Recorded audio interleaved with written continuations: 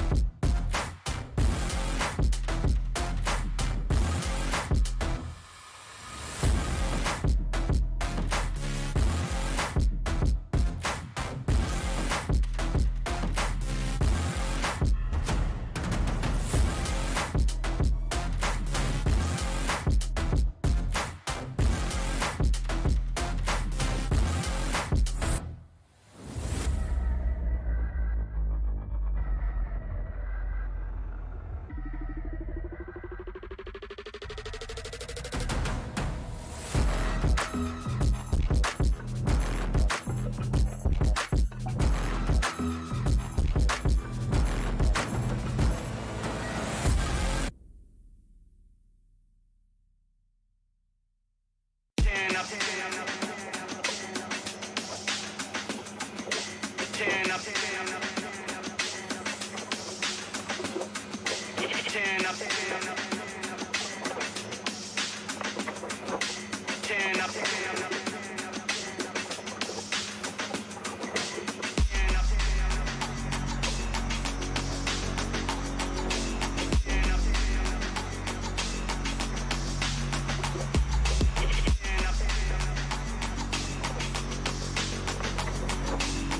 up the street.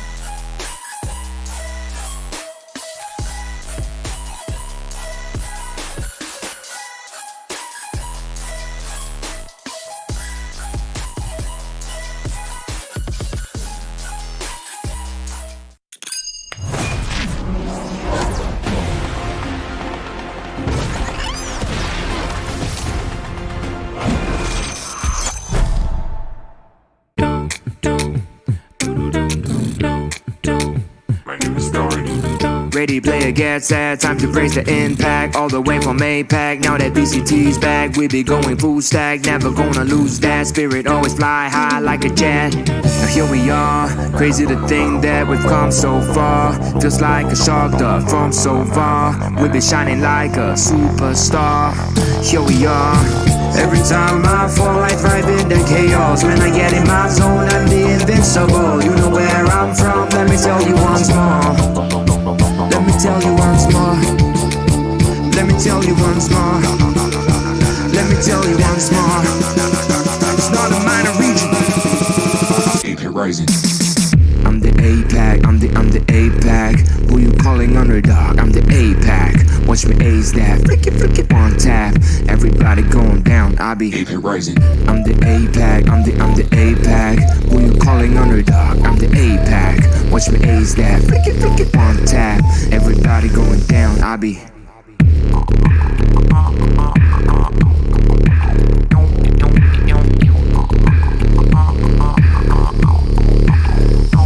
AP Rising.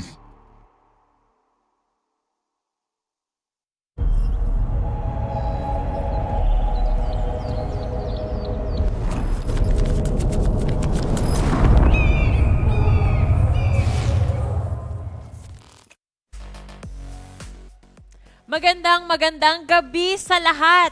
Sana handa kayo dahil magiging madugo itong araw na to dahil ito yung unang araw kung saan meron na tayong mga eliminations na makakaharap dito sa VCT Champions. Once again guys, this is day number 5 at kasama nyo ako si Likeable, ang inyong host, and over here on the analyst desk kasama natin si Aserai and si Raf, ang ating ever so konyo duo na nakaterno pa nga ngayong araw. Pinag-usapan nyo ba yan?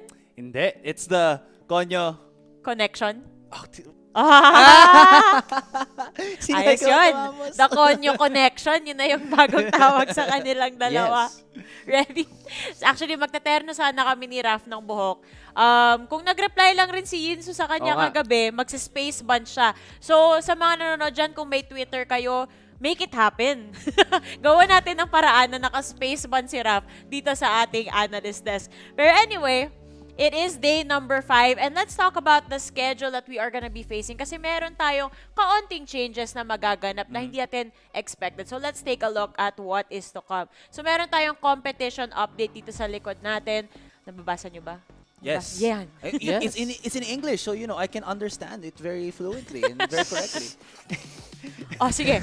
Paki-summarize para sa amin, Asuray. Ayan. So yun nga guys, nagkaroon ng onting problema dito ang FPX, so they won't be able to play with their whole roster dito ngayon for today. So, their match will be moved tomorrow at an earlier date. Oo, kasi dapat bukas 2 series na, magiging 3 lang. So, parang ano lang natin, swap lang natin. Na-delay lang ng isang araw, pero ibig sabihin nun, mas may time tayo makapag-prepare dito sa game na to. Kasi alam naman natin yung Fun Plus Phoenix. Nakita natin kahapon, ang dami nilang pasabog. Pero, syempre, marami pa tayong series na pwedeng pag-usapan from yesterday. Bakit hindi na natin simulan sa Battle of the Exes, Exet versus Cercia? Bakit ganyan yung mukha mo? Bakit ganyan yung mukha mo, Raf? Parang hindi ka natuwa sa sinabi ko. I mean, I don't know how to feel about that. You know what I mean? It could mean many things, but yeah. Well, if we start at Xerxia and Exet, are we? No, we're not. Kita You natin lied ngayon. to me. Lahat naman yan mapag-uusapan natin. Sige, dahil nakikita na natin ng napaka-pogi na si Aso na, dito na lang tayo sa 100 Thieves. Oh, well, I'm pretty sure Ray Ray's happy either way. Well, as soon as I mentioned Ray Ray, who do we see on the screen? It's Sean Garris, of course. But I think DRX, man, they've been growing so well in this tournament. Kahit sa regionals nila, I mean, it's always been tough to gauge how they would perform in the international stage. All things considered, right? Yeah. But with them really showing up in Champions and actually taking down cleanly, by the way, 100 Thieves, it is, well, it is APAC Rising. It is APAC Rising, yes. It is APAC Rising. Yes. The one team nga na was able to rise not from the lower bracket, but still in the upper bracket is DRX. Kagaya sabi ni Raf, Oo. it has been such a treat to watch them. I think yung mga main casters from Korea, si Achilles at si Paperstain, were like super hyped about how well their prize stallion has performed, especially nung second game against 100 Thieves, where again it's kind of like the issue then for DRX, where they start to they fall off, or they don't really start hot on game number 1, pero game number 2, that's when they really wreck the ball, and you've seen that in the past 2 series that they fought between 2 different teams then. Yes, and of course, speaking about explosive teams na gustong-gusto nating panoorin, I know Raf has a lot to say about yung series natin for today. Pero mapabalik lang tayo dun sa mga Battle of the Exes natin kasi naputol lang onte. Pasensya ka na, Raf, na-excite lang ako. Alam mo kung nasa isip ko pag sinasabi ko yun? What is that movie no. na kinalaban niya yung mga exes? Scott Pilgrim. Scott Pilgrim. Yeah, Oh, Scott God. Pilgrim versus the world. Yeah. That's kind of what... Literally every E-person's basing it. No, that's totally me, man. Shut up. It's okay. But anyway. Oh yeah, I just wanted to just talk about lang dito yung Battle of the Exes nga. Sersha yesterday has been Grabe. has shown to us a different face of their team, where Foxy was the one that has been playing yung duelist, and he's played, let's call it untraditional duelist with the Phoenix and the Yoru. God. Tapos Surf naman has been relegated or changed up to yung kanilang what's the word, chamber main dito. I mean, we Yeah. talked about it yesterday, how it is something that I don't necessarily agree on. Totoo naman na the results, although not favoring Sersha, they still had a fighting chance, but why make a change like that so major in Champions when they had the rest of the year to do so? But again, hindsight can be 2020. It is what it is. It is what it is. And speaking of things that is, meron tayong exclusive interview na makikita on the side of Nivera and Scream. Panoorin natin to. Thank you very much. I'm now here joined by Ryan and Amira and Screen from Team Liquid. Welcome back, guys. Been a while since we've seen you at an international tournament. This year hasn't been the easiest year for you guys. You initially didn't qualify to Reykjavik, and then you lost to Zeta, and from there on, you didn't qualify for Copenhagen, and then you had to play LCQ once more. Been a really long year. I wanted to I wanted to talk you through, how it's been to kind of put up with these challenges after challenges after challenges. Yeah, I think it was a pretty tough run, and last year when I just joined the team, I was feeling good because I wanted to prove what I was capable of, and we qualified very fast. But this year I think it has been a bit tough in the end because when you're inside a team already and like there's expectations, you start having some pressure, some stuff, and I think everybody on the team had pressure, like. We needed to qualify, and yeah, so I think that's why it was like a really hard run. I think the biggest culture shock for you guys this year is like a new coach, right? Like, because you were with Sliggy for so long, then he left and Emil's come in, LCQ as well. You've not had much time to adjust to him, and Demon Sick, a new player coming through. What's been the biggest change? Because we kind of know what Sliggy's like, right? Big mind palace, all these crazy ideas. What's Emil like as a coach in comparison? Because we don't know an awful lot about his style, right? For both of you, because you're different roles. Yeah, so basically I think they're two very different coaches. I think Sliggy is a very good analyst, a very good micro, he knows a lot about the game itself, and Emil is more like a structure guy, which forced us to have some discipline, which was very important for us. That was what was lacking for us for a long time, so that's what we needed basically. I'm glad you mentioned that structure, because the IGL issue, I think that's been a bit of almost like a meme at this point when it comes to Team Liquid. But the last time I spoke to you, Scream, at LCQ, you said that pretty openly that you said it was not an easy job. Being an IGL is not that easy. There's quite a lot of difficulties you face. Do you still feel that way now, after having been an IGL for a little bit with Team Liquid? Well, I said it's difficult, but I still think it's okay. The most important for me is to have the trust of my teammates. I know when I say something, people listen, people respect it, and I feel good about it. I think I have a good game sense in this game. I have a good vision and how the enemy team is playing. I have a good read, I would say. So, I'm still learning. It's a process, but I feel like we're doing good. Yeah. And it's been like a change for you as well, Nevera, where like Yampi's like full-time chamber, you played a little bit of it, like Sentinel role.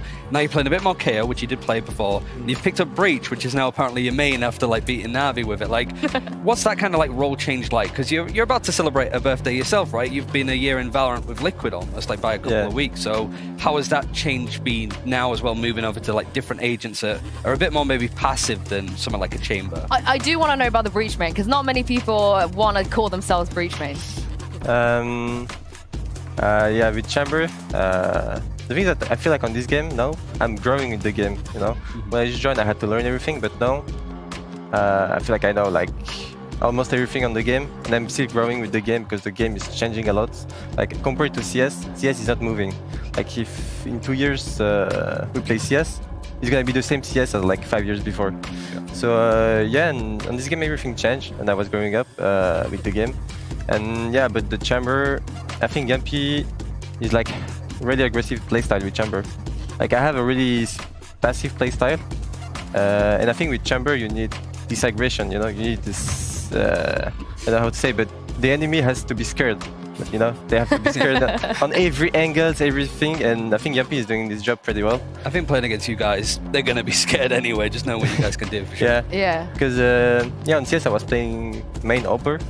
So I think that's why I was doing good with Chamber because I was playing with up. But now I just switch full rifle. Also think a lot of people are scared of you as well, so don't downplay that. Thank you so much, Nevera and Screen, for joining us, and we'll throw this back to you guys at the desk. Thank you so much, Ian, Sue, and Ryan for that interview. Nakakatuwa yung sinabi nila. Lalo-lalo na yung sinabi ni Nevera doon na nag-adjust siya kasi alam niya na yung strength ni Yampi mas fitting dun sa role ng Chamber kesa sa kanya na more passive role talaga. Pero ano ba yung thoughts mo dyan, Raf, when it comes to adjusting to specific roles? Kasi meron tayong mga players dito na sanay tayo nakikitang nagpa-flex, and then may mga tao na set role talaga, katulad na lang ni Yampi, di ba?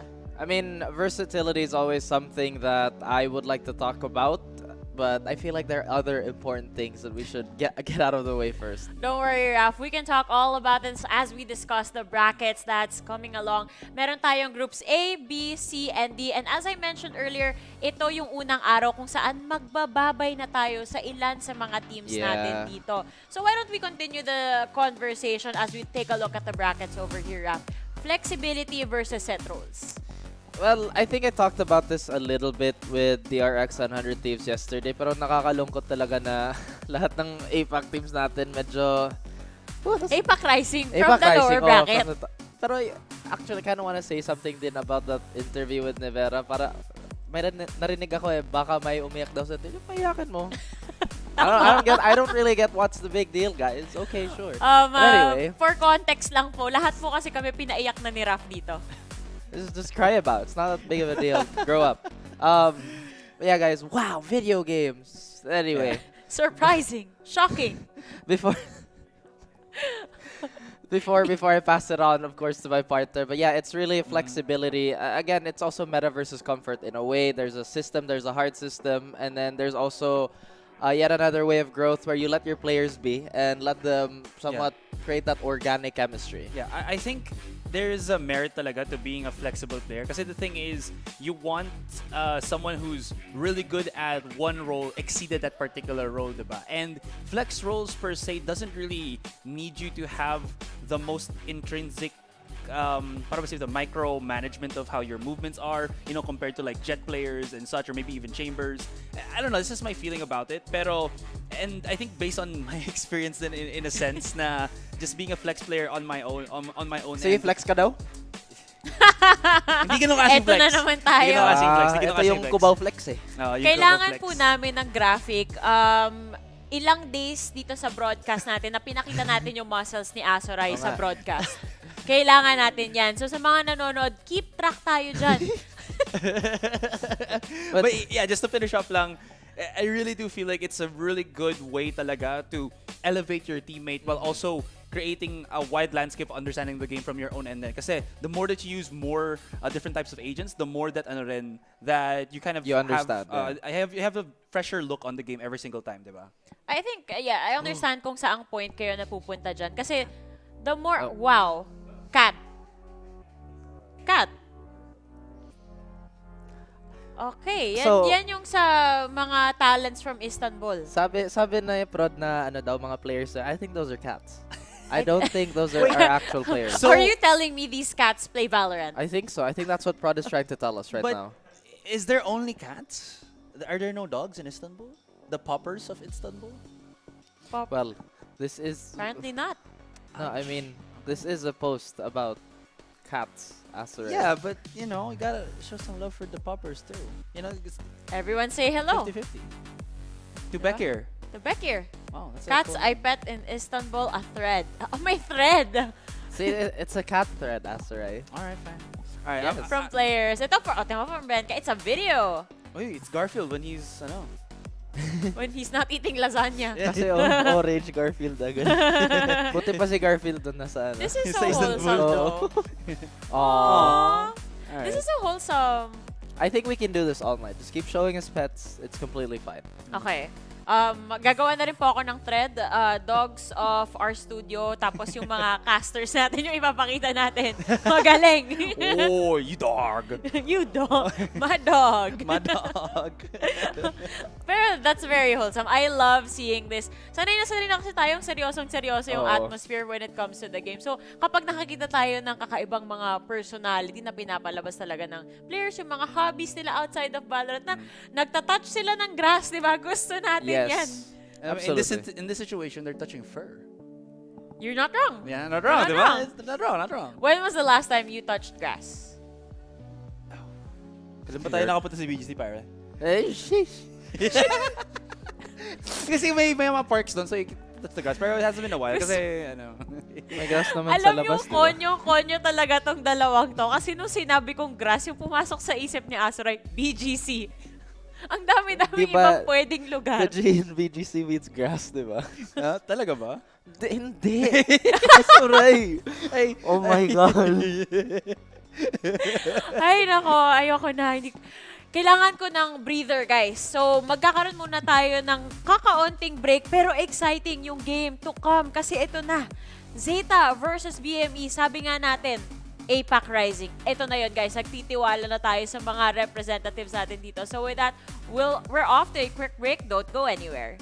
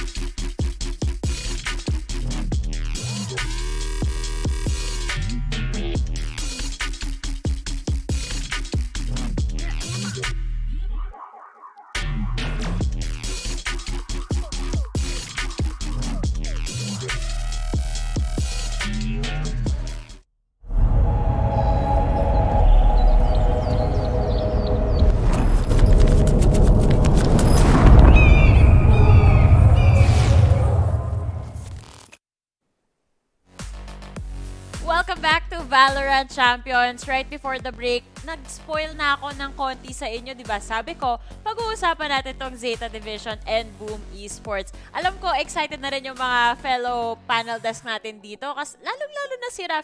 Pero Raf, pabitin muna. Ibang team muna yung pag-uusapan natin. Siguro masasabi mong save the best for last?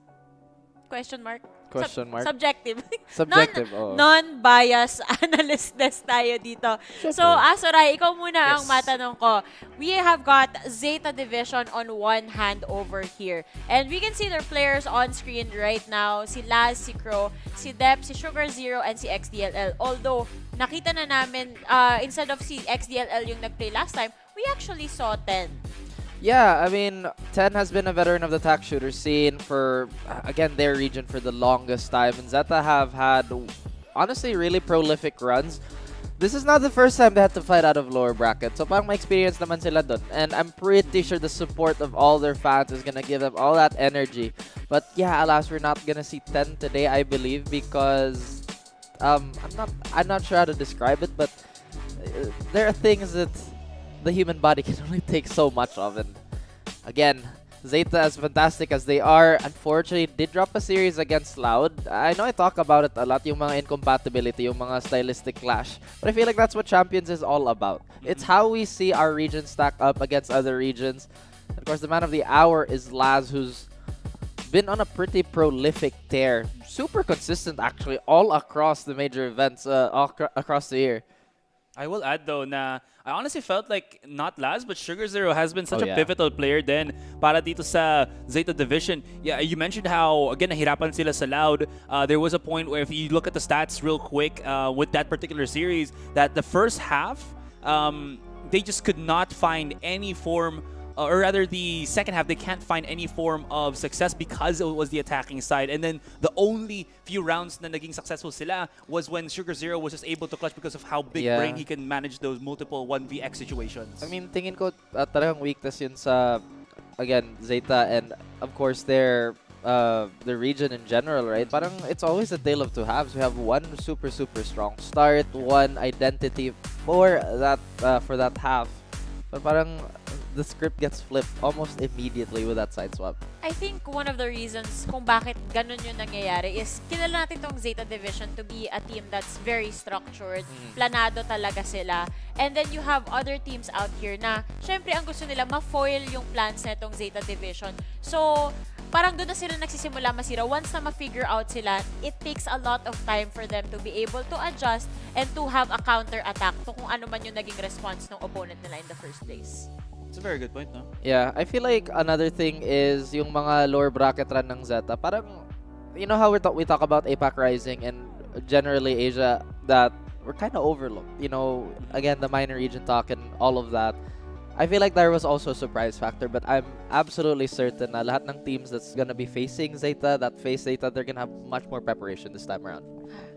Ayan na nga eh. Pero bago pa tayong mag-usap tungkol sa magiging opponent nila, pakinggan muna natin si Bala at yung kanyang breakdown between Zeta Division and Loud.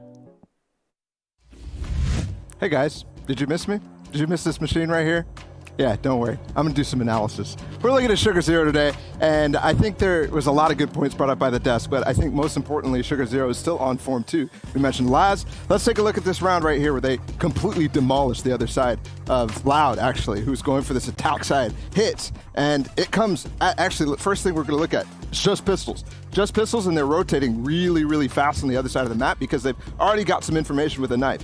This is going to net them a really fast retake onto this B site, but it's all because of this smoke that just went out from Sugar Zero, and actually Laz falls back because you see the moment in time when he decides he doesn't want to throw his nade here, he wants to rotate in the back of site and actually delay lane instead. Right as that smoke or the flash goes out, the haunt is really good on top of this wall, right at the top, and it gets Sugar Zero kill, but this smoke is the important one. This is what's going to let them transition to the site, and it's first Dep, who uses the smoke by dashing through. You just saw him on the screen go right across. He's trying to clear the smoke because Aspas is definitely going to try to get inside of that. As soon as he spots him, Crow sends out a Prowler, and he just mops up the rest of the players here because they did not expect them to get in sight. They didn't have any venue to actually get down lane as well. So these types of transition smokes from spawn into sight are really, really key, and Sugar Zero is one of the guys who can do it the fastest. So let's speed up a little. The rest of the round goes really easily. This is a round on attack side, and I think most people remember it right off the start, but they're hitting the site with a KO. And I do want to bring attention to Sugar Zero's stars right here, because he only uses really one on the door, and then this one he actually recalls to give them a sense of security as they walk out on the site. But the important part, not only this smoke right here on Tree lets them get in the site, lets them close the door, but watch how he kind of adjusts it late in the round for Depp to make a play. Not just right here, because they're trying to make a haunt play where he can get some kills through the smoke, but later on too. And I'll speed up because the loud retake goes very, very well. There's a flank going on, the Killjoy ult. There's a lot happening. Basically, there's a flank coming through, and we already had an ult from Sadek as well. So Sugar Zero was staying all the way back in spawn so he could still assist. And this is where I was mentioning this smoke. He just put it back down again, and it's slightly more jutted out to the right here so that Depp can get back inside of it and try to make another play. It doesn't go great, but the follow-up from Sugar Zero, again, fantastic. He's left in a really, really tough spot because all of his teammates try to get up close and hold time for him, but they just don't manage to do that. 10 falls, Depp falls, and the rest of this is all Sugar Zero. He starts off, still has a star, by the way, late in the round, gets one kill on Penkata, who swings a little faster than Aspas here. That's always going to be a timing thing that you can see. But look how fast he put down this Gravo and then instantly went into his smoke. He's going to smoke right here, and it's just a beautiful one because not only could he peek from the right side, he could peek out here, he could peek out here. Aspas misses the shot, and at that point, it's over. And Les can do nothing against how deep he's getting. Aspas has no way to fight back into this, and it's one of the best clutches we've seen so far here at Champions. It's going to be a good game. Elimination is starting, and I can't wait to see not only one of these teams move on, but also the heartbreak at the end of it. Thank you so much, Vala, for that wonderful breakdown. Grabe, pag nakakakita ako ng mga clutch moments na ganito, naka-heartbroken ako thinking na merong mai-eliminate na team. Now, admittedly, syempre looking forward pa rin ako mapanood tong Boom Esports kasi, ano to homegrown, APAC Rising nga. So, andun pa rin yung puso at tiwala ko sa kanila. Pero syempre, napaka-contender din naman nitong Zeta. So, eto naman, breakdown natin kung ano nga ba itong Boom Esports and what can we expect from these guys.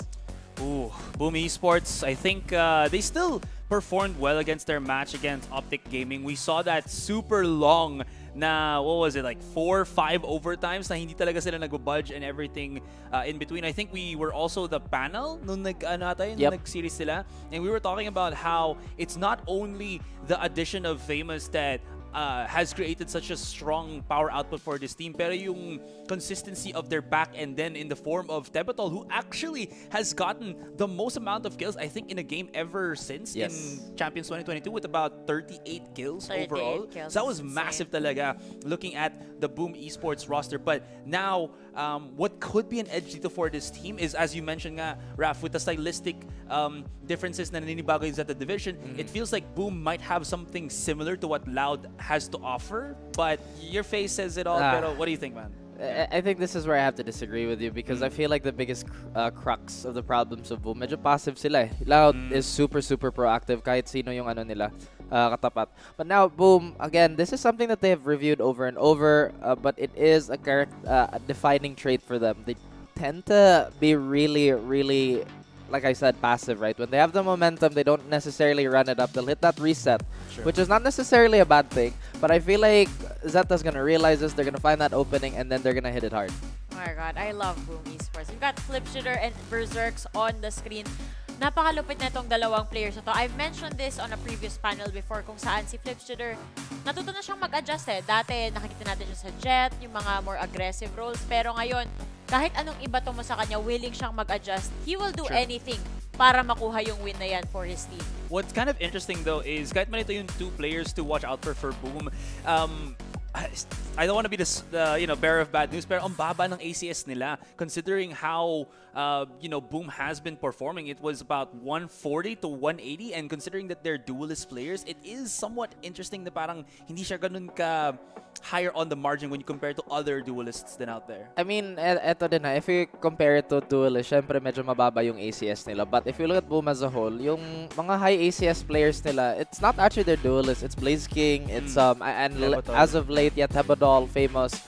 So one thing that I really appreciate from Boom's system is that yes, they always hit that reset point. Yes, they kind of give a little bit of space, but they function as a unit. The duelist, minsan glorified recon dart sila talaga yung nag-open up ng site. When Berserks does get hot, he gets super hot. We see the impact, we see a lot of it, but again, it's the ACS that is the biggest question mark, but I don't think it's hurting Boom's game too much. Okay, so na-mention na natin, we keep hyping up Tebotol.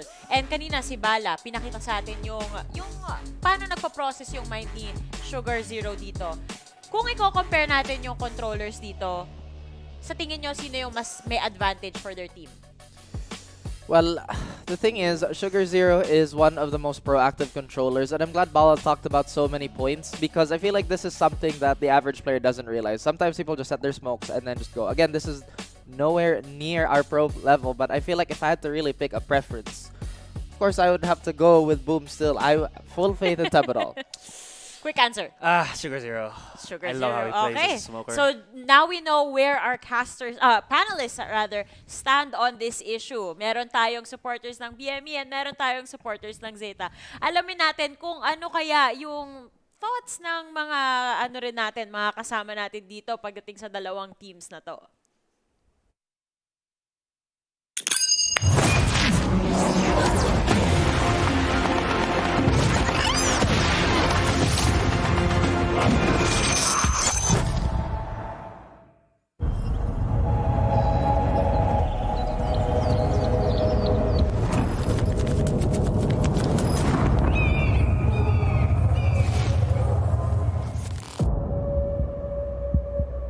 This is a knockout game. The stakes could not be higher. Kalau lawan Zeta, buat Boom, kalau lawan Zeta sih kita confident banget. Play together, we win together, we lose together. 初戦負けはゼータあるあるなんで、ゼータはこれからなので絶対倒します。 There's obviously a lot of pressure on these teams here to keep themselves alive in this tournament. 特别想比赛遇到的 Team Liquid 的 Scream。 Very excited for ADG to be at this tournament. 我遇到 Scream 的时候可能会比较紧张一点。 Everybody fears Team Liquid. The names, the aim, the everything. 你等着，我们会惩罚你的。 I hope you guys don't cross my crosshair. 分开虽然说你给我比了个心，但是我想告诉你，我要把那个心撕掉，狠狠的把你们碾碎。 Yes. K-nerds. O, di ba? Yung thoughts ng mga kasama natin. Tropa natin yung mga yun eh. Oh, planado lahat yun. Pero ito, nakikita natin yung main stage natin. Map pickings are in place. Ano kayang makikita nating mga mapa ngayon? That is the big question. Nakita na nating mag-perform dito sa Icebox, Bind, and Fracture etong Boom Esports. On the other side, nakita naman natin tong Zeta sa Ascent, Fracture, and Bind. So meron tayong dalawang mapa na meron na silang info. But off the bat, BME, sabi nila, nakapaglaro na kami ng Icebox, hindi namin hahayaan na i-exploit nyo yung mga weakness namin dyan. I find that incredibly strange because Boom is so consistent on Icebox just across the board. Pero siguro yung nakita nila yung iconic Laz clip, of course, from our last few events. Again, Zeta is also one of those incredibly unorthodox teams that I feel like it's so unique to the region. It's really hard to compare them to anybody else, which is why I feel like the stylistic clash is so important here. But map 1 being Haven, I don't know about that one, Chief. I feel like Zeta might actually take that. For me naman, I feel like it's still a good map for Boom. I think that's one of the maps that we've seen them actually perform well in Southeast Asia and APAC tournaments. So, and what's kind of good about that then is at least they can fall back on, sino nga ba to? I think it's Berserks who might play the Raze. So that's not really a bad thing. I think he plays better on the Raze than he does with the Jet on a more consistent basis. So that is something to definitely watch out for. Then, the map number 2. That's juicy. Spicy pick over there. I always love that map. I don't know how to feel about Pearl just yet, just because our sample size is not that big. And syempre, this is the first time we've actually seen a lot of our teams run literally anything on Pearl. But knowing Boom and their tendency to give space, as I mentioned earlier, syempre, okay sa Zeta. Yun kasi Zeta's like, okay, they're giving us freedom of movement, they're giving us freedom of control. Of course, they're gonna go for it. Of course, they're gonna turn it up to 11. I do have to mention na, again, this is an elimination match. Oh, Ano sa tingin nyo yung ibig sabihin na nilabas nitong Pearl? Kala ko elimination. Ano sabihin ng elimination? English yun, Raf! I know. I was like, huh? Why would Laika ask that of all things? But I think it's just more of there's a certain, para masabihin to, when you pick out a new map and you force it into a series like this, kahit man ganito ka-clutch, there's some sort of plan behind it din naman eh. I don't think the plan is they're hoping or they're thinking that Boom doesn't know this particular map. It's more of like they're confident that there's specific strategy dito outweighs or out encompasses yung kayang gawin ng Boom when you go into that second map. So you're telling me that in this situation, ang mindset siguro netong Zeta rin is hindi pa prepared yung Boom sa kung ano yung kaya naming dalhin dito sa table. Yeah, and I would say that naman na this could be a map where the stronger players of Zeta could actually have a bit of a playground, such as Sugar Zero. What do you think? With like an Astra, it feels like it's a map that he can really flex his ability talaga as that controller player. Yung mga on-the-fly decisions niya, no? Again, thank you so much to Bala for just really giving the lay of the land on how a smoker should play. But I feel like so many questions are gonna be answered once we actually get into the game, Laika. I'm so excited for that. Pero bago pa tayong mapunta dyan sa ang hype na tayo para dito sa walk-in. Pero bago pa yan, magkakaroon tayo ng kaunting break. So guys, get ready na for the next challenger walk-ins.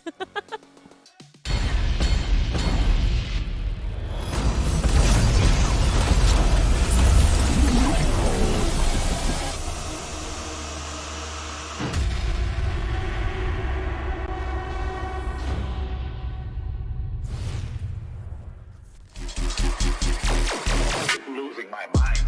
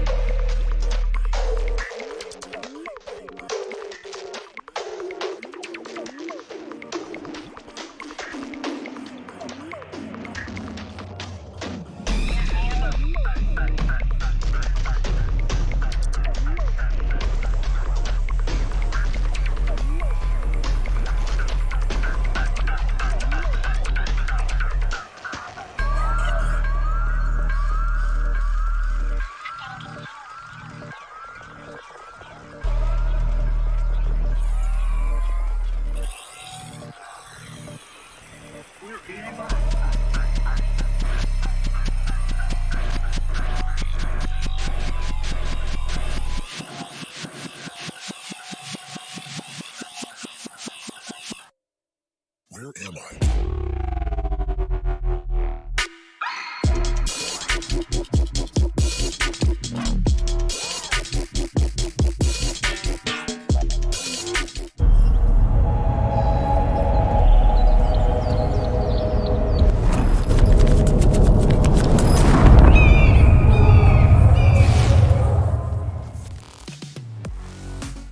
Welcome back to VCT Champions. Guys, nag-teaser na ako kanina. Handa na ba kayo?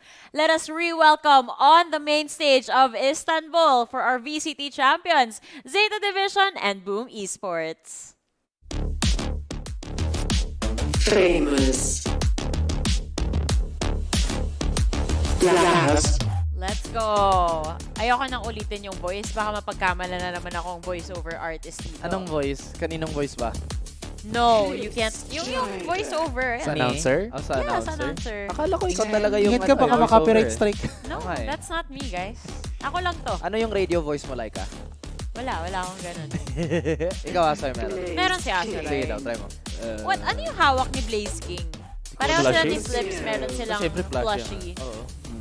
Sugar Zero. I think, napakita na ata nila to in their previous game. Di ko alam kung same team kasi nagiging trend na ngayon eh. Oh my gosh! Oh, Berserk! Oh! What a chat! Oh, he's a Jet main!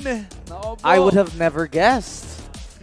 Okay, is that a foreshadow of what's to come? Oh, debate yun eh kasi baka Hindi mag-chamber pala siya siya mamaya. mag-debate. Oo. Parang haha, surprise guys. Hindi ako magano. Oh, wow. Aw, simple lang. Hello. Nagkaroon na ng trend, no? Yung mga players nagdadala talaga sila ng mga plushie nila on stage. Oh, ang cute. I would love to see sana someone bring a cosplay weapon. Yung hindi not a real weapon, but Yeah, like, you know what I yung mean? mga replica ng mga Valorant weapons natin. Oh, diba? Like Prime Vandal. Oh. Siguro ang cool kung merong like, ano, parang wrestling na entrance na yung may pyro, may ano. Oh, may sasabog na mga, fireworks. Oo nga, pyro. Oo. Fireworks, that's it. Exactly. Yeah, again, Boom versus... I have a lot of questions for this Jet cosplay. ano? Bakit? Bakit hindi? Sa bagay, bakit nga naman hindi? Oo. Question lang eh, parang ano kaya yung makikita natin? Jet kaya talaga? Oh my gosh. Kaya nga, parang, sige, mag-chamber na ako. We have a jet at the store. We have Never jet at let home. them know your next move. We have a jet at home. The jet at home. Si Berserks, that's actually really pero iba din yung jet at home natin eh kasi kung si Berserks ang lakas, di ba? Kaya nga eh. Unang mapa natin, Haven. Berserks on Jet on Haven. Grabe, looking at Berserks like this, I have conflicted feelings. Bakit ba? Wala eh.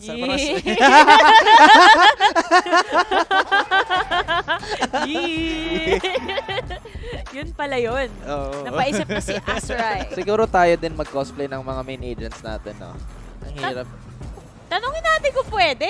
Siguro pwede. Di ba? Oh no, they took away his... Ay, wala na yung wig. Malay mo may nakatago dun na EMP. Hindi, may knife. Ganyan. May jet Mapatay na May yung monitor kunay. ng kalaban. Oh, parang, sige, panalo kaya. Kita mo yan. Bawiin nyo. Panalo kayo. 1v5 na. Oops. Alam mo, yung gusto ko dito sa walkouts din natin is, I think, I mean, ano siya yung... Na-distract na naman si Azurai. Nakita lang si Berserk. Okay, wait. Idol ni Azurai si Berserk. Ito. Feel ko may element na tayo of intimidation sa walkout the longer that we keep doing this for VCT and VCT, champions or masters and so on and so forth. Kasi the more wily they become, the more that they're gonna try to get up in the face of and that's what that's actually part of tournaments. And like I said, me being a fan of wrestling, I wish there were a lot more like gimmicky stuff, Let's just say, let's pretend the ex-world champion from last year would bring out the trophy and just like, you see this? Stuff like that. That'd be really cool. Brings out a lot of personality. Yep. Ay, nako, napag-usapan na. Open na ang wrestling. Parang kagabi lang ang dami rin nangyari tungkol sa wrestling. Pero, I love syempre, Becky mamabalik tayo sa laban na nasa harapan natin. Meron na tayong mga agents na nakikita sa harapan natin, Azurai. Anything that stands out for you? Neon. I mean, we're gonna go Haven, right? Yes. So this is I guess that there's a lot of powwow din na pwede gawin dito ng Zeta Division. They have, what's the word ba dito? Picked up yung explosive initiators with the Fade and the KO just to supplement yung mga push dito ng Neon. I mean, Neon has been such a prevalent pick ever since our LCQ. I think Moniet was also one of the most prolific Neon players on Haven, and I'm pretty sure Boom Esports, they have that in the back of their mind. This is not something that they're unfamiliar with, but Berserk's actually going with the Jet. Who would have thought? At least pinanindigan niya, hindi siya paasa. I am interested with the Killjoy pick on Haven. I really don't like Killjoy picks on Haven specifically. I mean, I think it was Fnatic who actually innovated the mid-lockdown where they would be on the defensive side. Early window control, tapos they kind of slow push it, and then they chuck a lot of utility as smoke, and then they put the lockdown by grass just so they can have the middle part of the map and cut off the rotations. But as I've said that, I feel like maybe they want to go for, like I mentioned, a bit of a more passive approach. Because when you have a Killjoy, you don't really have the range of other Sentinels. Yeah, true. I will add though the point na I felt like it's also a thing of time talaga. Before when Killjoy was still new, ang hirap i-counter yung usability niya dito. Medyo but now, OP din siya before.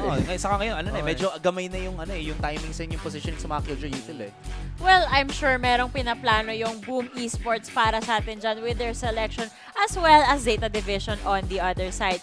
Pero sa ngayon, yung kwentong yan, yung mga casters na natin ang magsasabi sa atin. So with that, ipapasa ko na kayo kay Honey Glaze at kay Ray Ray. Magandang gabi mula sa inyong casters for tonight. Ako nga pala si Ray, kasama ko si Honey Glaze at unang shift tayo ngayon. Unang shift kami ngayon. Guys, nakaka-proud. Hindi na kami hanggang gabi. May energy tayo ngayon kasi ikakas ko yung Zeta Division tsaka yung Boom Esports. Let's go, Impact Rising! Ito na nga, no? Mapapanimulan ito ng maganda at dito na natin makikita ang Boom Esports na makakakuha ng pangligtas factor dahil nag-whiff out ng mga shots dito si Laz. At Boom Esports, ito talagang ito yung isa sa mga teams natin na talagang iniintay natin na mai-deny nila yung mga Ozal. Ray mukhang ngayon ay makakapasok na sila sa loob ng site. Ano lang pagdating sa Zeta, medyo may pagkalugi sila sa defending nila dahil napaka-aggressive nga, 'di ba? Pang second half ata yung plano ng team na to. But as this retake goes in, expected na kakagad ni Famous, but oh no, may flank pa nga. O sige, backstab sa backstab, sige. Yun ang nangyayari, but then Berserks together with the flips hitter as he takes down 2. Napakagandang post-plant mula sa Boom Esports. Kind of expected din kasi yung Zeta at the same time. At walang mangyayari pagdating kay Sugar Zero. And it's gonna be a 1-0 in favor of Boom. Sabi nga kanina ng panel, although ang daming teams na magaling sa Haven, si Boom talaga powerful din sila pagdating sa kanilang Haven performance. Nakita nga natin yan last time nung nag-LCQ sila. And ngayon, it doesn't make much of a difference based on their performance sa una pa lang against Zeta Division. Pero, Laz, ano ba naman yan? Super fun fact, super crush ko talaga si Laz.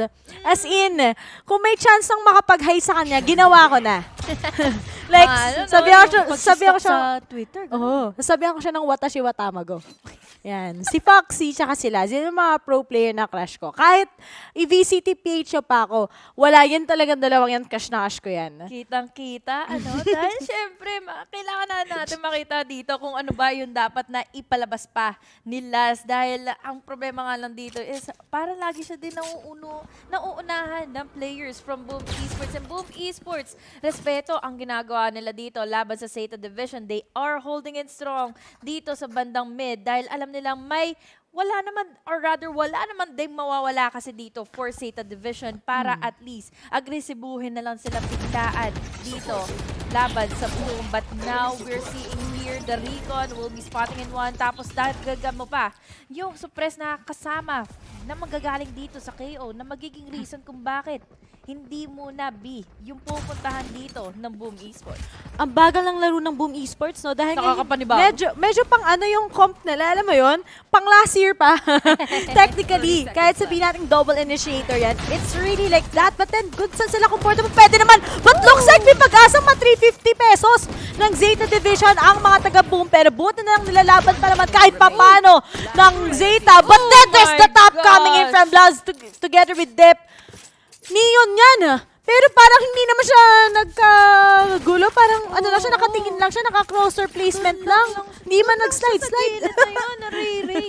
Binabantayan niya yung pagpasok dito ng Boom Esports and then counter straight na lang dito against the following members ng Boom na papasok. And look at that flick na nabigay niya dito against the duelist, against the Jet player na magmumula dito from Boom Esports all the way from up top. Hindi niya in-expect yun dahil nga ang isa sa mga minamataan niya pa kasing player dito na nanggaling nga dito and all the way from Garage was Crow. Kaya naman yun ang naging yun yung naging way tuloy ni Dep para maisahan niya si Berserks. Grabe, no? Sobrang natatimingan, nababasa pa ng Zeta Division yung Boom Esports under attacking side. Pero hindi man lang tumutok si Blaze King doon.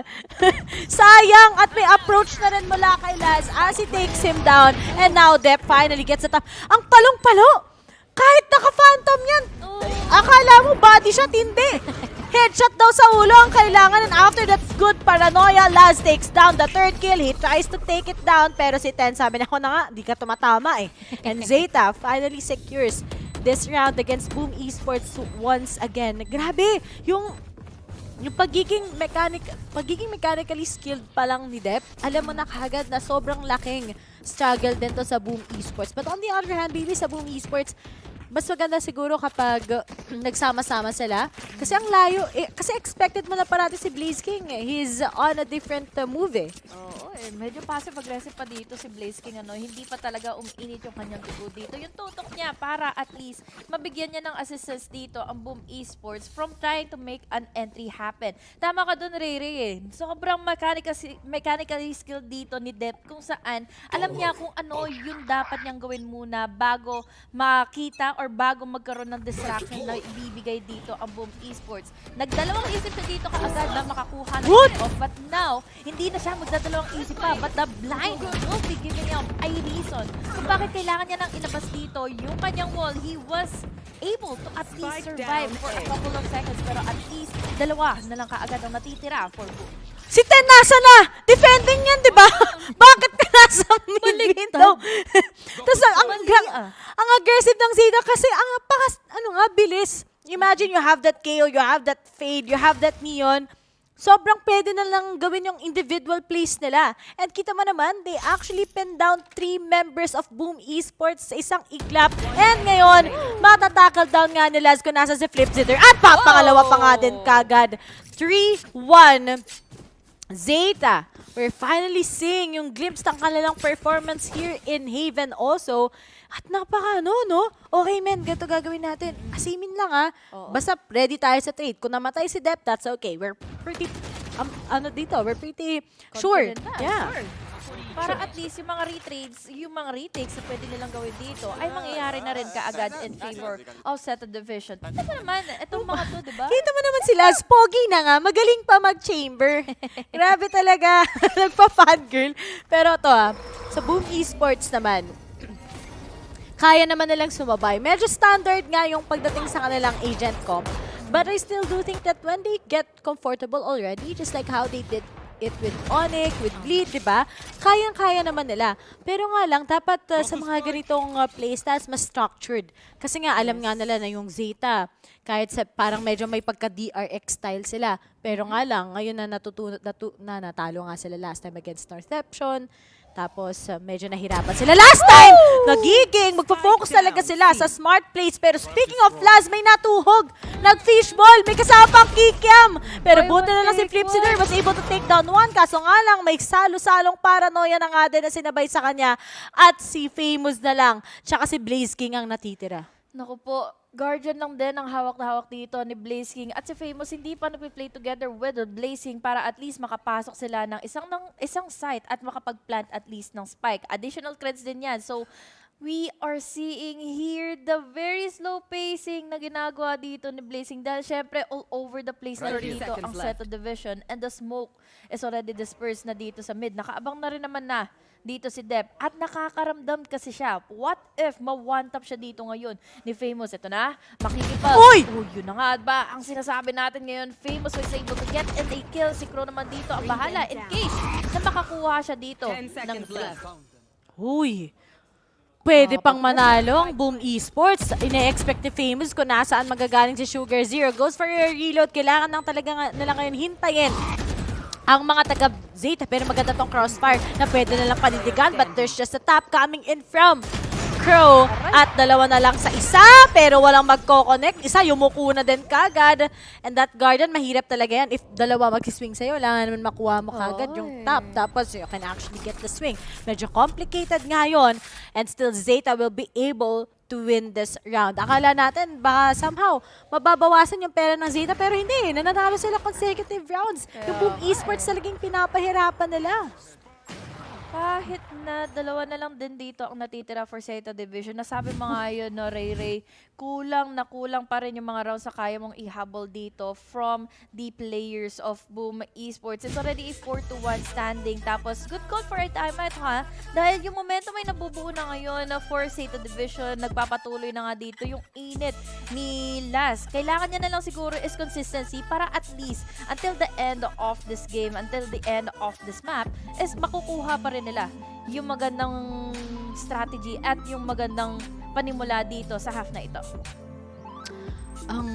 Biruin mo, wala ka pa talaga nakikitang very particular strat mula sa side ng Zeta Division. They're just focusing on their, yeah, you're right, their holds, and at the same time, yung individual styles nila, their aggressiveness, si Dep, kapag nakakuha siya ng isa, then he's really lucky, but at the same time, si Laz, I think it's the biggest problem.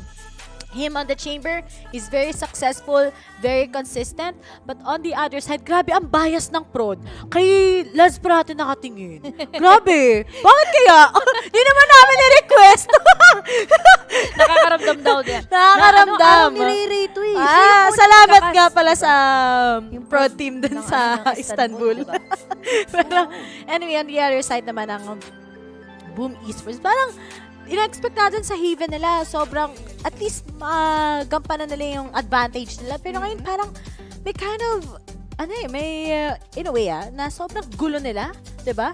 Na nabubutasan sila kagad ng Zeta sa mid. May nababawasan sila kagad. Tapos, yan yung meron kapag may difference nga ng may chamber ka versus yung nag-killjoy nga sila. Exactly. They have their mobility. They also have here the frightening moments na makikita natin dito for Neon, ano? Makakapagbigay nga siya dito kaagad ng info, immediately dashing away or sprinting away from casualty once na magkaroon na nga dito ng gustong trades na gawin na nga ang Boom Esports. We are seeing here a tech pause bago tayo pumasok. Sino ba nasiraan? Kasi may nagdabog kanina sa Boom Esports eh. Na-disconnect siguro yun. Pero, talagang dito Honey Grace, bakit naman may tech pause? Unang match pa lang. Sabi dito, maaga daw ako, may nag-comment sa audience natin na maaga daw makakahiga si Rere mamaya. Sinabihan ko ng di mo sure. Tignan mo, binabati nyo guys eh. Nagkaroon tuloy ng tech pause. Ano ba naman yan? May pa-tech pause unang match pa lang. Nag-time out na, sumunod pa yung tech pause, Rere. Nagsimula na ba? Parang may naririnig na akong kakaiba. Akala ko magsisimula na tayo kagad eh. Pero kanina nung nag-cosplay si Berserk, rate mo yung cosplay niya. Di pwedeng magpahuli daw siya kay Benkay. Rate mo nga, 1 to 10. Gano'ng kaganda yung cosplay? 8 to 10. 8. Kasi syempre dito sa stage ng Istanbul ang tapang nga ni tapang si Benkay. Alam naman na natin yan, yung confidence ni Benkay. Talagang gugustuhin niya na may highlights talaga yung team niya. Kaya hindi pwedeng magpahuli ang Boom Esports. Talagang biluin mo yung pwede kang gawing meme, pwede kayo ma-post sa Reddit, pero nga lang. Parang nga siyang persado. Diba? Parang masama yung loob ni Berserks.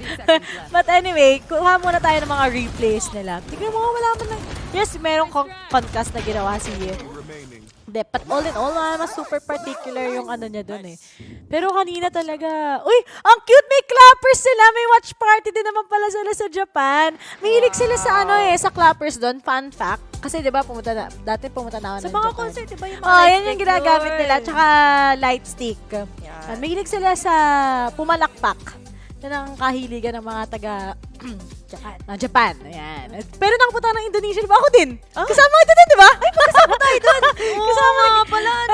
Anong favorite food mo? Kulang kasi. Kaya Siyempre, batiin na natin yung favorite food din ni Taylor na everyday hanggang matapos yung buong buwan na nandun siya sa Indonesia. Satay. Ay, yung satay, sarap ng satay. Dami pang serving. No, dun sa satay guys, 6 na sticks, diba? 6 ba yung 8? Hindi ko alam, parang isang kanin tapos 6 na 8. Pang family meal na yung ulam. Tapos guys, na-memorize na din namin yung doon, yung sikat na convenience store sa Indonesia. Family Mart, Indonesia. Alam na namin, but as of now, habang nakikita pa natin yung yung tech boss. Gusto ko lang pag-usapan yung lineup nga ng Zeta Division, di ba? At although nakita naman na natin to nung LCQ, maraming teams yung nag-try ng ganitong lineup, fade with that KO, diba? So, very aggressive nga. Pwede ka gumawa ng sarili mong play na ikaw lang. Yeah. But on the other side naman, kasi sa boom, kailangan nila ng killjoy just to make sure na pwede nilang ma-stop yung minion. Pero nga lang, it will never amount sa gaano ka-aggressive yung utilities nga ng kanilang kalaban, diba? Pero hopefully, makapag-adjust sila. Kasi importante naman, may breach sila. Malay mo, ma-cut off nila parati si Depth. Pero they need to make sure that they can also take a good read against Esports? Zeta, no? Ang Zeta Division kasi dito, we saw earlier kung gaano sila nagre-rely. Or rather, hindi na nga siya nila nagre-rely. They are relying on the fact na kaya nilang magkaroon ng tiwala doon sa player na magiging aggressive. We saw earlier si Dep. Tulog na! Hindi pa tapos. Ganun pala yung way ng pag-flex nila ng tulog dun sa pro. Grabe, kawawa naman siya. Natutulog lang. Okay. So, natutulog lang yung Boom Esports. Sabi lang, okay, paparelax. Init na ng ulo eh. Taas na yung blood pressure ko. Ihiga ako muna. Bad trip kasi siya. Nagsisihan. Ito, Honey Glaze. Habang, nakikita nga natin mga teams. Kung may cosplay kang isang Valorant agent at habang nandito ka sa studio, cosplay mo, sinong Valorant agent? Kung may lang ako, kung may budget lang ako, Reyna. Reyna? Oo. May kilala ako nag-violet na ako na buhok, okay na. Pwede na mag-low cost. kailangan mag-wig, di ba? Magastos pa yun. May kilala ako nag-cosplay ng Reyna dito sa Pinas. Si In Mercado. Ang tangkad pa, no? Bagay na bagay. Tapos si Wits naka-chamber. Chamber pero Tagalog, kumikrit. Chamber. Kumikrit. Iba na yan. Pero shoutout nga pala dun sa dalawa nating tropa dyan. Pero ako, kung ako lang din given a chance, na makakapag-cosplay ako, siguro gusto kong i-cosplay si Viper. Oo, kasi mahilig ako sa controller, mate. Akala ko mahilig ka sa toxic. Dati, Pasok pa rin pala. Ngayon kasi puro verde na nakikita ko, dati puro red. Kaya nag-iba. Nag-iba na. Ganun pala pag inaalagaan. Green flag na Green pala flag ngayon. na, Hindi na toxic ang Viper yun. Nagkamali ako. Kasi syempre, happily taken. Taken for granted. Joke lang, guys. But anyway, nakita mo ba yung cosplay ni Chares? Diba? Ng Viper? Grabe. Kahit yung direct natin doon sa PH side, gumagano din ako daw. Alam ko na na cosplay niya rin. Si Neon, 'di ba? Bago pa lumabas si Neon dito sa Pilipinas, na cosplay na kagad ni Charis. Oo nga, talagang no? Ang maangas mag-cosplay. So, kamukha niya din si Sana sa Twice. Diba? Diba? Syempre, si Welcome to the Honey Ray Podcast. Oo, guys, naging podcast na lang tagal eh. Kwentuhan na lang muna kami. Guys, wala pa naman nangyari sa first 5 rounds. Alam nga naman na discuss pa namin. Pero shoutout natin yung mga viewers natin. So, shoutout nga pala sa 356 viewers sa Facebook. Hindi ko alam kung ilan sa Twitch at sa YouTube. Pero shoutout sa inyo. Thank you so much. Kung may tanong kayo, drop by dito. Basta yung namin Ay, kilala mo ba yan? Kung ano pa yun. Kilala mo ba to? Yung reaction. Si Flip Zitter. Kung meron tayong El Jablo, sinabi nila meron Egg Jablo. Si Flip Zitter. Sabi pinost siya sa Twitter, guys. Taka, yan? Nasa Indonesia ako, sabi nila, ganun daw talaga tawag nila sa kanya. Oo, yun talaga yung tawag nila sa kanya. Tapos hindi naman daw siya napipikon. Ayoko lang sundan yung egg eh. Okay na ako na ikaw yung nagsasabi. Nagsasabi? Para daw ako na lang yung madamay. Ikaw, ayaw mo na ito maging partner. Gusto mo matanggal dito. Kasi yung basta, alam niyo na yun kung ano man yung pinag-usapan namin. Hindi na kami nagkakaroon ng connection. Kundi pati tayo sa mga viewers natin, alam na nila kung ano yung sasabihin natin. Alam mo, dapat nung pumunta si Kaiday dito, dapat speaking of egg, dapat pinag-try natin siya ng balut. Mahilig ka ba sa balut?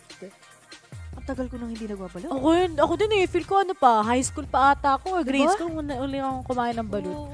Parang hindi kasi siya pwede pangkain araw-araw. Parang gusto ko pa mabuhay ng mahaba. Sabi nga nila.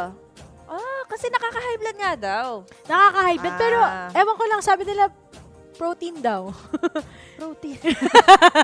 Hindi ko din alam. Hinuhulaan ko lang. Hindi naman ako doktor. Pero malay mo, di ba? Kaso talagang aabutin tayo ng siyam-siyam ngayon. Pero balik na ata tayo. Ayan. Kanina pa ako Sa wakas, bumalik na. Akala ko magiging PPGL cooldown na to eh. Yan. Akala ko yung pala champions. Sumaglit lang naman daw. Kasi syempre, nakakamiss naman daw yung mga technical poses natin. Kala nakakamiss ata niyan, Honey Grace. Kasi, di ba, ayoko na nga rin. Sige na nga, wag na nga natin batiin. Mamaya, mabati pa na. Same. Tahimik na lang. Araw pa. Tapos, first game pa lang ito. Batiin pa na ng Honey Glaze yung mga tech poses na yan. Pero ngayon, magdadalawang isip at magkakaroon ng pause lang muna sina Boom Esports dito from trying to get inside of a lobby. Dahil nagkabatuhan na kaagad ng mga utility. Nagparamdam kaagad yung hunt nila Fate. The Prowler is already there. Pero si Berserks, nung tinatry at ginugusto niya lang naman dito, makasaglit sa loob ng seaside, ay nadali na kaagad siya dito ni Laz. And Laz will be getting away with that casualty na natamo niya laban sa Boom Esports. Pero habang nagaganap ito, we have the Nightfall together with that lockdown. Mapapapush back tuloy ang mga players from Boom Esports. Makakapagplanta nga ba sila ng spike? Na nandito na rin naman na yung Finger Blaster. Ika nga ni Azuray. Makakapatay siya ng isa. Mukhang madadali rin naman na nila Flipsider. And down goes the player of Sugar Zero. Dagdagan mo parang paglundag na nga dito ng isa at wala na siya maibibigay pa. Pero down is the player. Tebotol mula dito sa operator na hawak-hawak ni Laz. And Laz with this Headhunter goes in for 4K. Para may pagpatuloy na naman ito. Ray 5-1 na ang scoreline natin. Sabi ko sa inyo sinaniban na ni Sasuke si Laz. Alam mo yung naka-operator pa siya. Alam ko na kung saan mangyayari to Tapos he's with the chamber. So most probably, after pinning down si Famous, he switched to Headhunter. Grabe naman, relax na relax pa. Pero, akala ko, nagdabog. Wait lang, ba't siya nagdadabog? Ba't siya galit? Panalo naman. Okay. Daw sa kanila, kapag masaya sila, nagagalit sila. Tapos ganun pala. Sodes ka na Naging Japanese na yung casting. PH broadcast. Pero anyway, biruin mo, with just Laz, without even using so much, diba? Talagang mechanically skilled. Yun na naman yung meron sa Zeta Division. Sayang na nga opportunity sa Boom Esports. Pero it is what it is. Kailangan sa mga ganong sitwasyon, dapat dino-double swingan na nila si Laz. Kasi mahirap nga kapag nag-audition sila pa isa-isa. Actually, yun nga lang din talaga yung nangyari. Talagang sila yung na-magnet na mismo sa crosshair dito nila. At kampiyansa na tuloy dito ang Zeta Division na maiwan lang yung kahit isang player nila dito inside of the site para makapag-hold. But now, dahil dito, mukhang madadamage at mukhang mapupuruhan na nga ng mga spray na manggagaling dito from Boom Esports. Shrouded Step para at least may upper level silang vision dito all the way from B side. Pero the smoke is already hindering them from trying to see kung sino na nga ba dito yung makakapag-hold. But now, we are seeing here Laz with his operator. Wala pa siya makikita, pero that aftershock will be inisip kung bakit sila madedelay ngayon. Oh no! Walang lumalabas Ang ganda ng B-side plant ng mga taga-Boom Esports and looks like kailangan nila mag-buy ng time, but now won't be able to connect. Flipsitter still wins this round. And finally, Boom Esports, they are able to take opportunities like this. And if I remember correctly, or siguro kung medyo ipa-puzzle piece lang natin, yung diniscuss din nila sa panel kanina. Yung mga B-takes ng Boom Esports, very outstanding. Kung nakita mo yung LCQ run nga nila, diba? Successful parate yung post-plant nila dyan. At ngayon, inulit nila. Finally, pinakita na nila against Zeta Division. It was really successful, diba? Pero crucial pa rin yung round. Ayun, medyo expensive pa rin yun. Kaya kita mo naman yung mga buys nila. Some of them are gonna be settling for those stars. Pero buti na lang pala, meron na din. Kompleto din pala sila ng economy. But as for Zeta Division, ano ba ang next adjustment nila against Boom Esports? And speaking of adjustments dito, Boom Esports talagang hindi pa ito nakikita sa kanila dahil they are playing it slow. Katulad na lang din ng mga nangyayari kanina. And this will be a big problem for them. For them na makita nila kung ano na ba yung mangyayari ngayon for Zeta Division dahil nagpa-flank na sila. Ray. Naku po, si Last caught by timing na nakaligtas pa rin naman na dito si Blazekin, pero all the other side of our map, A-side ay kinoconquer na kaagad dito ng Boom Esports, makakapag-plant at makukuha nila dito kaagad yung TP or rather yung ultimate nila. But ang problem is of depth. Nakakuha siya ng isa, it's down already to a 4v4. Ay, naku, may kita niyo yung barel ng barel. At time ang constraint ngayon ng Zeta, pero now 10 goes for the fuse. No way in already for Blaze King to actually get that. Ang layo niya eh. Kailangan siya sa post plant. He has the stars. And it's not working eh. Kasi once na alam na ni Laz kung nasaan si Blaze King, that's over. Alam na nila kung nasaan yung ibang remaining members ng Boom Esports. Kaya kanina ganda na din sana yung kanilang post plant, 'di ba? May kita naman natin na structure din, 'di ba? Nung nasa mid tsaka nung ito naman sa A. Pero kasi sa sobrang layo ni Blaze King, na wala na siyang pang setup ng stars.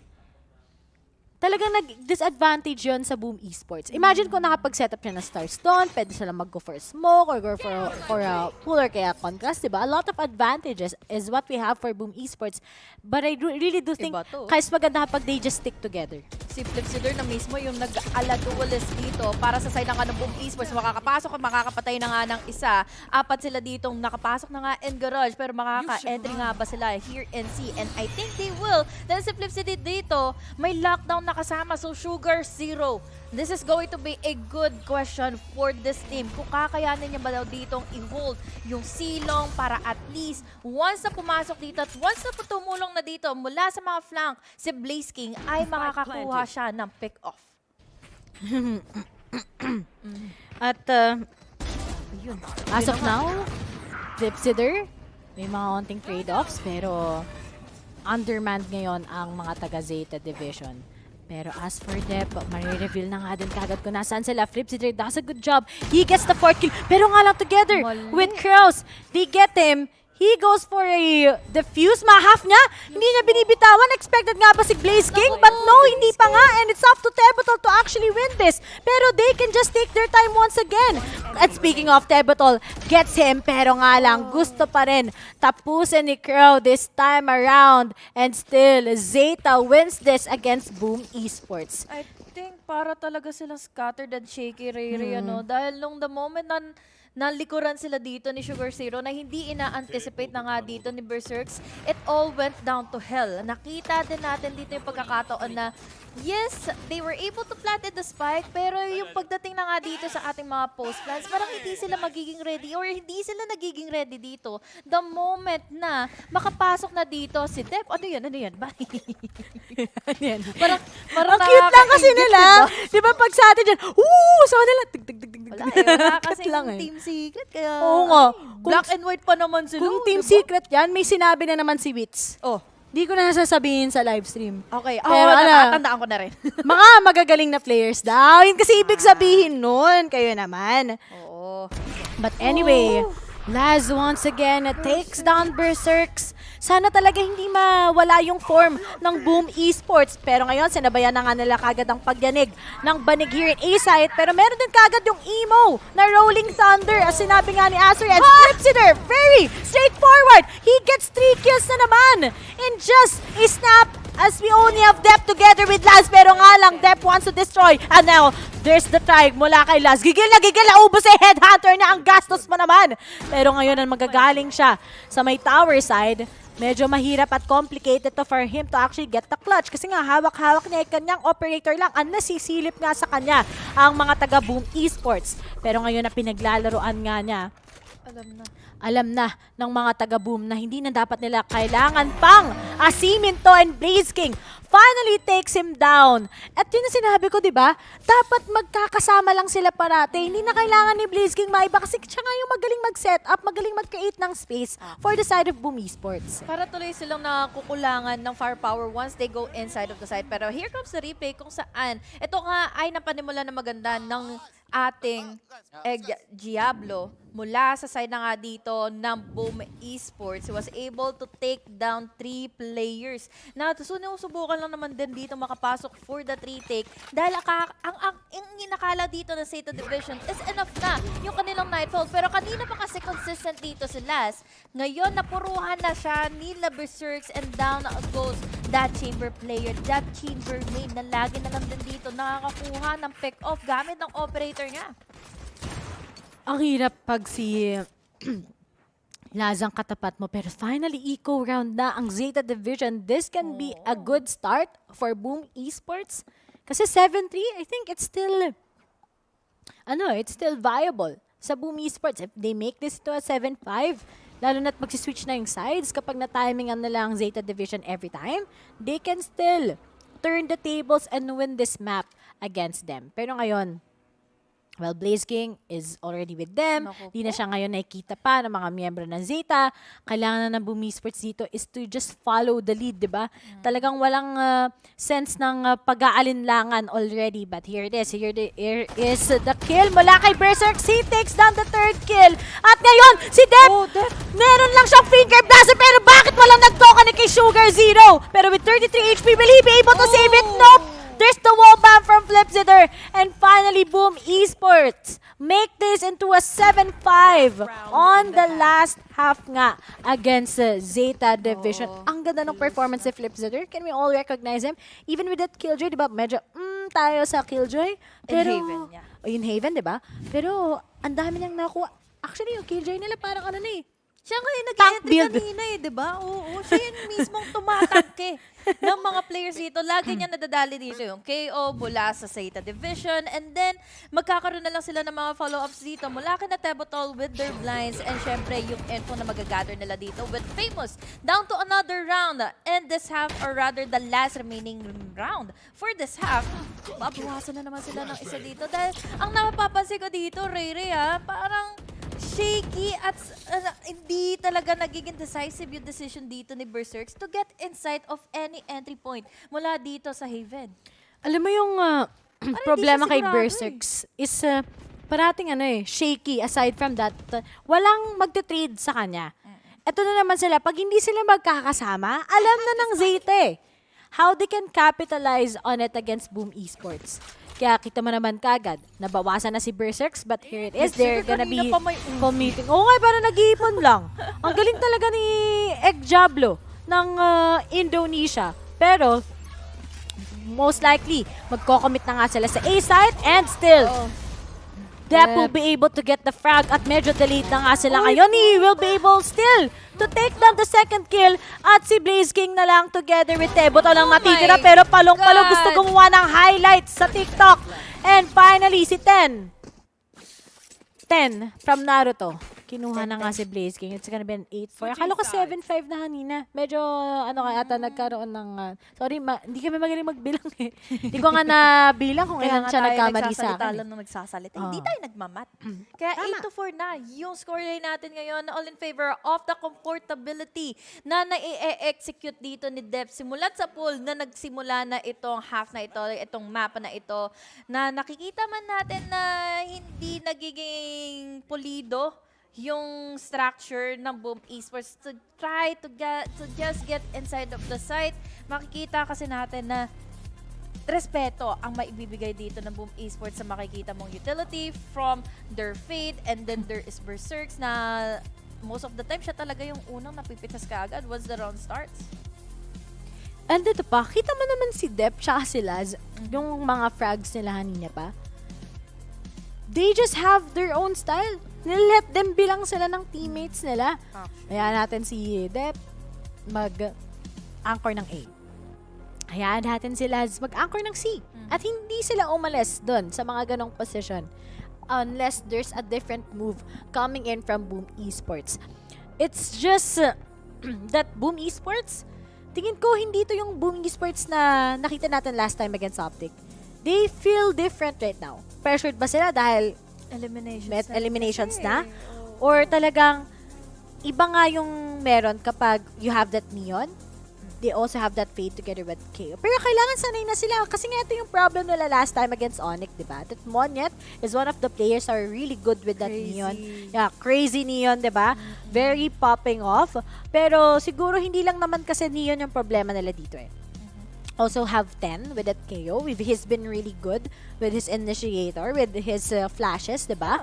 And at the same time, they also have Laz na magiging problema mo rin. Well, si Sugar Zero, we haven't seen him pop off. But I really do think yung paranoias niya, very on point. On point. Oo. Yun mismo yung nakakapag-create ng space dito and opportunity yung players ng Zeta Divisions na, syempre, magiging kumpiyansa ka na makapasok at makakuha ng retake once na alam mong nakapagparanoia na dito si Sugar Zero. That means na meron sila ditong uptime para immediate entry yung gawin nila dito at makuha nila yung composure once na malaman nila kung saan ba dito nakapwesto ang players from Boom Esports once their post plant happen. And most of the time ng mga post plant dito ay nakukuha ng players or ng Zeta Division dahil look at those objectives na natitake nila, apat halos yung mga times na nakukuha nila yung pag-defuse on that spike. Kaya naman ngayon ng Boom Esports, 4 ang kailangan nilang habulin para sa ating 8-8 na scoreline.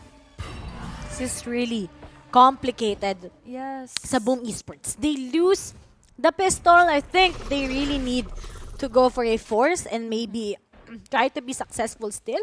Pero ngayon, magmamatter kay Dep kung ano ba yung next play ng Zeta Division. Si Dep, yan yung kanini medyo magulo yung buhok eh. Siguro, mahilig lang talaga siya sa ganong hairstyle. Bagay naman sa kanya, okay lang.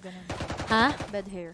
Bad hair day. Oo, bad hair di siya nakapag-conditioner. Ganun ba yung sinasabi mo, Honey Glaze? Hindi, actually, baka katulad ni Flash, dati sa taga-RRQ, kailangan lang daw na hindi maligo para may buff. May ganun yun. May kilala akong ganun, hindi siya naliligo kasi nagka-kompe siya. Kasi daw pag naligo muna siya bago mag-kompe, matatalo siya. Di ko na sabihin kung sino. Pero may mga kilala akong ganun. Pero, as of now, malikita na nga. That's a good Narinig one. ang Oh ingay my mo. God. Sabi ni Flipsider kay Crow. Ang ingay-ingay masyado, pero as for Sugar Zero is gonna still commit the plan. And it's gonna be a 4v5 against Boom Esports. Pero si Ten, na naman yung KO niya. He goes for a flash. May matatamaan ba? Walang magko-connect. Ano ba naman yan? Lahat puro ambahan, pero that was a good pull mula sa ating teammate from Boom Esports na si Blaze King, and it's up to Laz to actually get the clutch. Pero nga lang, the fact that he's 19 HP, can he actually still win this? I think hindi na. And that's the start of something new kapag nasa defending nga ang Boom Esports. Napanimula na ito, Ray ni Flipsider and Blaze King coordination with their utility. Doon sa Pop Smoke na yon, nagkaroon tuloy ng pagdadalawang isip na yung player naman na napatumba nila mula dito sa Zeta Division from trying to get that entry happen. Look at this. Si Crew, parang gugustuhin niya sana dito pumasok doon sa smoke pa. At least to travel and crawl inside of the gates of Garage. Pero hindi ito magiging okay pa dahil in-anticipate pa ni Flipsider dito. In-anticipate na ni Flipsider dito na yun nga yung pwede nilang gawin. That, ngayon, Ray, 8-5 na ang scoreline natin. 3 na lang yung kailangan abulin ngayon ng Boom Esports. At yan lang sila dahil meron silang pera at meron silang mga Spectres na hawak for this round. Pero alam mo, nagtataka ko, ang bagal maglaro ng ng Zeta. That I'm expected, it's not like that, pero oh no! Just because of Berserks, he was able to take down 2 kills kagad together with his teammate Famous. At ngayon, si Sugar Zero na lang together with 10 ang natitira sa isang iglap, although they'll be able to get 1 Spectre here. May pag-asa pa kayang manalo ang Zeta Division. Pero kompleto pa yung utility si Sugar Zero. Pero nga lang, he's pretty half on HP. Pero he still gets it.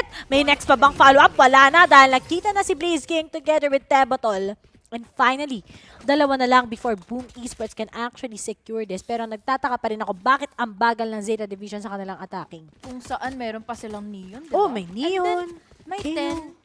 KO, Crow with the Fade. So, wala pang nagiging coordination dito with their utilities, kaya naman nagkakaroon tuloy ng setup plays ang Boom Esports. Let's take down what just happened in A lobby na nagkaroon nga dito ng pagkakataon na maisabay or magkaroon ng, alam mo yun, ng pagkakasunod ng utility nila. Una muna is yung fault line na magmumula dito from Tebatol, and then the Concus will be there para masuportahan pa nga dito na maigi si Berserk to take in the players na uma-entry lang naman din at may info na rin siyang nakukuha kasi dito against Zeta Division. And now, nakakaramdam, Ray ang Zeta Division. They are holding off dahil nandito na yung Cloudburst. Berserk, makikita yung ponytail niya, pero that is a problem dahil that ay nakakaisa. Oh no! Oof. Pero nga lang nasa likod! 4v4. Nasa likod si Ten! Ay, nakabantay. Walang nakabantay, hindi na nila-expect yan. Mayroon na nga din kagad yung knife, pero hinahanap siya ng mga miyembro ng Boom Esports and he still gets it. Pero may follow-up na nga mula kay Berserks. Pero alam na nila kung nasaan ang dalawang miyembro ng Boom Esports ngayon. Now that Luz spots off Berserks, it's up to Blaze King together with his teammate to actually make it this retake workable. Pero medyo nalito ako, akala ko silang nasa attacking. Pero pagdating sa Zeta, si Ten, naging defending, sumama lang, naging camouflage. Pero naka-crossfire na sila sa Valorant. And speaking of, Dep together with Sugar Zero takes both of these guys out, and it's gonna be a 9-6. Ekins. Nice. Leading ang Zeta. Pero nakakapagtaka lang si Ten. Kaya ako nalito, akala ko nasa attacking yung Zeta, yung ano. Kasi umabot na siya sa may... Kung saan nanggaling. Diba? Oo.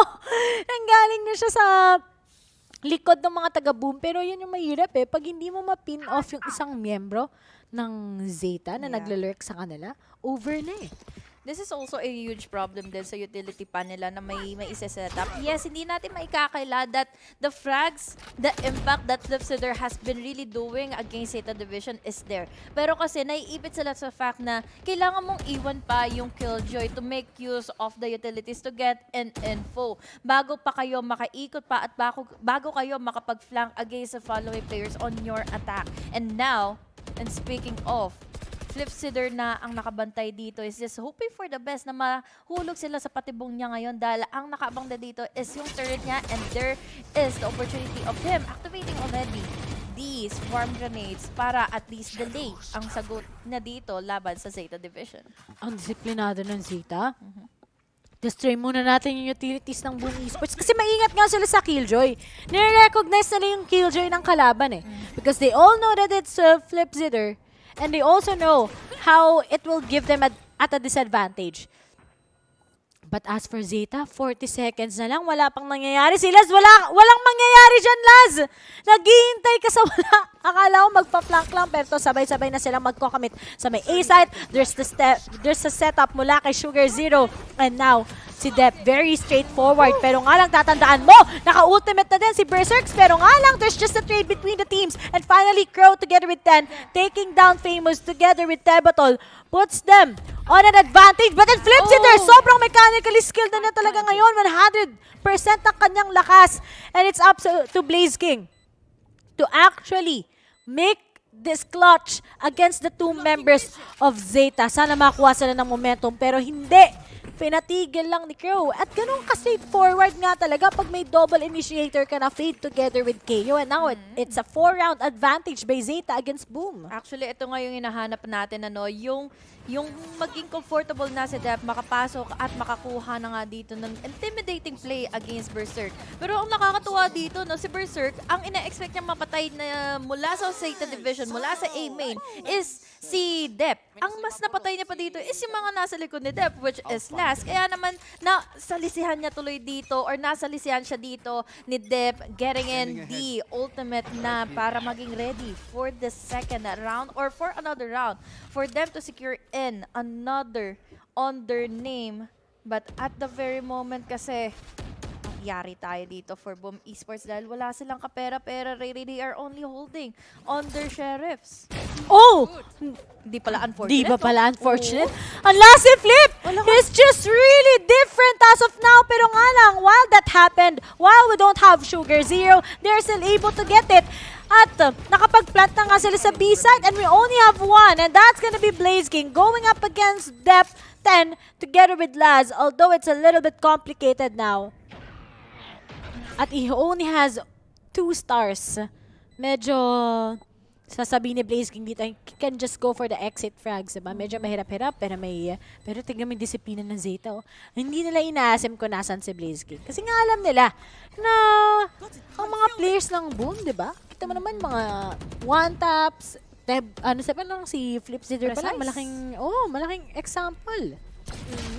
Panimula na. Yun nga yung naging eksena niya kanina, no? He was able to take down onto one. Akala ko ito na rin yung magiging thrifty round na pwedeng pumunta for Boom Esports. But here is the replay kung saan, in-anticipate na lang din talaga dito nila Dev kung saan ba manggagaling at kung kailan niya dito kailangang iputok na yung kanyang mga sheriff, makuha yung mga pick-off, and that is another problem dahil dalawa na lang tuloy ang kailangang abulin or kailangang kuhanin ngayon ng Zeta Division before they go and take this map out from the hands of Boom Esports.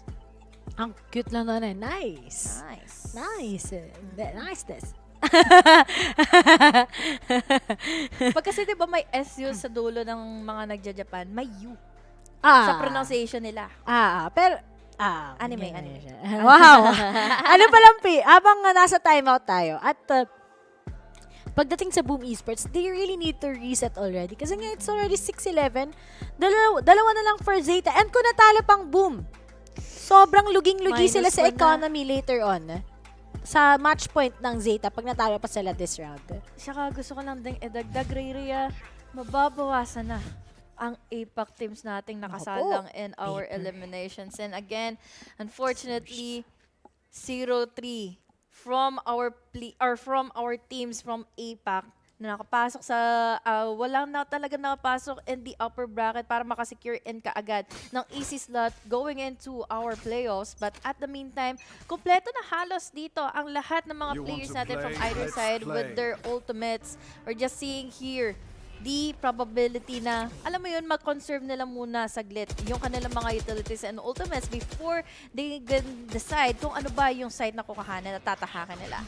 Ang Olats pala, Honey Glaze. Kung sino man nanalo si Edward or Team Liquid sa next series, kakalabanin ng PaperX. So sana Edward Gaming. Kasi mahirap Team Liquid eh. Kahit na mali na yung prediction ko, okay lang sa akin. Pero galing ng Team Liquid. Parang lang sila, first day jitters lang sila parate. But hindi nyo kayang matackle down si Berserk kapag ganyan na siya kapalong-palaw. He gets the second. Wala pang trade-off yan. Pero nga lang si Laz, nakita na nga din kagad siya. Pero kahit sinalo niya lahat ng ultimate at 12 HP na lang din siya kagad. Uy, bumabawi ang Boom. Sabi ko sa inyo, boom, pow! Go, go, go! Kayang-kaya pa daw ng Boom. And buti na lang after nga this timeout, diba? They can still get the mental kicking. They can still know how to handle Zeta Division in their aggressiveness. And buti na lang si Berserk. That was a good step up from him. Ganda yung naging decision niya ditong umatras na bahagya, pero na-mind game niya dito ang Zeta Division na hindi pala talaga siya magre-retreat back inside of the site para at least mabawasan niya kaagad dito yung mga nag-e-entry ng players from Zeta Division. Was able to take down Dep, was able to take down Crow. So, nabawasan nila dito yung utility uulan sa kanila once na in case na makapag-plant na sila or makasecure na kaagad nila yung site. Close na nga yun para makuha niya dito kahit yung KO man lang din for his third kill. Ang kaso nga lang kasi syempre, he's down to low HP and then the follow-up pa na medyo mabagal pa yung paglabas ng kanyang Vandal. And now another timeout will be held in the players of Boom Esports kasi nga ito na naman ang round na makukuha na ngayon or rather ng Zeta Division dahil may probability pa rin ng Boom Esports dito makakuha ng momentum starting off this one. Hindi pa tapos ang Boom Esports, di ba? Sisimula pa lang. Nagsisimula pa lang daw ang aksyon ng Boom. Pero as for Zeta, good call na din para makapag timeout sila. They need to prepare already for what's at stake right now. Kasi nga, kanina, si Berserks, nagbawasan lang sila ng ganun-ganun lamang. Pero kasi we gotta recognize also that Boom Esports, they have their Hunter's Fury. They can just shut down Zeta Division at the same time. But as for Zeta, this is a time where they can just maximize already their ults para lang talagang, kasi 4 out of 5 meron eh. And they can just use that to actually confirm this round and go into a match point against Boom Esports. If either realize na lang din kung magkakaroon sila ng aggressive playstyle dito or talagang iintayin na naman nilang lumabas sa mga nilulungga dito ang Boom Esports. Katulad na lang din ng mga nangyari kanina, but at the very moment, mukhang early picks lang and engagements ang iniintay dito ng Boom Esports and they are not pushing it that much. Although Berserks has a different plan dahil meron nga siya ditong hawak-hawak na operator taking down Sugar Zero. Makakapangalawa pa nga ba siya? At umahasin pa rin talaga si Kuya mo Berserks ngayon. Kaya nadali siya. Nandito pa rin naman si Blaze King. Wala ka idea dito ang Zeta Division. At now, that is a good hold. And a response na ginawa dito nila Flipsider para at least matulungan niya dito si Blaze King from being cornered all the way from the gate of Garage. Pero anong gagawin ni Laz ngayon? Will he just save? Or will he still get this? Meron pa naman siya kagad mga utilities that he can use. He still has that EP para lang maiwasan ang mga taga-boom pero hindi pa siya nagsiset up. Dahil si Famous, gusto siyang bigyan ng timing. And speaking of disiplina lang yung alam nila, but he manages to take down the first one, which is going to be Famous himself. Pinning down Flipsider na lang together with Blaze King. Pero habang mapaglaro ang tadhana, yung spike ang nagsa problema ni Laz na kailangan niyang harapin ngayon. Pero he still gets the tap against Flipsider. Pero grabe lang, just to confirm this round because they know how strong and how good Laz is. Medyo mahirap na nga to. He finally loses it. Pero maggastos sa Boom, pero still they need nga to make it work eh. They still need to get that round win. A round is a round. Ika nga natin lahat dito for Boom Esports. Still, 4 ang hahabulin or rather 3 pa ang kailangan nilang habulin ngayon against Zeta Division. Hindi pa ina-activate ngayon ni Dep yung kanyang ultimate which is again his overdrive to at least go in crazy inside of the side. Pero gusto ko yung ginawa dito nila Flipsider, hindi siya nagiging reserva pagdating sa paggamit ng mga utilities niya dahil yun nga eh, yung round yung kailangan nila, yung momentum ang kailangan nila, yung ikaw na susunod pang makuha nila for the following round is also important. Kaya ngayon, we're seeing such a hassle moment and a struggle na nakocommit na ngayon ng Zeta Division dahil unti-unti nagka-crumble through yung momentum na nakuha nila from first half. Kailan kaya matatapos sa mga timeout na? Ang dami, no? Ang dami. Meron ba ulit yung Zeta? Yung first half kasi yung... Hindi sila nag-time out ng first half. Pero anyway, sa Zeta, sayang na yung round na yun. Siguro nga dahil meron ng sariling style yung Boom Esports na alam na nila eh. Na they can just... now that Berserks has been exploding already, na nasa defending sila, na sila ang mag-wait sa Zeta Division, di ba? They're pretty accurate when it comes to it. And this round, meron pa si Crow na Nightfall. Feel ko ang balak nila sa Nightfall na yan, pang post-plant nila eh. Exactly. Pang post-plant nila yan. Pero para kay Dep, kailan ba balak ng Zeta na mag-commit na sobrang bilis na pacing na maka-cut off guard nila yung Boom Esports, di ba? Pwede naman nilang gawin yan. Kanina nga, pwede na eh. Kaso nga lang ito, Thrifty. If Zeta wins this, they win this map already. Kasi medyo tilter round yan for Boom Esports. Kung mati 350 sila ng Zeta. Pero kasi may finger blaster dito si Dep and he might use it for this round, di ba? Nagparamdam na kagad sila. Ray, there is the activation of the swarm grenades. Nakaabang si Famous. There's the recon bolts. Makakakuha ng isa Flipsider mula sa likuran. He already activated in the overdrive para at least makabawas naman na siya dito ng mga players all the way from the other side. But Flipsider makakakuha pa rin. Tatlo! Gamit lang din ng classic niya. Free gun by the way, sabi niya. And Debital cleaning out up. With a 2K, 9-11 for Boom Esports. Honey Glaze! Ano yun? 23-12 na si Flipsider! Siya talaga ang bumubuhat. Look at how he anchors a site. He gets 2 kills, he gets 3 kills. Pero ang problema dito sa Zeta, nag-aasim sila masyado. Hindi nila kailangan magbadali. And now they're giving it like this sa Boom Esports. No po, it's impossible to stop them. Just like how they did it with Optic last time. Pero ngayon, na all-in pa rin ng Zeta, nasayang nga yung ultimate ni Dep on the previous round. But we also gotta recognize yung kanilang baril. So paano nila gagamitin yung ultimate ni Sugar Zero? At paano nga ba nila gagamitin itong Nightfall na meron si Crow? So yun yung maraming questions that Zeta has to face. B site didn't work. And ngayon, they're just playing for something na makakabawas nga ba tayo ng isang player or hindi. But as for Laz, nangunguna na siya. Layo na ni Laz, Bes! Wala man lang nakakaramdam dito from Boom Esports, dahil syempre, yung mga utilities ay makakapag-giveaway day kung sino ba yung nasa loob ng site, kung sino ba yung nakakapag-hold. Berserks dito, talaga maingat na inaingat pa. Pero good decision made by Division para at least binalang ang atakihin nila dahil they are closely enough to secure in B site. Na-bait out pa nila dito yung Rolling Thunder and the Aftershock. Makakatakas dito si Sugar Zero and then TP out going into C site na sana. Pero Nightfall ang magiging saklolo nila para at least makasecure pa rin sila dito na match point nila. Wide swipe from Blaze King, taking down 10. Sugar Zero as well, making it a 4 or rather a 3v3. Pero the hold coming in from Blaze King successfully manages getting in that 3K as well. Tatlo pa rin ang natitira dito for Boom Esports. At look at the win streak ngayon, Ray.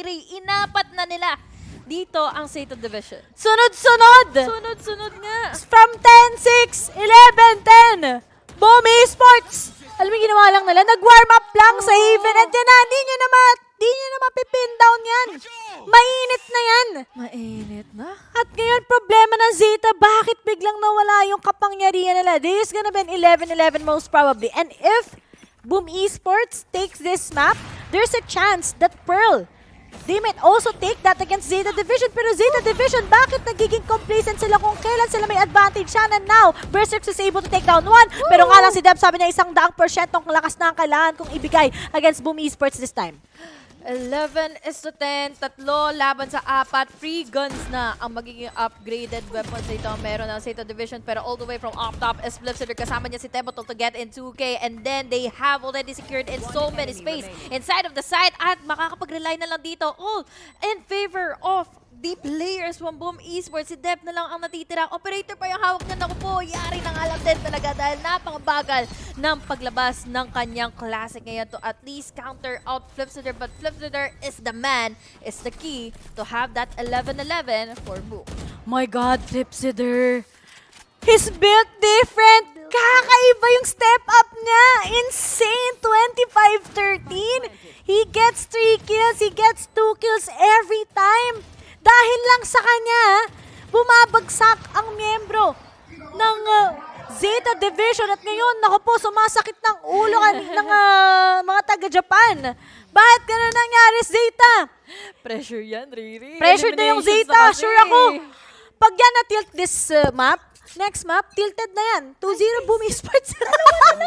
Kaya nga napaka-comeback pa. Akala ko, Aldab yung wala ng comeback, pati ata dito parang hindi nga parang may comeback nga dito Kung ang Blackpink nag-comeback gusto rin sumabay ng Boom Esports doon. Sabay na talaga sila ngayon, Ray. Dahil tingnan mo naman, sila pa ang may kakayahan na makakuha pa ng isa pang round dito. Pero Famous, mag-ingat-ingat ka na, sir. Dahil ngayon, this gave way for the Zeta Division to conquer in A long. Makapasok na sila dito with the wall and the paranoia already committed and further wise decision made by Boom Esports. Dahil nagwagi naman sila sa previous retake nila against Zeta Division. So why not pati ngayon sa mga consecutive rounds ay yun na lang din ang gawin nila. We still have here the lockdown available for Flipsitter to make use of. Pero yung aftershock ni Tebotol or rather yung mga magiging lineup dito pwedeng gawin at gamitin ng players from Zeta Division is also there. Bakit inaasim ni Dep? Hindi nila kailangan asimin ng mga miyembro ng Boom Esports and they can just get them into that. Pero no, May mga pagbabawas na nga ngayon, pero yung lockdown yung magiging mahirap. Pero buti na lang, may mga na-detain na miyembro, pero as they try to win this, Famous takes down Sugar Zero, and it's up to Laz. Meron bang Sasuke? Meron natin! Di na marinig! Nawala! Dahil sa'yo, Laz, matatalo ang Zeta Division, and Boom Esports takes this round in a match point. Akala na nag-half, akala na nag-fake. Ano nag-fake? Pros don't fake, diba? Fake don't pros sa Boom Esports ngayon. They defend at defuse nila yung spike. Although this was a very close match point din for Zeta Division. Mula doon sa pagiging jumpy na nga ni Berserk, trying to get in that awesome flick laban dito kay Deb. Pero hindi siya nag-game mula doon sa mga nagkaroon ng crossfire vision all the way from sewers. And unfortunately though, hindi ito pa naging sapat na for Zeta Division to close things out. Kanina pa, nabibitin ang Zeta Division dito, guys. 11 na. Kanina pa ang Zeta Division, but now it's Boom Esports match point. Lumamang lang. Gusto pang manalo, sabi na Boom Esports. Ang damot nyo naman. Zeta, mamigay naman kayo. Welcome to C. Alam mo, meron kasi sa C. Uy! Hindi nagfe-fake yan. Commit agad ng defuse yan. Pero ngayon, 3 na lang matatalo Zeta dito. Sobrang make or break yung round 23 na yon against Boom Esports. And it's up to Crow together with Laz to make it work. Okay, nag-spooky balloon. Okay, Crow gets it. Pero yung defuse, hindi siya nakaping! Hindi siya nakaping! Hindi mapining ng maayos! And now Boom Esports! After that 8-4, after that 10-6, looks like they turned the tables 13-11! Kinambakan, pinakitaan ng SEA Supremacy. Anong 0-3? No! 1-3 na! Kala mo 1-3 na kagad. I mean, next map pa man naman. But anyway, this is why this is their map pick. And this is why they went with that composition. Yes.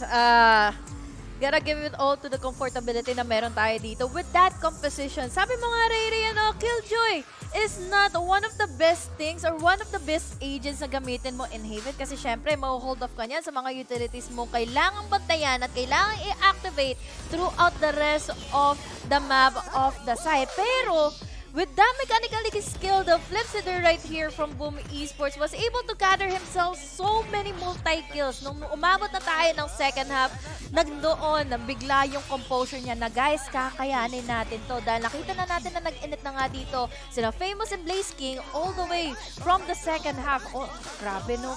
Speaking of second half, nagsimula pala itong second half na ito with an 8-4 scoreline mula sa Zeta Division. At the Boom Esports, they are just quiet.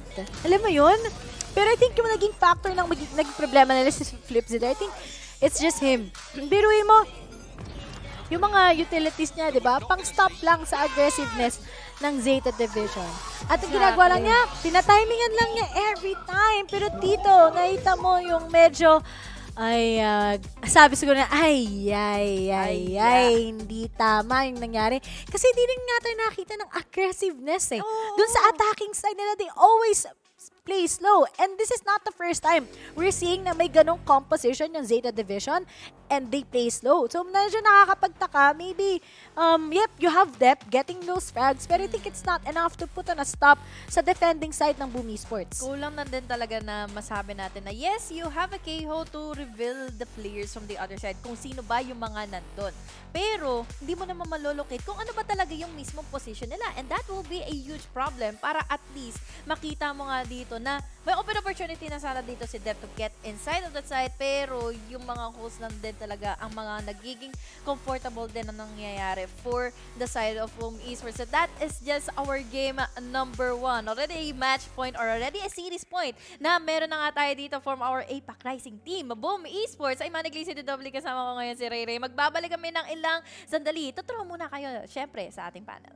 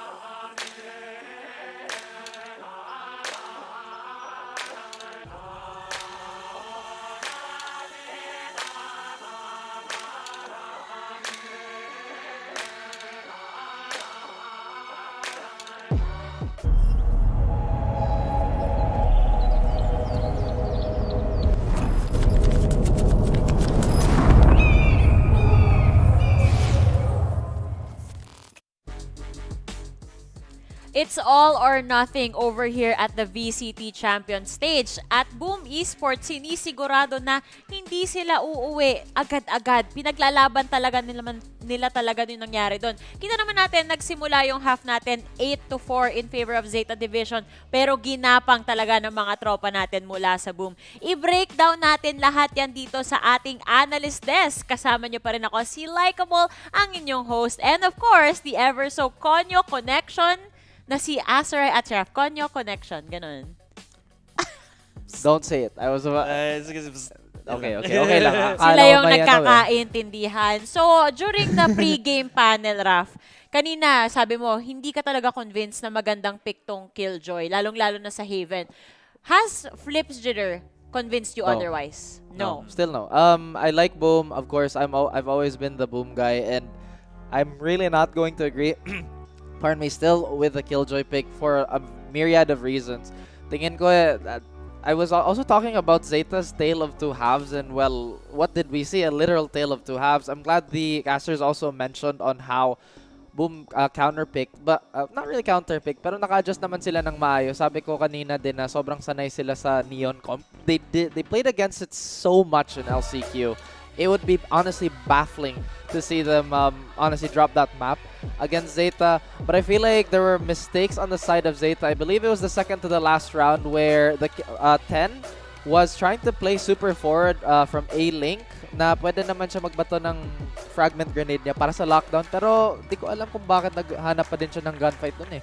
I will say specifically din para sa Boom that it was a little bit weird na they got super aggressive come the second half when they were at the defense. I think you mentioned it then na Boom are a team that like to give up yung map control nila, and then Tebotol I think just said, you know what, screw that, ayoko nang gawin to, I'm just gonna charge right in, always challenge, and tingnan natin kung makakapag-follow up yung teammates ko. That felt like the game plan for Boom. Parang narinig niya yung anas, nga no. Kasi nakita mo kanina, diba, nung tayo Tebotol was like, nung simulang bad trip na siya eh. Part nung Haven eh. Pero I think Kyle moment. tinry nilang bumawi, and it felt like Tebotol was trying to force something out of Boom. Granted, it actually worked really well para sa kanila kasi you saw how well they were just able to rally behind Tebotol, and most notably yung kay Flips Jitter. On the flip side naman sa Data Division, gotta say, I was so impressed with how Dep just played at as that Neon. Yes, there would be times talaga na mas-shutdown siya and everything, pero when he is on that role that he chains yung kills niya, it looks so good. I mean, talking about Zeta just a little bit, I do really think that going with the Fade pick, considering that, again, they're matching up with Boom. Sabi naman kanina na they give up a lot of map control. They really prefer that retake style. And I think Fade is perfect for that. Fade can just delay the post plant so long alongside with their, I believe that was, a KO, right? But I really feel like that lockdown could have been handled so well by Zeta. Maybe just a mixture of things that just could not help them organize their thoughts like a series of unfortunate events na nga lang yung nangyari dun sa kanila. Pero on the side of Zeta, meron din talagang mga mistakes na kailangan nilang i-evaluate kung paano nila i-correct. Tulad nung pinoint out mo kanina na hindi tayo masyado nakakuha ng value dun sa Nightfall, dun sa garage, diba? Mas maganda sana kung sa ibang pwesto na lang niya nilagay yun para mas marami siyang natag and mas nakakreate talaga ng space for their team. So, going back, no, kanina napag-usapan natin tong si Flips Jitter. Gusto ko rin ma-point out, ano yung sa tingin nyo as si Famous bilang Sova? Kasi sanay na tayo na makita siya on the more aggressive roles. Pero this time around, more on the support siya. Naramdaman nyo ba yung pagiging support niya sa team nila? Well, so much, no? Yeah, I mean, he was still as aggressive. I think Ray brought this up to way back in LCQ. Na Blaze King's Astra is also something aside to behold. Me personally, I've always been a fan of Blaze King for a multitude of reasons, but with the flexibility with a relatively new player to the roster, si Famous, ang galing ng adjustments na ginawa sa Boom, di ba? Well, it still worked naman somewhat in the eye kasi you still see the yung results na binibigay dito ni Flipshooter and Berserk. So Famous not really being as explosive as he does, you know, on regular basis on other agents or on other matches. It doesn't feel as important naman for now. Pero you do see the difficulties that they had to face nung simula talaga, where Zeta Division just had such a complete stronghold of Boom. Every time na nakakuha ng site nito yung Boom, it felt like they just could not control it. The Zeta Division just kept, you know, winning the post-plan battles. Yes, and going into the switching of the sides, maganda rin yung na-point out ng mga casters natin kanina. Diba sabi nyo, nakita nyo na si Tebotol, nagpo-push out na siya, nag-i-initiate siya para sa team niya na, oo, defender tayo, pero kailangan natin maging proactive. And I think it comes na, alam nila na tong Zeta Division, very slow silang mag-push. Over and over again, yun yung nangyari. Kaya sabi nila, kung hindi kayo magpo-push, kami na lang. At may mga scenario pa nga tayo na makikita mong baliktad na yung mapa. Sila na yung nandito sa spawn ng attackers, tapos yung Zeta Division nandun sa post-plant scenario nila, di ba? So, yun na yung mga kaganapan. So, on the side of Boom Esports, maganda yun, nakapag-push sila ng ganon. On the Zeta side though, going into Pearl, ano kaya yung dapat nilang baguhin? Yung mga post-plant nila, parang nagdalawang isip sila or kulang sa confidence. Oh, it's Buzz. Hello, Buzz. Hello, anyway, Buzz. Different team. Different team, but hello, Buzz. You seem a little miniature today. But yeah, on the side of Boom, I feel like their post-plants have been infinitely better on their, I believe that was their second half. Meanwhile, Zeta, yes, they've been winning out those gunfights. I think in that last gunfight, I believe, was it Laz on that operator? I think he thought Probably that he got the diffuser, but then he white swung again. Ah, I remember this. Ito ba yung may Cosmic Divide? Yes. Pero, yun nga had 10 stayed alive, had they had the flash and the fragment to control the situation, I feel like they should put a little bit more value on their utility players and let the dueling roles do a little more aggression. And I feel like Pearl is the map that's been all about post-plant, so this might not look too good for, I would say, Zeta. Kahit sinabi ko kanina, medyo weak yung Boom sa Haven. There is a propensity talaga for Zeta to just rely more dun sa duelist nga nila, diba? So, as you mentioned, maybe it is gonna be much better for them specifically. Tingnan mo si Sugar Zero and Dep actually going for controllers. Dep, who was such an incredible Neon player, will now be on that Omen. But I do really like this double controller setup because it does give a lot of opportunity for Zeta to do so much with this particular comp. I wonder kung ano yung ni-rip out naman dito ng Boom. I wasn't able to spot it. There you go. Ooh, similar. Almost similar. Okay, fair. Well, it does look like Boom is the one that wants to drive the tempo again. Berserk's Neon is an absolute favorite of mine. I feel like it's one of his best agents. Maybe not the most consistent across the board, across sample size and percentage, but I feel like he's so incredibly flashy. His value is more than just frags. It's really the space control he allows his team to do so, or rather to work with. Blaze King on Fade. We've seen it before. I still think I prefer his Sova over that.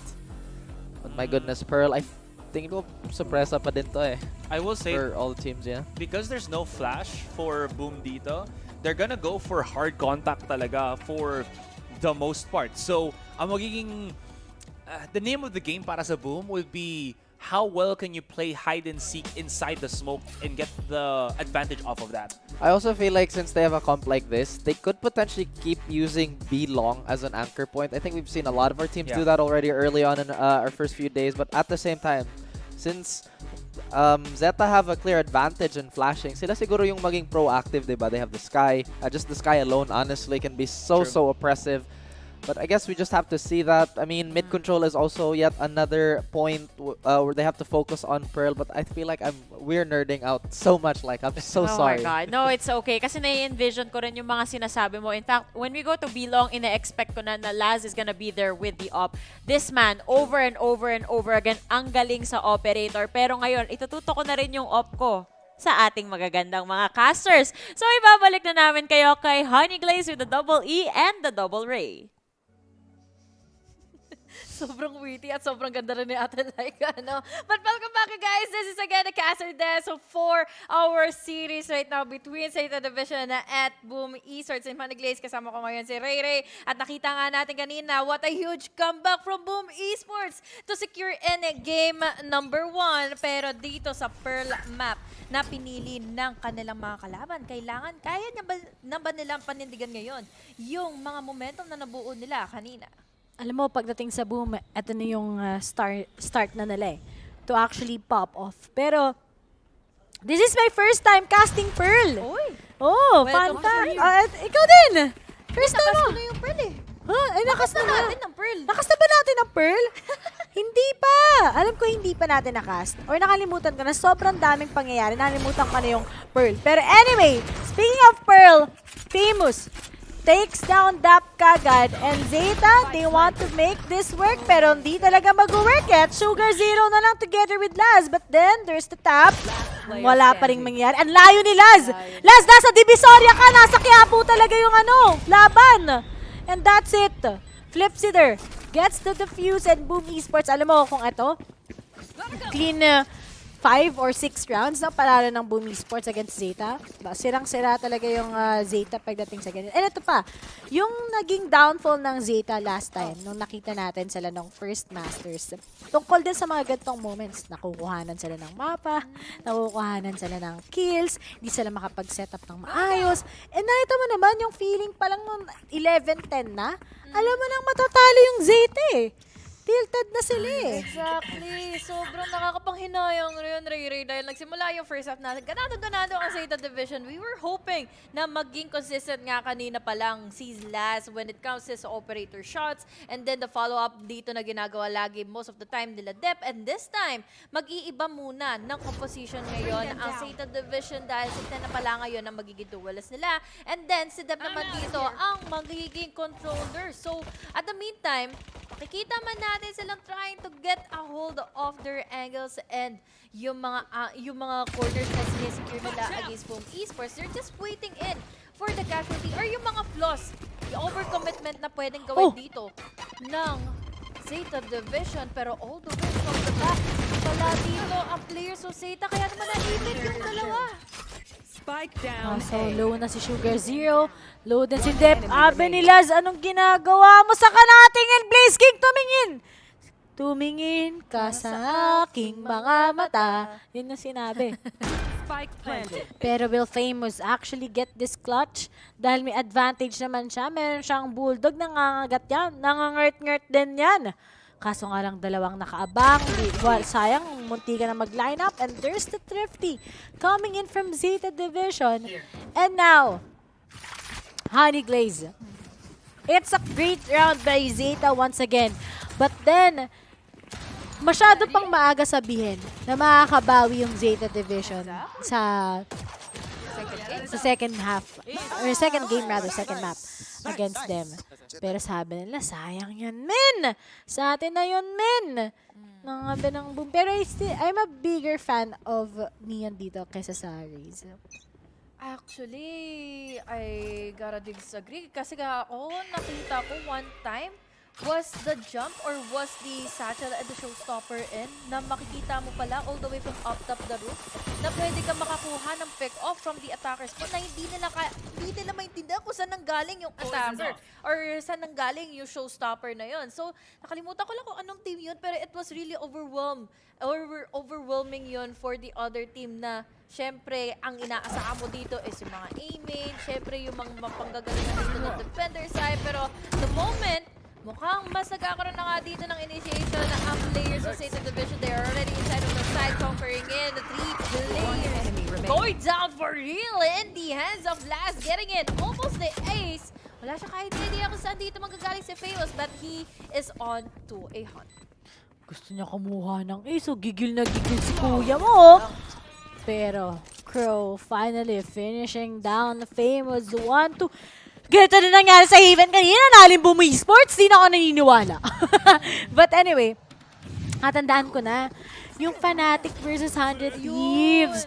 Nung si Aso na, yung nag-raise, diba? Tapos na panalo ng 100 Thieves yun. Nag-third map ba tayo dun? Oo, nag-third map nga pala tayo. Pero anyway, ang Boom Esports, medyo mabagal lang talaga sila to grasp Zeta Division. But then once that they get that map control, as what the panel said earlier, just how they handled ang kanilang defending side, maybe they can still win this against Zeta and may team na nga na uuwi. Pero kasi pagdating sa mga mga death matches na talaga, mahirapan na yung mga talagang magkakaroon ng map 3 most probably. Syempre ay pa umuwi ng mga yan, di ba? Ay naman na lang 2-0.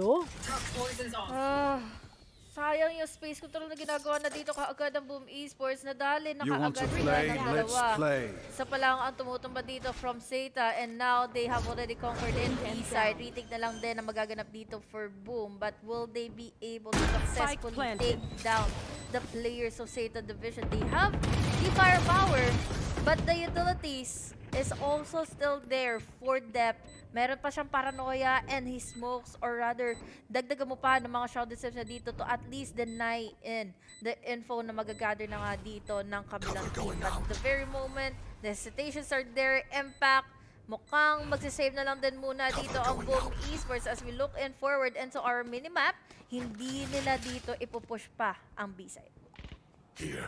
Talagang unfortunate na naman mo dito sa side ng Boom Esports as they're gonna go for a save already at meron lang gustong mangkaltas pero magkakalayo sila. Oh, buti na lang. Sabi ni Sugar Z. Sabi na Sugar. Ang kulit mo. Pero to Honey Glaze, yung gusto talagang ma-explain dito is pagdating kasi sa Pearl Map, sa sobrang daming pupuntahan mo, you have the mid, diba? Ang daming pasikot-sikot. You gotta rely on those individual plays. And I think pagdating sa Zeta, they have that individual plays rather than the structured plays coming in from the Haven map. 'Di ba? Kita mo naman lahat sila nagsi-step up. Ang problema lang is pagdating sa pagiging working together as a team, mas magaling yung Boom Esports on the previous map. Pero ngayon, kailangan i-sustain to ng Zeta kasi pag hindi, talagang matatalo sila against Boom Esports. Pero to, hihintayan sila. Nag-aambahan. Pero si Famous ganyan na naka-chamber. Mag-ingat sila dyan. Si Famous yan. Sikat yan eh. Sikat yan. Pero jokes aside, hindi na muna pala ito ipaglalaban pa. B Esports ay ibibigay niya na para at least retake na lang ang gagawin nila dahil ngayon medyo nag-aagiging alanganin na yung kanilang mga firepower and then their ego mababawasan pa na agad ng isa. Last talaga ang maasama when it comes to operator shots. That is a good white swing mula kay Super Zero, and then natuna ka lang kaagad dito ang remaining players ngayon from Boom Esports. Really is just unfortunate dahil looking back into what just currently happened, ang ginawa lang dito ng Zeta Divisions is overextend. Yung mga teamfights, overextend nila. Yung mga na-secure na nilang spasyo. Dami na secure na espasyo nga naman talaga ng Zeta Division. Pero still, bumabawas pa si Tebotol. Binabawasan pa rin naman ni Flip Sitter kaga na mga taga Zeta. Pero mukhang nanlalason na lang sila. Alam mo, mas nakakatakot din yung pagiging straightforward pagdating ng switch ng side Kasi you have that neon, you have that fade. Although you only have one flash and that's gonna be one paranoia from Debutol, I really still do think may advantage yung Boom Esports pag nag-switch tayo ng side. Ang kailangan lang nila ngayon is to make this into a 7-5 or an 8-4. It's still an advantage against Zeta Division. Eh ang Zeta, ang galing sa panimula niyan eh. Parang sa simula lang talaga, nagiging magaling dito. Parang Love Life lang. Oo. Kaya ngayon, it is another deja vu, Ray. Dahil timeout ay kukall na ngayon ng Boom Esports. But with just what happened earlier from Zeta Division being aggressive, abangan na lang natin ngayon, no? Yung second half dito ng Boom Esports. Dahil at the very moment, hindi sila nakakakuha ng kulit, hindi sila nakakapag-aggressive dahil yung lineup nila is really leaning on the attacker side. They have that Neon, they have their utilities bilang initiators nga from Fade, and the smokes pa dito na syempre, kailangan nilang ma-secure na ano ba yung dapat nilang unahin dito against Zeta Division. With that 4-1, it's almost the same on what happened earlier in game number 1. Mahirap talaga i-identify pa yung gaano ka-creative yung Boom Esports when it comes to Pearl Map. I think it's still a hidden secret. But as for Zeta, I kind of expecting na pagdating sa DRX tsaka sa Zeta, mga nasa KRJP na region, pagdating sa mga bago, kaya na lang mag-stand out pagdating sa newer maps rather than some SAPs. But then, it still remains a mystery nga. Kasi it's still 4-1. You don't know yung winning factor ng Boom Esports. Kanina nga di natin inaakalang mananaling Boom Esports eh. So I think that's just the same here in Pearl Map. But as of now, that Boom Esports yun na thrifty, maybe after the surround, makakuha na nga sila against Zeta. But they got to be careful. Kasi nga, ang laking impact yung Omen, yung Sky ng Zeta, diba? May flashes ka na very curvy. Dahil nga, sobrang flexible ang ibon na yan. And finally, Laz gets it with ult. Takes down one member kagad. At ngayon, nakapasok na si Ten sa mismong A-site. A-secret, team secret. They're already planting in the spike. They are all over the place para hindi magwagi na nga dito ang pwede maging retake phase. Will it be successful though? Will someone know na meron na nga dito sa site na dito nakakapag-abang pa rin naman? Kasama niya naman na dito si Laz. He still has the operator at hand, but at the very moment yung mga eksena ay napupunta na nga for Sugar Zero. There is Laz to take down another. Sana lang dito ang natitira si Famous na lang din na walang kamalay-malay na at makakapunta pa rin naman sa hukay nila dahil Famous still has his operator, he has Detour the Force, pero meron na rin naman na dito iba't ibang anggulong tinututukan ngayon sila Sugar Zero and Dep all the way from the other side of the map to conquer in someone na pag-flank na nga dito against them. It went down to a 5-1. Alam mo, Honey Glaze, pag ito tuloy-tuloy na sa Zeta, kailangan natin prepare na pupunta tayong fracture. Parang kasi sabi kasi ng audience, maaga daw tayo. Uy, parang di naman. Edward pa versus anong mamaya? Team Liquid. Team Liquid, yung Edward Gaming. Alam mo sino may-ari nun? Oh, si Edward, galing Blacklist International. Oo, Mema lang. Mema sabi. But anyway, naglabas na nga kagad ang showstopper ngayon si Ten. Pero wala siyang mababawas. Create lang siya ng space. But then there's Famous.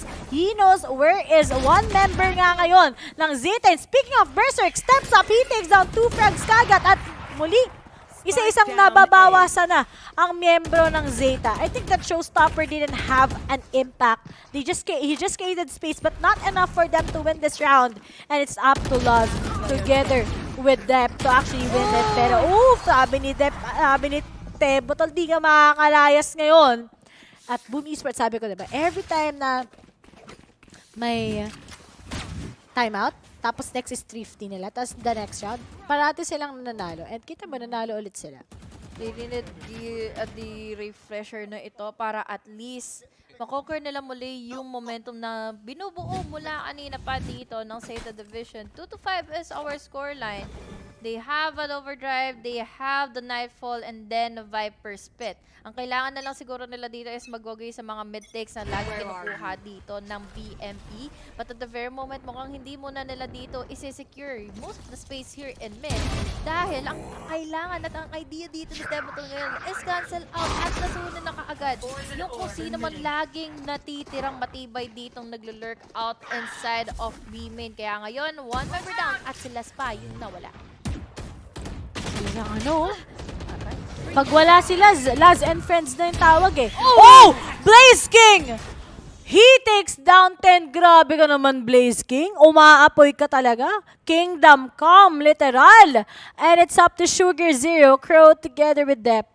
Pero ngayon, nabawasan ng isang semi-duelist at isang duelist. Medyo mahirap-hirap na to dahil alam na nga nila saan ito manggagaling. And still, Tabotol takes down that. And now, Blaze King. Binabagsak na nga rin si Crow. Boom Esports, slowly but surely. Kung ito 6-all, kung ako yung Zeta, kakabahan na ako eh. Oo. Mga maaga ito uuwi, papuntang Tokyo. Sama naman kami dyan. Mga washi-washi, no? But speaking of, pwede nga na pumunta ng Japan ngayon na di na daw kailangan ng parang travel agency na susunduin ka. Ganun, Parang ganun. nakita ko nga na-share mo yun. Oo, shinare ko yun. Oo. Hello. Maisipan Ang pangalan ko, alam mo ano? Zeta Ray Ray. Naging manager na nila ako. Yun. Kasi bakit hindi, di ba? Oo. Para naman at least, baka pagbigay naman sila ng uptime nila ngayon dahil si Berserk nag-iinit na. May masasakay siya ngayon, makukuha ng Figure Blaster. Famous na lang din naman dito for the trade. Palit-palit lang daw sabi dito ng Zeta at Zeta Crow. Going in for a wild 2K. Down to 2 players na lang ngayon ang mga nagiging over-aggressive for the side of Boom Esports. And that is the punishment na ginawa ngayon ng mga taga-Japan laban dito ko sa Boom.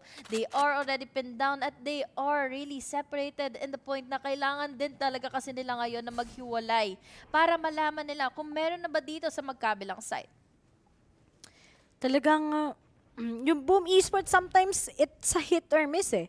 But then, Honey Glaze, for Flipsider together with Tabotol, they still have their utilities that they can take him down. Pero nga lang, Laz finally succeeds to take down one man from Boom Esports.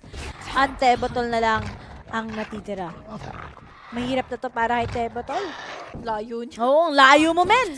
Parang yung laban natin, nasa SM Mall of Asia. Nasa Quezon City pa sa Trinoma si si Tabotol.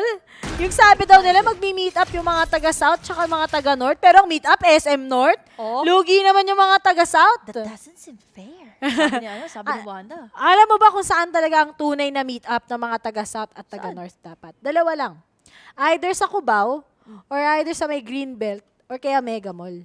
Ah, Mega Mall, oo. Mega Mall, diba? Kasi parehas malayo yun eh. Pero tingin ko, mas malapit pa rin sa Quezon City kaysa sa South eh. Layo kasi ng mga tropa ko galing South, ay mag-adjust. Eh, mas masaya dito sa North, mahal-mahal dyan sa South. Kung sino manlilibre, dapat sila yung pupuntahan. Oo. Diba? Hindi Tama. pwedeng yung sila nga manlilibre, siya pa yung mag-ano. Tama. Siya pa yung makikipag-halfway, ba? Speaking of halfways, Uy, naabutan pa sila. ng halfway. Makulit ka, boy! Paripas na siya natakbo pero hindi pa rin pala sa patano. Bentik! Ang nangyari na nga ditong ginawa at naging kamalian na lang din ng Boom Esports dahil lang alam mo kung bakit. We had here Zeta Division na nag-abang lang din naman from what can be the strategy of Boom Esports. Dahil syempre, ang kailangan nila dito is somehow change up the pacing para at least hindi ito i-expect at i-anticipate ng Zeta Division. Yun ang akala nila. Dahil Zeta Division dito, they also anticipated what can also happen here for BME dahil yun yung lagi nilang sinesecure dito yung mid-take para hindi dito makapag-overextend ang Zeta Division. But at the meantime, nag-rely na lang sila dito sa chamber trap para at least they have an info. We have here Tabotol and Berserk trying to get in at least the hold from any kind of entry and the smokes will be covering in enough vision mula sa Zeta Division. Ang bagal na Zeta maglaro sa kanilang no? Attacking parate. But I kind of expected them to be aggressive also here in Pearl. Especially that they also have that Raze. Ang daming aggressiveness pagdating sa utilities ng Raze na yan. Kaso nga lang, wala pa rin nangunguna against Boom Esports together with Zeta pagdating sa mismong round lang na ito. Wala pang na early pickups. Wala pa rin, pero Laz, sinimula na nga din niya kagad. Blaze King is gonna go down. Kanina pa daw kasi nakikipaglaro sa kanya. But then, Flipsider together with Tabotol, ano kaya ang mangyayari? Will he finally shut down someone? Nope. Pero alam ba, aware ba si Sugar Zero? Okay, timing. Sa iba nakatingin si Tabotol and we only have Flipsider together with Famous. But then, will Famous still wins this? Pero mukhang mahirap-hirap na ito. Nakatingin siya sa isa, dinuraan. Pero lahat, nakaabang na din sa kanya. It's up to Flipsider.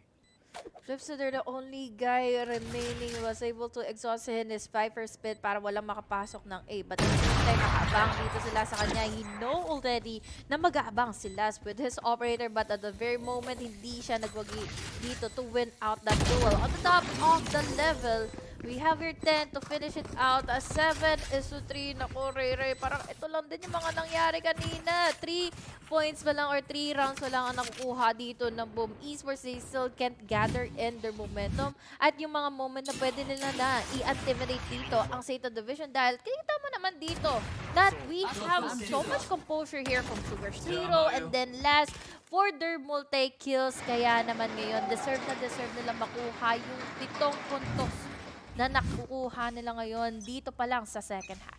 Or sa first half. Yung mga audience sa Japan, kabado. Oo. Hindi sila natutuwa. Na to na kanina. Hindi sila natutuwa, Honey Glaze. Parang kakaiba pa daw. But then Zeta, aggressive lang. Yung ginawa ng tatlong Boom Esports talagang sabi, let's try this. Maybe we can pick them off. Pero no, looks like it won't work. And then, Flipsider na lang together with Blaze King. But then, expected na nga kagad sa Flipsider ngayon as we only have Blaze King all by himself. Alam mo, nakakapagtaka lang. Flipsider with that Viper, that's also okay. Pero I could have liked it when he went with that Chamber instead. There. Kasi ang init niya na ng Killjoy siya eh. And he can still continue how good he is here in the second map. Although si Famous naman, let's recognize, he's also a good one. Pero pagdating sa Chamber, kung si Flipsider siguro yung nag-handle niyan, siguro ang dami niyang magiging impact kills against Zeta Division. Oh, yun kasi yung nagkukulang kanina kay Flipsider, no? He can also always give out the impact, most impact frags. Pero ang mga nangyayari lang sa kanya is quickly traded off naman siya. Dahil nga, he doesn't have the mobility, he doesn't have any kind of utility to at least conquer out the duels na pinakommit sa kanya dito na Zeta Division. So, I gotta agree with you with your statement, Ray, na pwedeng maibigay sana dito. Yung, syempre, yung isa sa mga agents na talagang may mga high frag rates dito in our mass. But here in Pearl, they are mostly scattered sa mga times na most of the time pala dito, ha, Ray. Boom Esports, hindi sila nagwawagi once they wanna push out of bounds, out of their sights. Laban dito sa Zeta Division to at least have the intention na mawala man lang yung impact ng Zeta Division. Pero, Flipsider. Ang ganda. Sabi niya, expected na namin na si Laz. He is just gonna be using his 2D force and finally trying to get the kill here in B. Pero buti na lang hindi nga dahil Flipsider actually denied them as we only have 4 members of Zeta. Sinabayan na nga din kagad ni Crow ng Seekers just to be able to get information saan ba ang ibang miyembro ng Boom Esports. Pero may sumilip, nag-iwasan na sila. Nakita na din kagad ni Famous. Pero as for 10, he goes for that showstopper. Won't be able to connect it. But then may nakaabang na nga ng isang miyembro katulad ni Berserks. Pero nilabas na nga din nila kagad ang Nightfall just to be able to take down the members of Zeta. But there are the trades. At si Sugar Zero saan ang galing? Bigla na lang nagpakita.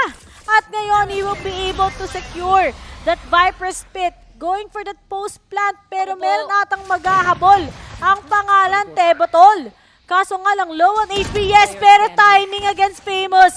As we all have Tebotol, finally destroys it. Pero nga lang, magkikita ba sila? Naku po, magkakasalisihan lang sila, hindi pa pala. Pero to magbi-meet up sila, and he finally get that clutch!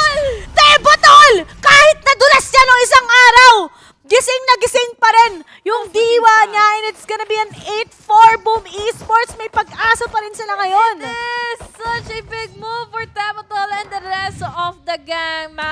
Masasabi natin talaga that it was so close for Zeta Division to finish this out for a 9-3 scoreline. Pero anong nangyari? Quick reflexes from our favorite drink all the way from Indonesia. Tebotol, nakakuha lang din naman ng 3 at yung redeeming factor niya. Kasi sabi ni Rayleigh, natulas daw siya nung nakaraan. Kaya ngayon, kailangan ko ng highlight. Papanindigan niya itong mga nagiging plays niya. He is on the top of the food chain dito for Boom Esports. Pero hanggang kailan ito mangyayari in favor of it? Honey Glaze. Nakita mo ba yung itsura ni Tebotol? Nanginig siya eh. Gumanon, flumiktas nanginig. Kung nakita niya yung itsura ko, gano'n no, parang iniswa pa yun. Ay, natamaan ko. Buti na lang.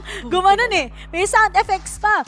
But anyway, Zeta Division, dapat sa kanila yung round na yun. Pero you just can't decide sometimes na ganun yung pacing ni Tebotol. Clutches, no problem. I can give that to my team. And now, ayan, meron na siyang, at saka, yun yung make or break minsan pagdating sa Viper's Pit. Although, notable naman yung paggamit ni Sugar Zero. But then, you just can't destroy sometimes yung experience na meron si Tebotol. All throughout, nung nanggaling siya sa APAC, then LCQ, ang dami niyang mga ganong moments, diba?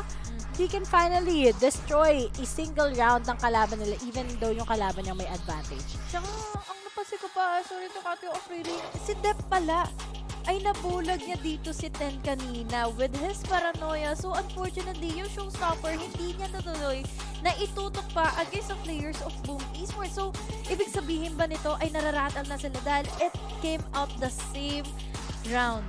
Nung first half, nung first game natin, kanina lang din in Haven. So ngayon ba, masasabi natin ngayon na from the viewers pa lang din, ng watch party viewers dito, na Zeta Division, nakikita natin na hindi sila natutuwa. Parang na-expect nila na pwedeng magkaroon talaga ng comeback dito. Nire-respeto nila ang Boom Esports. I love the respect to Boom Esports, but then Boom Esports, they're just insane. And I really do think here in the second half, we'll see more out of that Berserks, out of Tebotol. And even if hindi natin makikita gano'ng mag-pop off si Blaze King, I still do trust na pagdating sa second half, meron silang factor na papakita sa atin. At kailangan mag-ingat ng Zeta Division about it. But right now, mas importante tong pistol round, syempre, because Zeta has a 4-round advantage. Boom Esports, alam nilang lason yan. Yung one-way smoke na yan, pwede silang mapitas ngayon ng isang katulad ni Crow or isang katulad ni Sugar Zero. Pero paninimula na nga nila kagad at iniswingan, mabilis maglakad. But then there's just a follow-up coming from Berserks as he takes down the second kill with his Frenzy. At sabi niya, bail out tayo. Pero that was just a good punishment mula sa side ng Boom Esports. Pero si Ten, magpapakita nga ba siya ngayon? Yes! Na-timingan si Blaze King! And he still gets the second one! Throws it off! Pero nga lang, Flipzider medyo mababawasan. Pinning it down kay Flipzider na lang together with Famous against Dep together with Laz. It is such a punishment, Ray ng Boom Esports laban sa Zeta Division. Kumukulit daw sila eh. Gumugusto rin naman dito sina Crow, sina Sugar Zero, nakakuha naman sila ng kill. Pero nandito naman din yung clean-up crew. It is all up to Flipzider and Famous na lang din na natitira. At tamang-tama lang din at nakapasok na sila dito in B-site. We're able to plant in the spike. We are already down to a 2v2 at wala man lang ka-idea. Info dito pwedeng mag-gather from Laz dahil ang layo pa ng ginapang niya. You played it too patiently doon sa mga corners na yun. Pero pagdating sa Zeta, layo. Walang info eh. Kung nasaan, mismo. Pero, to it. Flipzider gets the perfect timing. It's up to Laz to clutch this out once again. Just to destroy the momentum of Boom Esports. Pero yung time wala sa kanya. At ngayon may Viper's Wall pa. So talagang masiswingan. Nope! Flipzider finally gets the 3K. Grabe talaga yung impact niya sa round na to. And it's gonna be a 5-8. Guys, abangan nyo na. At naisusulat, Boom Esports, hindi pa tapos ang journey nila here in VCT Champions. Same exact moment in Haven. But look at this replay, no? Nakakuha rin naman ng gante kahit paano si Crow getting in a kill. But the problem is, hindi ito naging enough pa sa kanila. Why? Dahil nandito na rin naman na yung mga natirang cleanup crew nga dito for the side of Boom Esports. Hindi nagko-coordinate talaga dito. Parang parang magjowa lang din na merong misunderstanding sa isa't isa. Yung paggamit nga dito ni Dep and his Omen. We saw earlier that Smokes was going in favor of Boom Esports na pwede niya pang pagtaguan. Yun pa yung naging reason kung bakit siya nakapag-wide swing ng comfortable dito laban sa players ng Zeta Division. And now, they are losing in the firepower but at a very least, makakakuha pa rin naman dito. Blaze King committing for 2. Wide swing dito kay Dep na magbumula up top. Pero nag-atera rin naman na Famous. Sabi niya, I got your back. And it's all up to 10 with his Frenzy. Dalawa na lang ang natitira for Boom Esports. No. Nakita mo na? Mainit na si Blaze King. Umiinit na sila finally. Boom Esports is getting that upper hand against Zeta Division, and that is the next problem that Zeta Division has to face once again, Honey Glaze. Kung gaano nga ba sila prepared to handle this unfortunate events na naman. Dahil nga, sabi ko sa inyo, very similar talaga ng pag-handle ng Zeta at DRX sa mga crucial moments like this. Pero nga lang yung DRX, they got better. But as for Zeta, ever since nga they weren't able to fly on the second one, yung nag-Copenhagen nga, walang nangyari. Talagang nagpa-fall down sila, but that was a good one coming in from Berserks, pero still, buhay pa rin naman sila. Buhay pa ang ibang miyembro ng Zeta ngayon. But that flips it or takes him out. Nawala na naman si Sugar Zero. And Debutol finally sees one. At ngayon, nahuli nga lang ni Crow. But knowing na dalawa pa sa tatlo at underman ng Zeta, kailan naman kaya nila makukuha muli ang panalo? Welcome to my world. Sabi at Iga na nga na dito ni Flipsider getting in so much space inside of A. Ang laking gambala nito for Zeta Division to at least come back stronger na dito sa mga natatamo nilang pagkatalo laban sa BME. Ang kaso nga lang, problema nila is dalawa na lang silang natitira. Hanapin pa nila dito ang isa't isa, pero ngayon, nasa secret pa nga. Nakatago na dito si Debutol. He's sneaking up to at least sidestep away from casualty. Pero ngayon, Crow with his blinds. Hindi na siya or hindi niya. Rather, makukuha niya pa rin naman na dito yung pangatlong kill niya dito. But the wide swing from Debutol will be the one to finish it all for Boom Esports. Oh no, for Zeta Division. Bakit, Honey Glaze? Parang natulala ka doon. Okay na yung blind eh. Alay. Alay. Alos eh. Abang na din si Tebotol sa kanya. Expected na yun.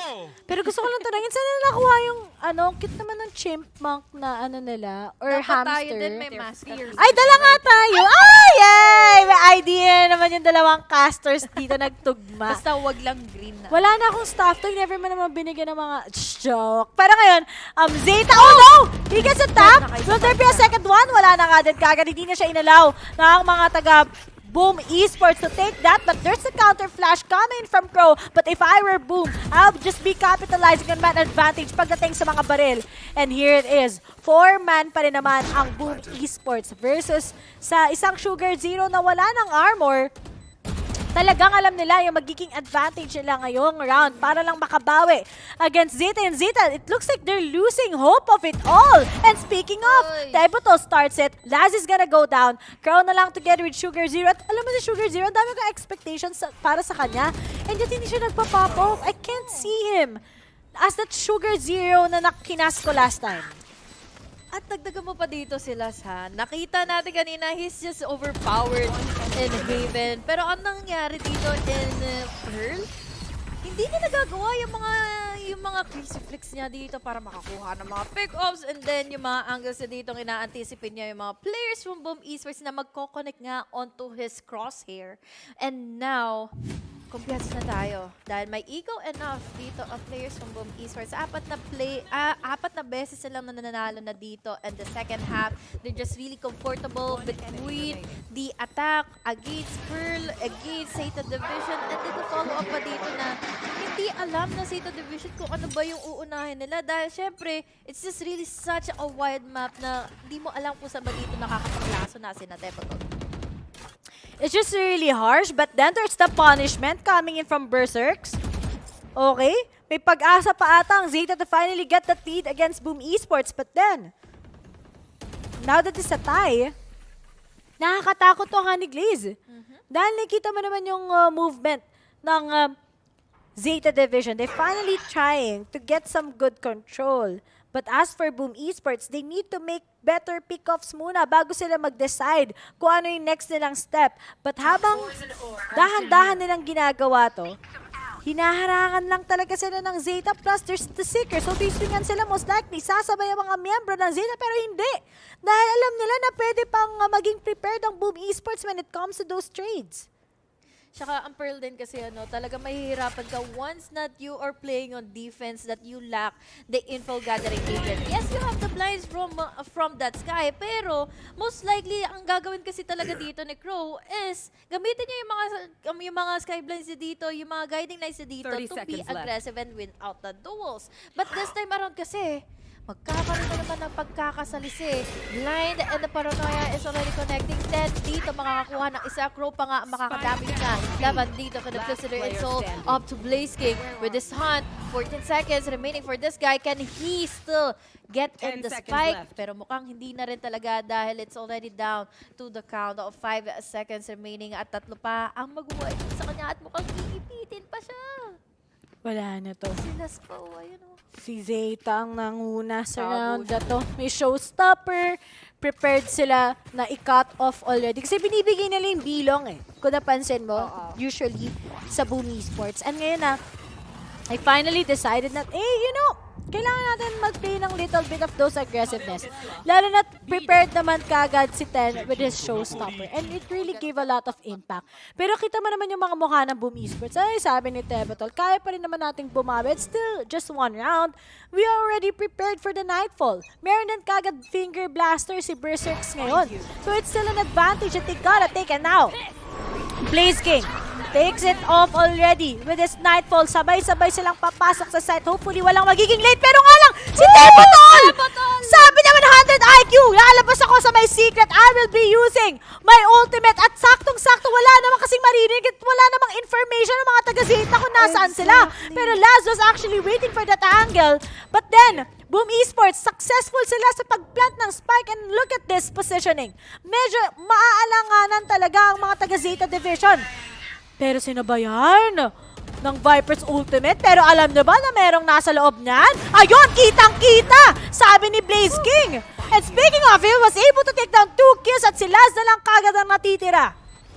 He followed through the Nightfall. Kaya naman ngayon ay nagwawagi na sila. Si Laz na lang din na walang kamalay-malay ditong nakapagbigay pa ng isa pang kill dito for Berserks. 9-9 na ang ating scoreline. Rere, ito lang din ang mga nangyari kanina.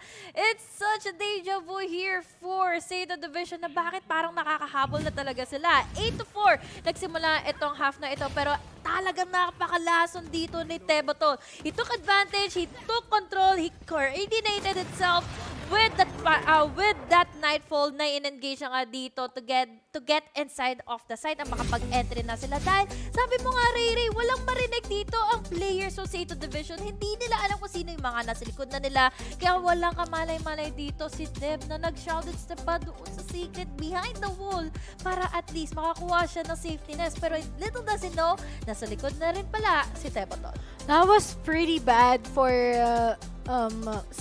Zeta. But that was really smart pagdating sa Boom Esports. Pero alam mo, nasasayangan na nga sa Viper's ultimate ng Zeta. Parating na lang sinasayang sa mga rounds na alam mong alanganin na sila. Even if they were able to pop off that Viper's ultimate, they'd still lose that round most probably. Diba? Especially that they don't have any information kung nasaan si Blaze King.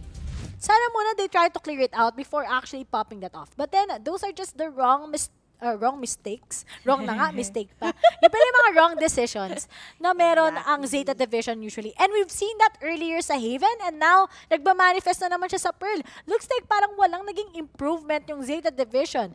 So, is this it pansit for them?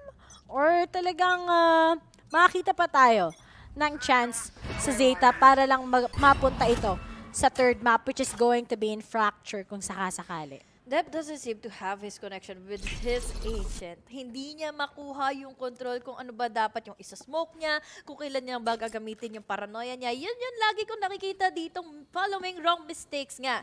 Diba? I got you. Following wrong mistakes. Ni Deb dito na bakit kumukonect din kay Ten? Kung saan, kakampi niya naman dito si Deb. Hindi naman si Tebotol yung gumamit ng kanyang paranoia dito. But at the meantime, it's already our 19th score or 19th round and the making. Nakakaramdam na rin naman na dito sa the division using in their Trailblazer and the smokes. Pero BME, hindi pa sila mismo ang nagpaparamdam dito against Zeta. Kaya naman ngayon ang daming pag-aanilangan tuloy. Tingin ko, since duelist yung gamit nga ni Dep kanina and our first game. Parang naiiba yung facing niya dito dahil nag-controller siya bigla. Tama ka doon. Ang ganda ng pagkaka-recognize mo na iba yung pacing. But then, the pacing of Boom Esports is very different as of now. 3 members losing agad sa Zeta. But then, bawal ka magmadali. Flipsider leaving this with a 3v3. Pero, Tebotol really popping off. At namomoblema ng Zeta dahil underman sila. They lose this. They don't have any economy for the next round. And that can be a possibility of a good match point na nga ba or talagang advantage by 2 rounds ng Boom Esports against them. Pero gusto pa rin ilaban nila to. Talagang gusto pa niyang makipagtapatan. Pero may dalawang naka-swing sa kanya. And he won't be able to connect the swing. And now, Tebotol gets the 3rd kill.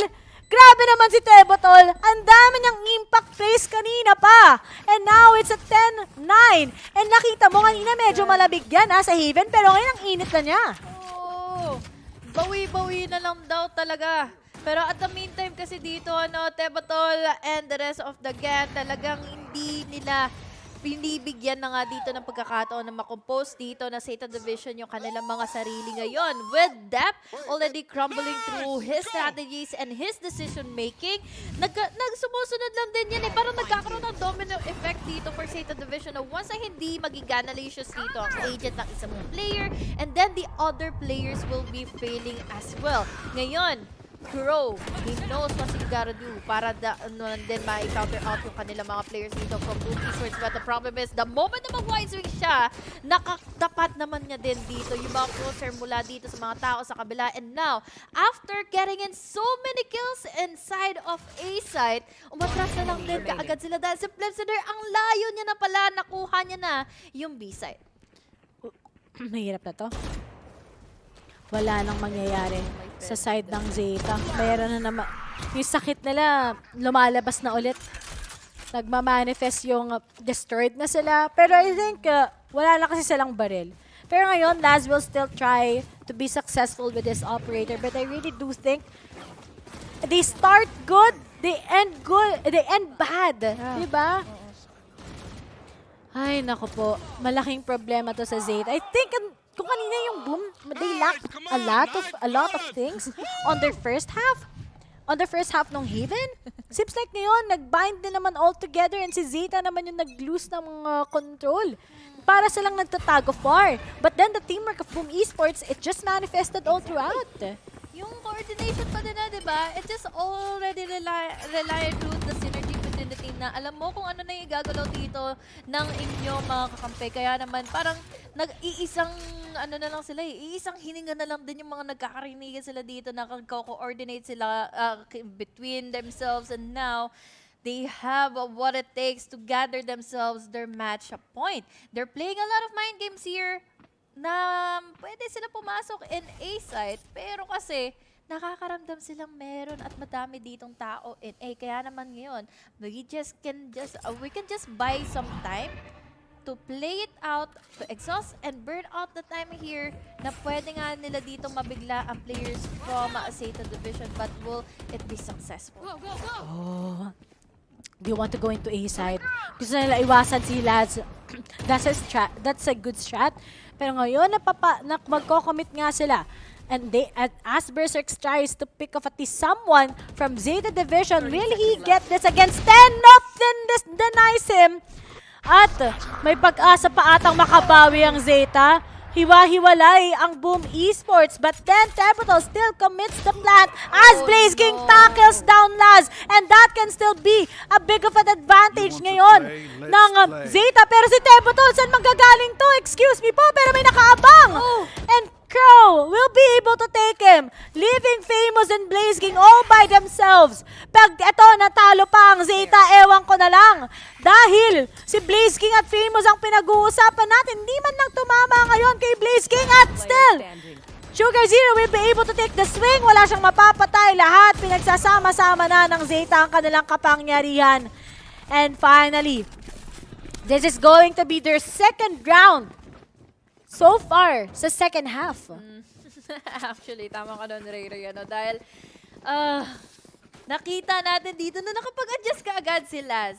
Nalason kasi sila dito, nila Flipsider na caught off guard sila in B site. Na-secure pa dito kaagad na ng BME na makapag-plant at makonquer nila kaagad dito yung space around the retake potential na nga dito. Mapanggagalingan ng Zeta Division. So, the moment na natira na lang dito si Laz, all the way from B, nayaan niya lang dito na kumuha ng atensyon ng Boom Esports from the other side of the map, ay dito na nga din, nag-iba yung pacing ng laro dito ng BME dahil Zeta Division. They are engaging in strong enough to get in that engage and to get in that early pickups. And last, he is now going on a 4D fight para makuha niya din yung pickup. Surprisingly, nawala yung Boom Esports. How they can outsmart Zeta. Oh my God. And si Dep, pinag-audition. Wala pa nga eh. Tayo nga lang siya sa may box. Naka-boost nga lang siya dun eh. Mas bigla pa siyang nawala. Ay, brother, si Tebotol. Nakaabang lang si Dep sa kanila. But then, Zeta, yung familiarity nila sa map ngayon nagmamanifest against Boom Esports. Parang kung gaano lang din ka-confident yung Boom Esports kanina sa Haven map, I think that's just the same with the side of Zeta Division. Pero kasi, alam mo, napansin ko yan din kanina, may mga utilities yung Boom Esports na sinasayang nila just to be able to clear out corners. For example, yung wall ni Berserks, dapat din niya ginamit yun eh. Papuntang just to clear out that corner. Sa may short banda, he could have just pick off at least one, use his concuss, tapos gamitin niya yun pag gusto niya pumasok na side. It gave him so much of a disadvantage. Pero nga lang, ang Zeta, I can't believe na namamanage pa nila to actually tangle themselves together despite that situation. And I think this is gonna be giving a huge toll sa Boom Esports naman. Yung mental stability nila, no, biglang nag-ump nung nakuha na nila yung following round nila itong yung pangalawang round nila itong kailangan na nila ngayon for that double digit scoreline dahil kanina pa nga dito nagkakaroon ng win sila kang BME. So at the moment, since meron naman silang naging lamang na nung first half pa lang, yun na lang din yung pagkakataon nila dito at least to gather themselves a little amount of firepower para ma-close off na itong Pearl map na ito and proceed into a game number 3. But on the other side of the things, meron pa rin naman ditong firepower din ang BME. They still have the money, they still have the ego, but they need to be careful of Laz. Sa Berserks, papasok na nga sa loob ng side. Laz, walang kamalay-malay. The smokes will be hindering him from trying to get in the team fight. But now, we have your Sugar, Zero, and Deb para ma-finish off yung fight. Dalawa, kaagad ang tumutumba. Pero ngayon, makakaligtas pa nga ba sila dahil ang Trailblazer ang makakagat pa ng mga magpa-plant lang naman ng spike dito. But now, it's still a 3v5. May Viper split pa ang kasama si Flipsider. Ay, hindi lalabas si Flipsider yung Viper split niya. Okay, yan na. They need it. They need it so bad para lang mag-match point sila against Zeta Division. Pero yung oras, kailangan maging careful lalo ng Boom Esports at ngayon nagkikitaan na nga sila. 1 HP na lang si Flipsider. Onting ihip na lang ng hangin. They still be able to get those kills. Pero nga lang it won't still be possible. For the side of Boom, Zeta wins this. Match point na sila. At nawala ng strength ang Boom Esports. Medyo may konting mali lang sila pagdating sa mga desisyon nila. And knowing and looking at that, lahat sila nasa loob ng ultimate eh. Matik na yon. And Zeta can just take their time para lang ma-pick off isa-isa sa kanila. And ngayon, hindi nila napapunish, hindi nila naka-cut off yung corner na pwede silang asimin ng Zeta. And finally, Zeta, they realized that. Early engagements kasi talaga.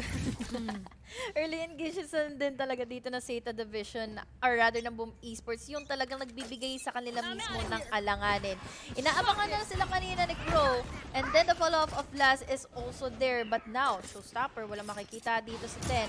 Nandito naman din yung Prowlers to get an info, Paranoia to connect in all the way from the players here of Boom. Kaya naman ngayon, they are already hesitating kung ano ba yung dapat nilang gawin. Dahil ngayon, hindi nila pwedeng basa-basang lumipat na lang din ng isang side dahil si Laz pa rin ang nakaabang, ang nakabantay dito in B. Mata mo, mag-isa lang siya. Kaya niya daw niya yan eh. Ano yan eh? First honor yan eh. Matalino yan. Oo. Kaso, etong mga taga-Boom Esports, ide-deny sila ni Sugar Zero. Di kayo dito papasok. Ay, ang cute! Di sila makakapasok ngayon. Nade-deny pala yun pag may early smoke kaysa dun sa ano. Okay, wala lang. Share ko lang. Ngayon ko lang na-realize. Pero si Famous, if he takes down Depth, that can be an opportunity. Although they already know where they are. Kaya nahihirapan ng Boom Esports para lang mabawasan sila. Pero habang naghihintay pa rin si Laz. Marunong maghintay saan maglalakbay ang mga taga-Boom Esports. But then, Blaze King, he needs to get Laz so that they can be successful to committing here in A-side. Pero alam na nila kung saan pupunta ang mga taga-Boom Esports. Pero there's just Flipsitter cutting down the potential of pagpunta at pag-ikot. Pero nga lang yung spike, still, Blaze King, pipilit niya pa rin. Pero nga lang wala na. We're gonna go in to the next map, which is going to be a fracture. And an ace coming in from Laz. Zeta Division, still, hindi pa sila nasisira ngayon. And it just shows us that even if Boom Esports, they have the potential, mas wise, mas gumawa ng homework ang Zeta Division pagdating sa Pearl map. Yeah. Although may mga times talagang hindi nagiging sapat yung mga paglaro dito ni Dep ng kanyang Omen.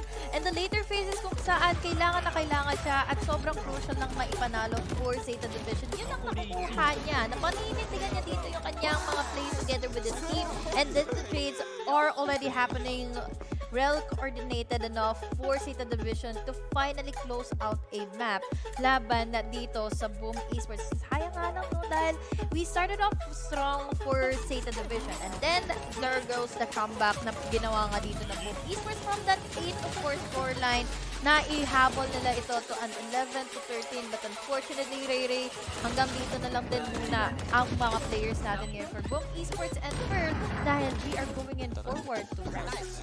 Puro 13-11 sa ulo. Kahit sa ulan mo ba? Ang galing nila parehas maglaro eh. Diba? They know kung ano man yung magiging tactics nila next round. And they're very familiar with each other. Pero as for Zeta Division, nakala ko sobrang makita yung highlight nila. But I think it's not about that anymore. They constructed it in a way na when it comes to the rounds that they're losing, buti na lang nag-step up na din kagad si Dep. Kasi kanina mo pa tinatanong, di ba? Parang si Dep hindi siya workable with that Omen. Pero buti na lang, on the rounds when you need him the most, nandun siya to actually give life once again to his team. And now Zeta still goes to a fracture. Pero we gotta consider talaga pagdating sa mga teams na nasa do or die na. Given na to eh. Na magkakaroon talaga tayo ng third map. Sa ayaw at sa gusto nyo. Kasi kanina, di ba, yung last 2 rounds na yon, last 3 rather, ng Zeta Division, willpower na lang yun nila eh. Parang gigil pa rin nila na hindi pa sila uuwi. Parang, ganun pa. May sound effects. Yun ang kailangan na lang din nila, no? Dahil, syempre, mga ngamba tayo, nag-8-4. Katulad na lang din nung Haven na ihabol nga ito ng Boom Esports. But unfortunately, hindi sila yung may panghawak ng pangtuldok na nga dito in Pearl. Although it was really such a good game, ano? Dahil, syempre, parang nagkaroon ng comfortability most of the time dito ang Boom Esports nung umabot na tayo ng second half. But unfortunately, hanggang doon na lang din ang Pearl na ito. This is Sanagli CW. Kasama ko ngayon si Ray. Magbabalik tayo for our game number 3 after this break and our panelists.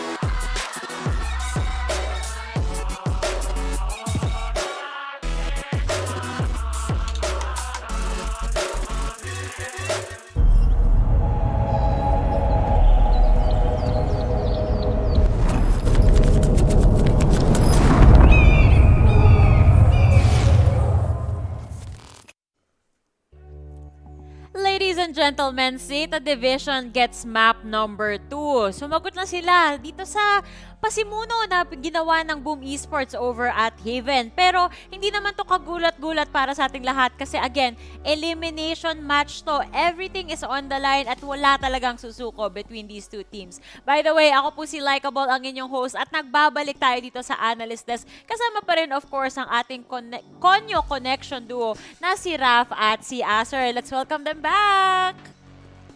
Aww. I thought you were gonna say something again, but it's fine. Yes. So, ito na nga, Pearl. Ay, on the side of Boom Esports, they were so close. Diba? Muntik na. Kaso, it wasn't enough. It felt like kagaya similar to what we saw sa Haven din, na nakakabawi na ng rounds ang Boom come the second half. Pero there was something just different with Zeta this particular second game. I think it was akin to, these two particular players, Laz saka Sugar Zero. Laz always hitting the multi-kills when Zeta needs it the most, especially dun na sa final rounds. And Sugar Zero almost always able to find, I feel, yung singular dual challenges that make it difficult for Boom to retain yung map control nila on the attacking side. Why you gotta do this to us, Boom? Like, you had everything. You had everything. But again, putting credit where credit is due, I really appreciate that Zeta were a lot more proactive, a lot more aggressive. As we talked about earlier on the panel na sila yung may flash, so dapat sila yung mas aggressive, sila yung mas reactive on the plays. And speaking of that smoke, there was one Boom play that I feel like has left everybody scratching their heads. Yung nag-triple audition sila. Hindi naman necessarily triple pick, but wow, what an ace by Laz again, just to put a highlight on that. Don't get me wrong, maganda yung idea behind that push over there. Nag-push sila dito sa bilong, meron tayong smoke. Ang mali lang talaga, isa-isa silang nag-pick eh. Tatlo na kayong nandyan na yung space. Nag-cloud car. Kaso bakit kayo nag-audition? Alam nyo naman na itong mga Zeta players natin, mechanically skilled talaga at mabilis talaga yung reaction time. So sayang naman sayang yung idea behind it. And speaking of again yung skilled Zeta players, I cannot emphasize talaga yung impact na pinapakita. I'm kind of sorry that Sugar Zero is here kasi he's also good, pero Laz and Sugar Zero have got to be the two key players dito for this particular game. Yung ability ni Laz to get again, yung multi-kills even under pressure, plus yung ability niya rin to always challenge the first kill and almost always have such a high percentage success chance at it. And grabe, yung utility usage nga talaga ni Sugar Zero. We complimented him when he had that match against Loud, even though they lost nung Ascent, but you can really still see the, what's the word ba dito?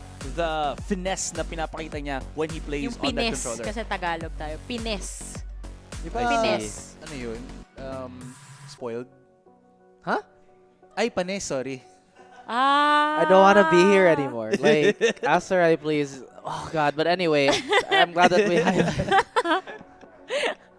Oh, no. Hindi ko na rin alam gagawin. Okay, pag kami pag kami ang magkakasama dito sa panel, natututo tayo ng mga panibagong kaalaman mula kay Asoray. Pero nakita na natin kanina kung ano yung upcoming map. We are gonna be going on to Fracture. Hindi ko talaga alam kung ano ine-expect. Alam ko naman na pupunta tayo sa map number 3 kasi nga, everything is on the line. Hindi sila magpapabaya. Pero Raf, going into Fracture, ano ba dapat yung i-expect natin? Siyempre, mag-overtime yan kasi si Ray Ray nag-cast eh. But again, on a more serious note, you guys highlighted Sugar Zero, you guys highlighted Laz. I again want to put the eyes on Crow for being that Sky. We know Boom is a team that's all about discipline. So, tama lang na nagrespeto sila sa mga flash. Nakita mo, hindi sila super confident on their swings because they know Crow is still around the corner. Will we see more of that on Fracture? I would like to assume, or I would like to say na, well, again, Breach is a staple on Fracture, so this is a map where you really cannot have flashes on, not have flashes on. Mapabalik lang na onti dito sa Pearl, no? Tingin nyo ba kung merong iba pang flasher itong side ng BME, magbabago yung resulta natin? That's kind of hard to I feel like hindi. Considering how well yung positional awareness ng Zeta Division players are, I don't think the flash would have really mattered as much, especially on the defending side ng Zeta Division dito. And considering that they do have that double controller, it would just mean na they can just play what's the word ba dito? Play keep away. Just use their utilities. You know, if nag-charge in yung boom, they're gonna just waste all of their flashes, and it won't really have that impact that we're probably looking for sana. I feel like, yeah, I'd agree with Asarai that maybe the flash would have helped, but I feel like, again, I've said this many times, I'm really not a fan of Solo Fade as an initiator. It's just, I feel like it just doesn't have enough coverage and range that you would like as an initiator, as a main initiator. But let's just say if they did have that Sky, at the very least, I had a response to Crow. But, you know, that's done. We can't cry over spilled milk. Here we are in Fracture. Yes, we are gonna be going on to Fracture. Tinitingnan ko kung ano yung mga agent lineups na nilabasan nitong mga teams na to in the past. Dito sa side ng Boom Esports, naglalabas sila nitong meta na nakikita natin sa Fracture, kung saan merong Neon, Breach, Brimstone, KO, and Chamber. On the other side naman, dito sa Zeta Division, they do double controller. Meron silang Astra, Viper, tapos Raze, Chamber, and then Breach. Tignan natin kung yun rin yung makikita natin this time around. Pero, nai-imagine ko na kung paano magka-come into play yung mga executions nila. Kung if ever, ito pa nga rin yung lineups na ipapakita nila sa atin. So, let's take a look. Ano nga ba yung first pick? Meron na tayong Raze and Chamber. Pero may Raze din dito sa side ng Zeta Division. Double duelist. Okay, they didn't. I think both double duelists. Oh wow. Okay, so what?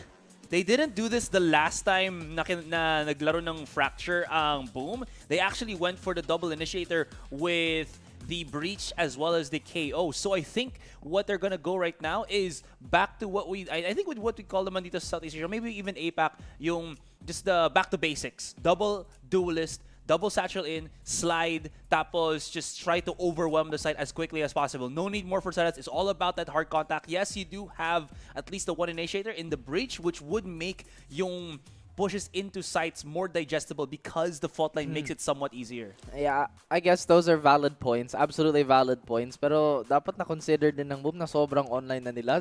The way he closed that map out and the way he's just unwavering. Because I feel like really, really dangerous for Boom, and I hate to admit that. Because, well, sobrang obvious naman na I'm a Boom guy. Yeah, you know what I mean? yeah. I totally get that then. Pero ang challenge kasi dito sa Boom Esports, knowing na ganyan nga sila, kailangan nila i-shutdown But how are you gonna shut down this guy na no fear talaga? Ready siyang mag-take nung, yun nga, nakita natin kanina yung mga first kills of every single round. Halos lahat naging effective talaga diba? Yun yung magiging challenge on the side of Boom Esports. Pero pag-usapan natin yung transition na gagawin ng Zeta Division, they went from a double controller to a double duelist. Tingin mo, Asoray, kakayanin agad nilang gawin tong adjustment na to? Tingin mo na practice na nila ng fully etong composition na to?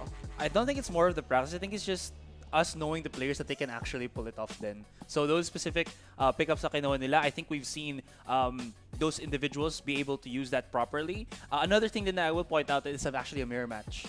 So pagalingan na lang kung sino mas dito, mas may handle dun sa lineups na to. Yan na nga yung malaking challenge na makikita natin dyan.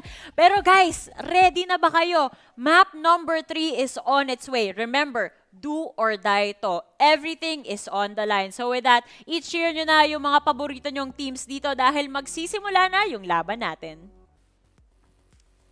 What's up sa mga nanonood dyan? Nandito na tayo sa last map between Zeta Division and of course, Boom Esports. Ako nga pala si Ray 2X. Kasama dito si Honey Glaze with a W. O, diba? Namamas ka na yung spiel mo.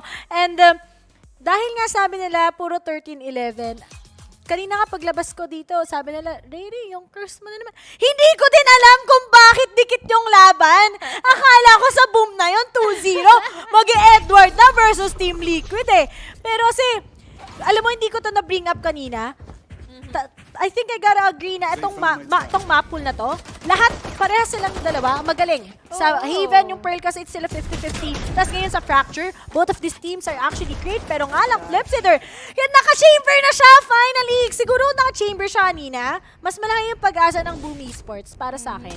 Tututusin we're just lacking the aggression na pwede ngang gawin dito ni Flipsider. Pero hold up, dahil meron nakagaganap dito ng mga flanks na nagwawagi na dahil si Sugar Shiro ay nakakuha na nga ng isa. But the problem is, he is quickly traded off. Sila lang dito ang natitira, but with the jumping right click of Flipsider, nasabi mo nga, Ray, komportable na ngayon si Flipsider na meron siya mobility. They have enough firepower to begin this round strong at sila na ngayon ang attackers dito sa first half na ito na kung saan pwede nila ma-enable ka agad yung aggressive lineup nila na meron sila ngayon.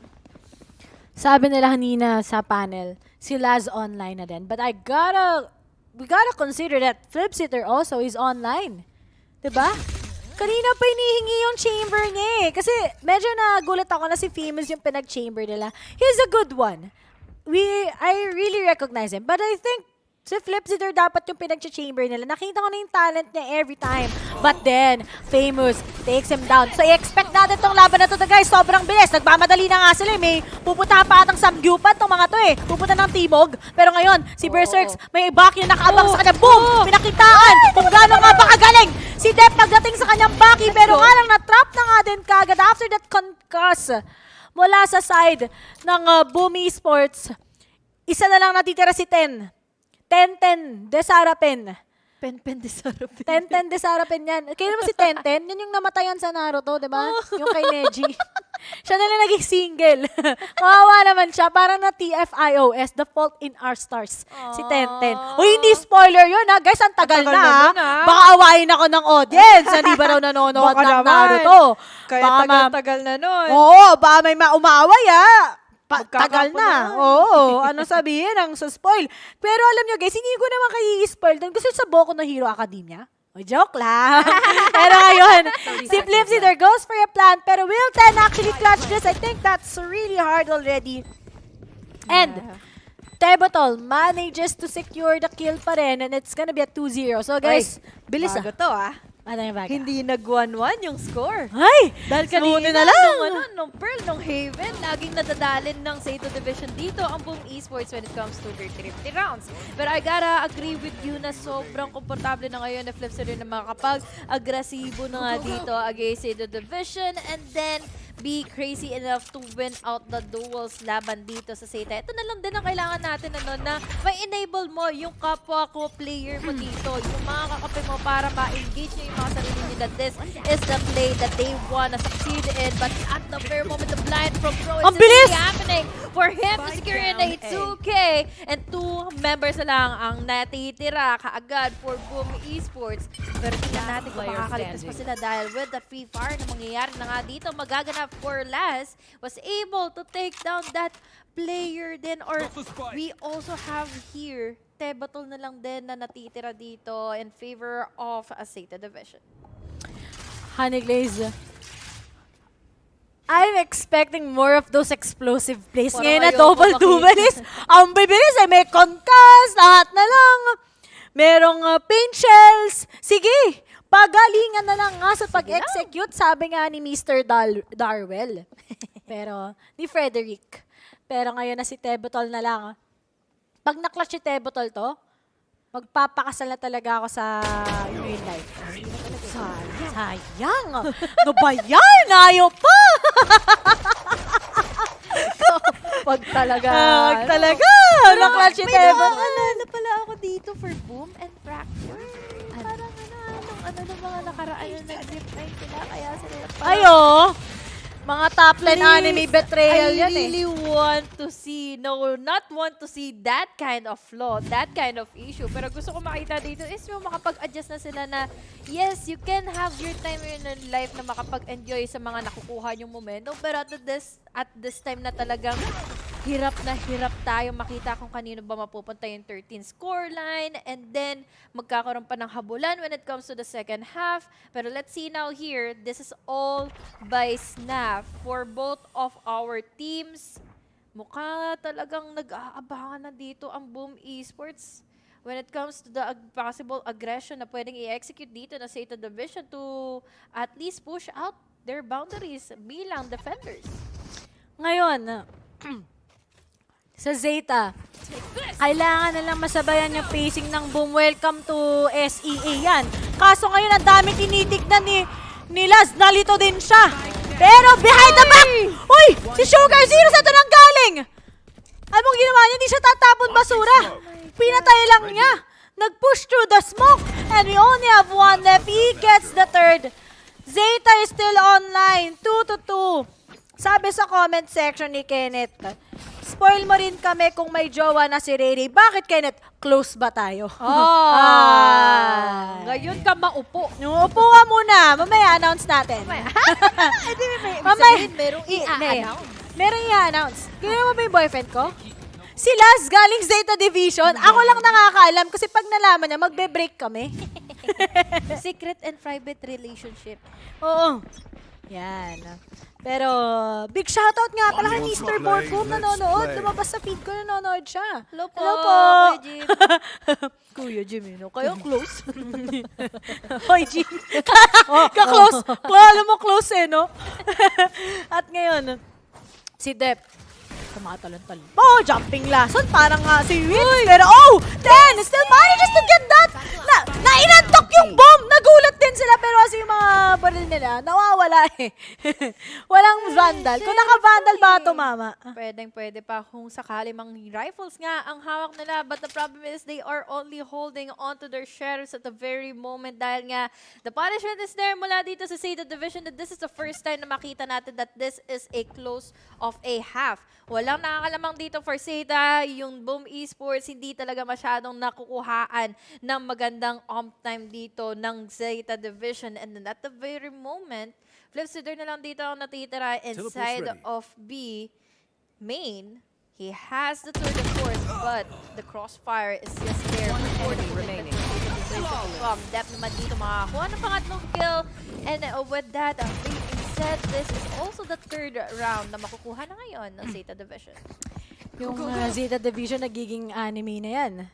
Ano na yan? Ano yung mga opening ng anime? Nanonood ko ba Shokugeki na Soma? Ay,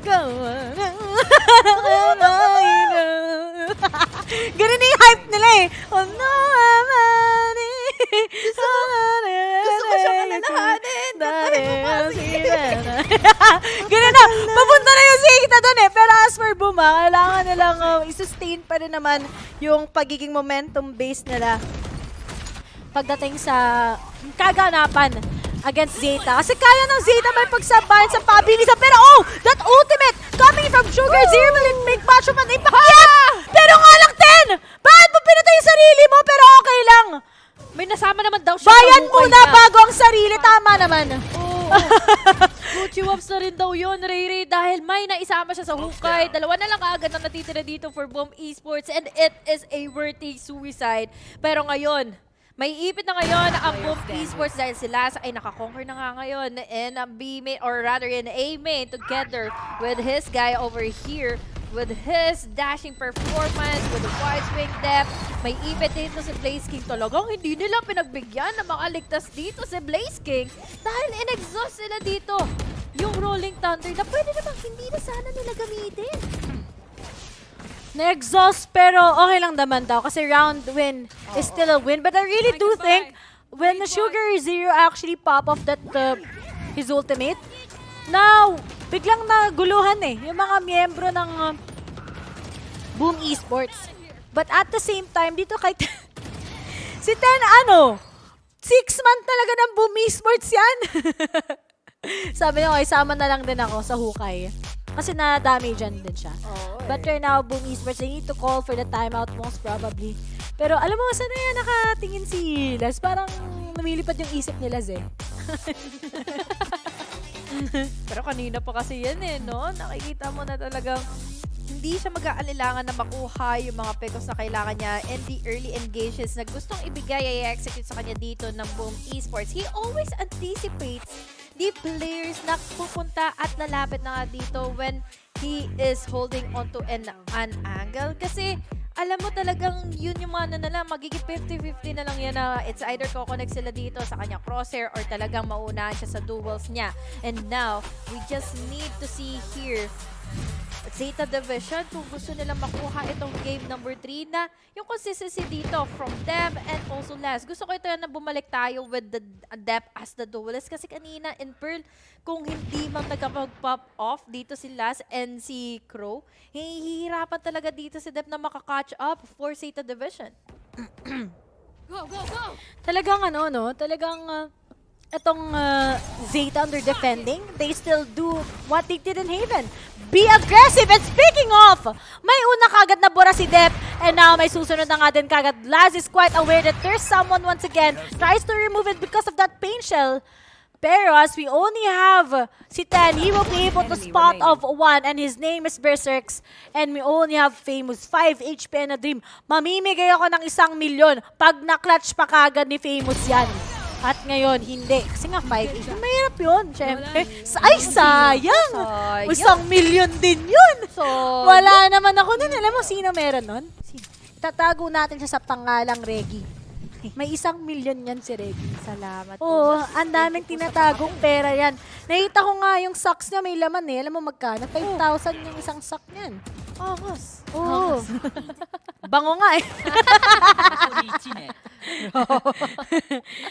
Nagkaka-expose na dito, no? Kasi expose na rin tayo sa pagkakataon na nahuhuli na naman dito ang Boom Esports at ayaw natin itong makita dahil nawawala yung pagiging komportable nila bilang attackers in this first half.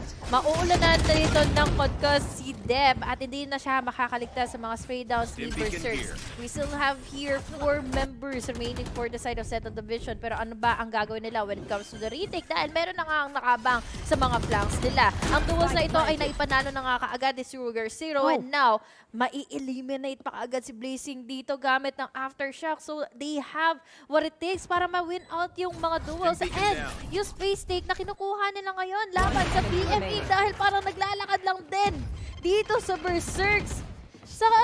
Naglalakad lang sa mulat, wala siya kamalay-malay bakit bigla siya napatay dito ni Laz gamit ang operator. At ngayon, wala na. Mahirap na kay Famous to. Ang dami yan. Vandal pa naman hawak. may nag-cheer kasi ng Zeta dito, sabi ni Sile. May nag-reply kay Sile. Tatago na sa pangalang Kaiz Ocampo. Ang pogi ni Laz, no? Tapos sabi ni Sile, di ko naman kilala yun eh. Basta magaling lang sila maglaro. Lap-flip talaga sila dito sa comments eh. Pero kasi ito I think hindi natin nakikita si Laz dito eh. I mean, he just gives the kill, yeah. The trades, or if he'll be able to spot off one. We gotta recognize how good Dep is.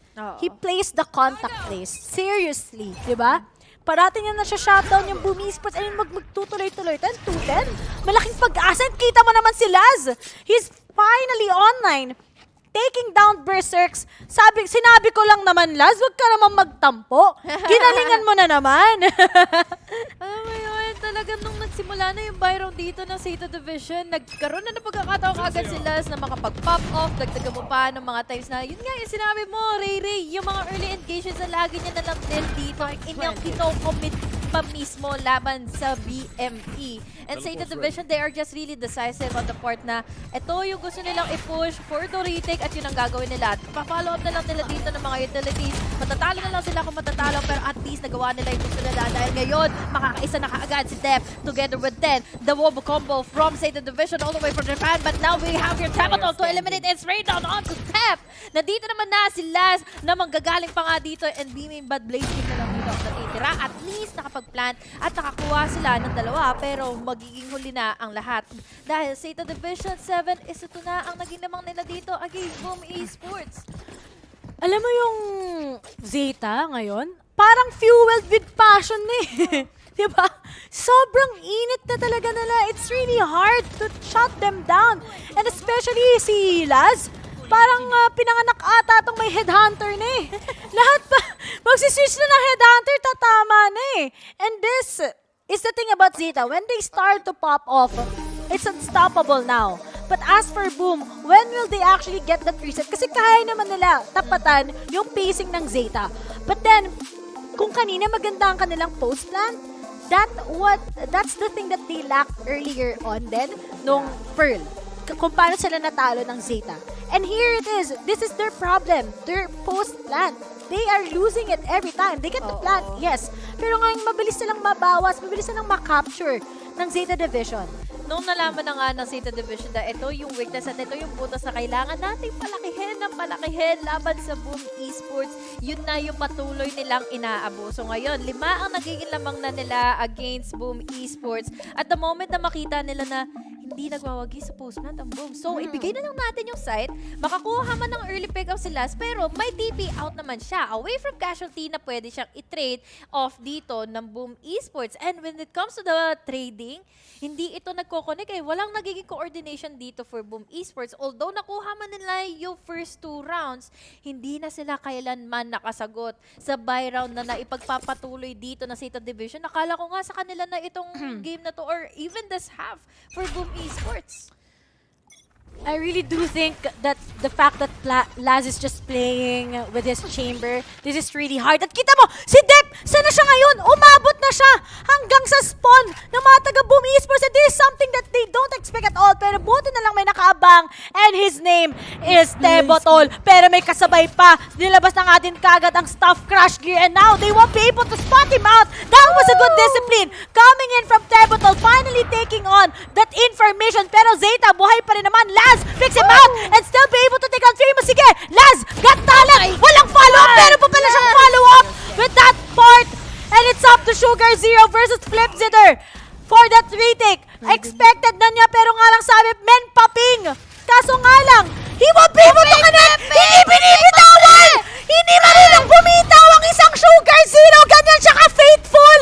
At kahit namatay siya, mas importante yung round as Zeta takes it on against Boom. Pre, sabi ko i-ping nyo, pre. Bakit nawala yung pag-ping nyo, pre? 8 rounds laban sa dalawang nakabulsa ng kabila. Pero tingnan mo ito ha, Blazing was able to at least have his discipline to eliminate in those following players na gusto lang mag-retake all the way from flanks. But at the end of time, makikita natin na yung paggapang na nga dito ni Sugar Zero na nangyari na nga dito all the way from aiming was also a big impact para at least magula na ngayon ang Boom Esports kung ano na nga ba ang gagawin nila at tatahakin na ngayon dahil at the meantime we still have here them already securing it sa site. Pero tingnan mo naman, Ray, yung site ay walang katao-tao ni isa from Zeta Division. Binibigyan ng Zeta kasi confident nga sila sa kanilang retake every time. Kita mo naman si Ten, sana nanggaling ngayon. Nilabas na nga din kagad ng kanya showstopper. And now, Crow will be able to spot off Famous. Pero kahit concuss, kahit nag-focus sila kay Ten, distracted naman na kagad yung mga players. Pero still umabot pa dahil si Ten ready na with his finger blaster. He takes down 2 members kagad and we only have Tebotol, but he still be able to get the kill. Pero habang nandyan, he still have the post plant. Hindi na ba ibitawan ni Dep? May mga nakaabang na nga din kagad. Wala nang bala pa ang isang katulad ni Tebotol. And Zeta will still be able to secure this round against Boom Esports. Napakainit na nila. Pero yung round na yun kanina, alam mo kung sa mahilig, ang asim ng Boom Esports. Pinag-audition nila sila rather sa harapan ni Laz. Eh si Laz yun, ang init na nun. Hindi na nagmimintis yun. Tapos kanina pa siyang hindi nakakapag-adjust dito ng agent na dahil ito lang din ang kailangan at gugustuhin niya ipanalo dito sa kanilang mga duels. Siyempre, kesa naman na makapag-adjust ka with your agent na maiiba naman din yung magiging objectives, no? Yun ang nangyari mismo kay Dep kanina lang din and Pearl. Pero ngayon, tingnan mo naman on this guy. He's already top of our food chain, fragging out with 13 or 15 kills. Pero with that wall, nakaligtas. Dito si Berserk mula sa mga magiging crosshair placements dito ni Laz was able to TP out at once again, muli na binigay ng Boom Esports ng Zeta Division yung site. Yun o, itutok mo. Itutok, lalabas, tatakbo! Sisigaw ang pangalan mo, si Laz, naghihintay lang. Akala ko nasa attacking, pero bakit siya ba yung naghihintay? Pero anyway, huwag na natin pag-usapan yun dahil ang kailangan pag-usapan ngayon yung Boom Esports na nanalo. May posibilidad pa nga na 2-10 here in PH Broadcast. Dito ka lang makakita ng welcome to SEA and welcome to Japan. Sabi nila ngayon. Pero nauubos pa nga, pero nahack na nga nila. Pero nga laban kayo nag-audition. Still Flip Zero will be able to take it. Yung oras, naghihintay. Laz, hindi niya bibitawan. He was to be able to get it. At may oras pa siya to actually defuse it. Huwag niyo talagang pahawa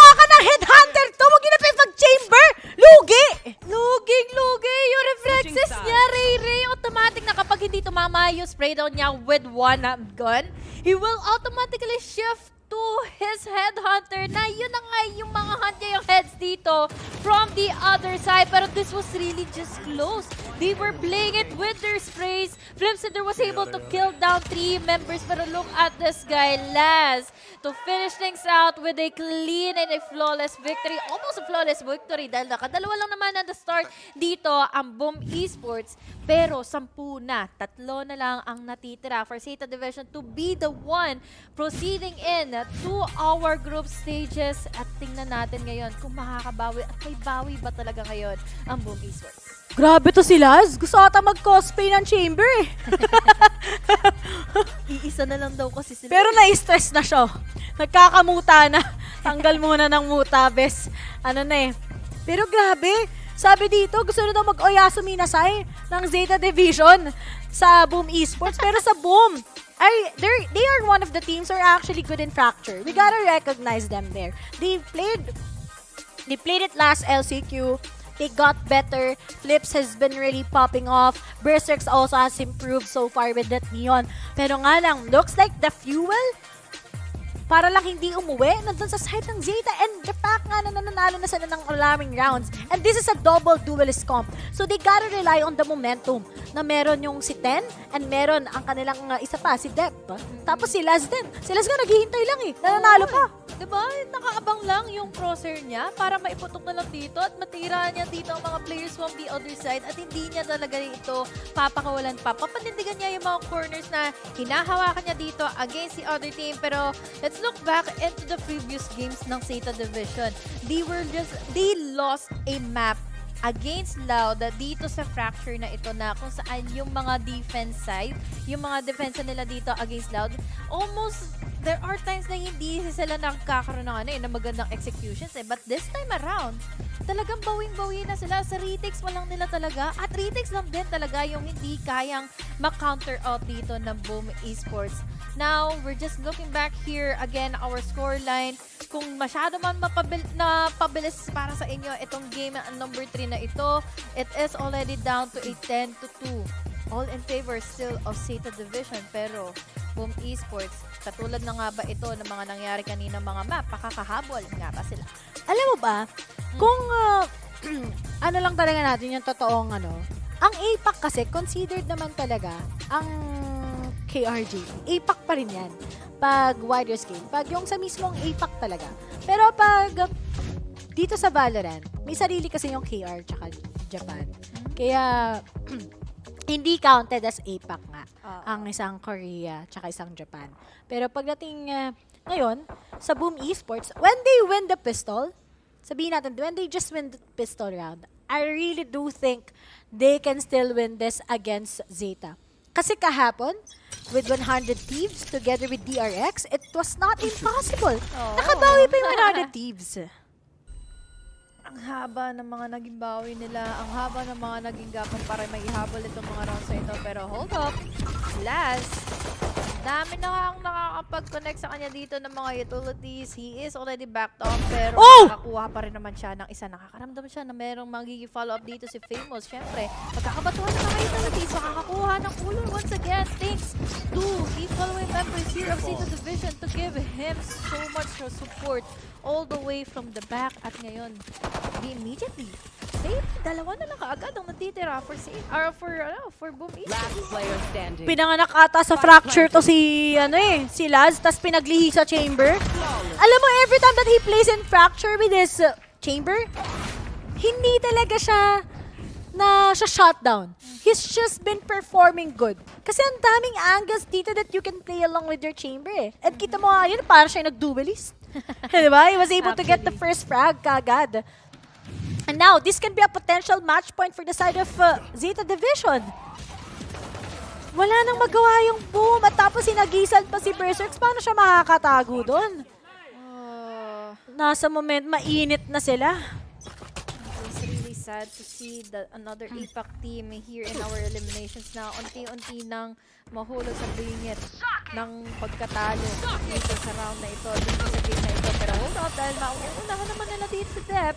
Consider dito, at least he's still alive, but unfortunately for Blaze King, makakatapat niya kaagad si Crow. There's the aftershock, makakatapat. Oh, nakapag-iba na. Talino! Dito si Alam niya masakit yung damage, kaya doon na lang sa behind. Ay, pero si Tebotol, tumututok pa. Okay, it's up to the 2v2. Advantage ng Zeta yung baril. Alam na nila saan manggagaling yung isa. There's just the blind. But then 10 is just built different. Also match point for Zeta Division.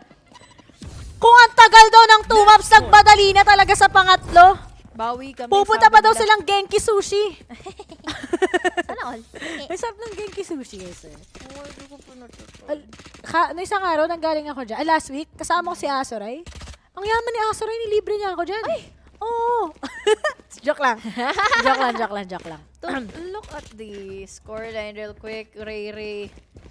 Halos 6 na rounds itong puro objective take na naipamanalo dito na Zeta Division against BME. I'm just really scared for BME dito dahil syempre you don't want to end your championship or yung champions round dito.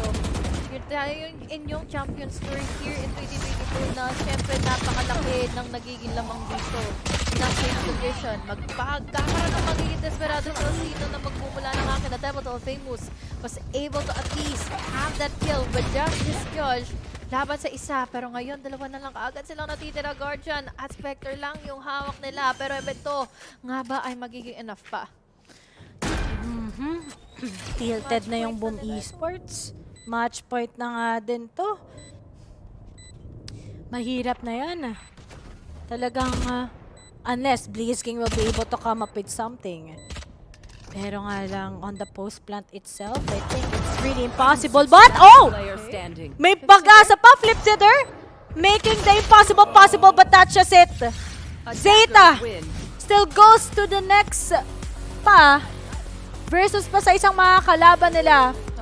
And now, looks like there's the first team who's gonna say goodbye sa ating VCT champions at yun ay ang Boom Esports from SEA.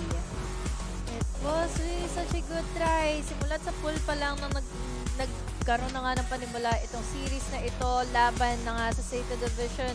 Sobrang laki ng naging struggle dito ng Boom Esports. Sayang lang din yung Pearl dahil it was really close enough for them to close out that map para makuha na yung 2-0. Pero nung umabot na sila ng 11th round, hindi na sila nakapagpatuloy pa dahil nga nakapagbigay na rin ng momentum dito for last. And si Dep, nakuha nila rin ng footing niya. They were really just comfortable. And now, Zeta Division will be proceeding in for another round in the group stages before they qualify for the playoffs. But then, pagdating sa Boom, it was still close. It was still 13-11 for the first 2 matches. And plus, it's their first time mag-LAN. Tapos ganito na kagad yung kalayo yung nararating na against Zeta, di ba? Na napaka daming experience na din. Kaya, sa tingin ko for next year, kung ano mang kahantungan ng Boom Esports, they are still gonna be thriving so much. They are still gonna reach, di ba? Yung mga gusto nilang makuha here in the VCT, it was still a close match para sa akin. They proved so much sa Haven, imagine that one. Although, sayang lang yung map, yung Pearl map. I think sa Pearl map talagang naging factor kung paano matatalo yung Boom Esports. Sandun they can still manage to get a 2-0. Pero nga lang Zeta, nung nasa fracture na ganun sila kainit, double duels, and they started it out sa defending where you just can't, di mo lang talaga maipagkait kung bakit ganun kagaling sila, bakit ganun kagaling si Dep, bakit saktong-sakto parati ang katulad ni Ten. So talagang Zeta Division, hindi pa tapos ang kanilang journey ngayon. Ang akala ko nga lang din, Ray, no, na hindi ito magiging ganap for Zeta Division on their defense. Dalawa kasi yung duelist nila. Yes, it can be good when it comes to the contact plays, pero syempre, you need to play out their utilities para mapigilan mo naman dito yung pagpasok ng Boom Esports kasi syempre, may mga times naman na maaasahan natin dito ang Boom Esports. Nagdalawa na nga sila dito ng panalo from the first half, but unfortunately, Gusto ko yung may pakaturo ni Ray. Ang pogi nila, grabe. Wait lang, sorry, nag-fangirl. Nag-close up kasi yung Oh, camera nag-close ng up! camera. Kaya pinagbibigyan. Pero, Alam ng cameraman na pinagbibigyan tayo dito. maganda yung view. Maganda yun. Parang ano lang eh, parang I just really love how Zeta played this, but then sa Boom Esports, it was still a good job for them. They managed to get the map out of Optic. That is still good after a lot of OTs, diba? The same goes then sa performance nila here against Zeta Division. They're still really proud of their runs, still really proud of their execution dito. Although talagang napakahirap makita itong game number 3 na ito. It ended out with a clean 13-2 score line. The moment na maging komportable na dito yung Zeta on their buy round, doon na nagtuloy-tuloy at hindi na ni nakaisa ang players natin ngayon from the side of Boom Esports. And just really hope for the best for the next journeys to come para sa kanila. Talagang masaya ang si coach. May kahawig yung coach, hindi ko na sasabihin, pero parang caster siya sa isang WR. Shoutout nga pala sa friend ko, si Gigi Spear. Hindi mo saan sinabi na isa ka na palang coach sa Zeta Division. Pero, anyway, gusto ko lang i-highlight na magiging rematch to between Loud together with Zeta Division. And I'm so excited on what can possibly go wrong or go right into Para Zeta dun sa Division. dalawa, no? Pero magiging matinding labanan yun. Is it gonna be a slow-paced one? Or still, itong double duelist composition ng Zeta Division yung magbibring sa kanila into the top 8? Yeah, I was looking back into their stats and on their previous matches, Ray, na sobrang ganado din talaga ng Loud Esports dito para makuha nga yung mga games or yung mga comeback potentials nila against Zeta. Nakuha nila yung fracture in the first half nung mga nakarang araw na they were able to play it out. Pero we had also as well is yung Loud na nakuha naman din yung composure nila into the later phases. But at the meantime, that is going to be it for us and the Casters Desk. I'm Haniglisi Dodovali. Kasama ko ngayon si Rayre. Magkikita tayo muli later on for our next following series. Siyempre, we'll just go into a quick break.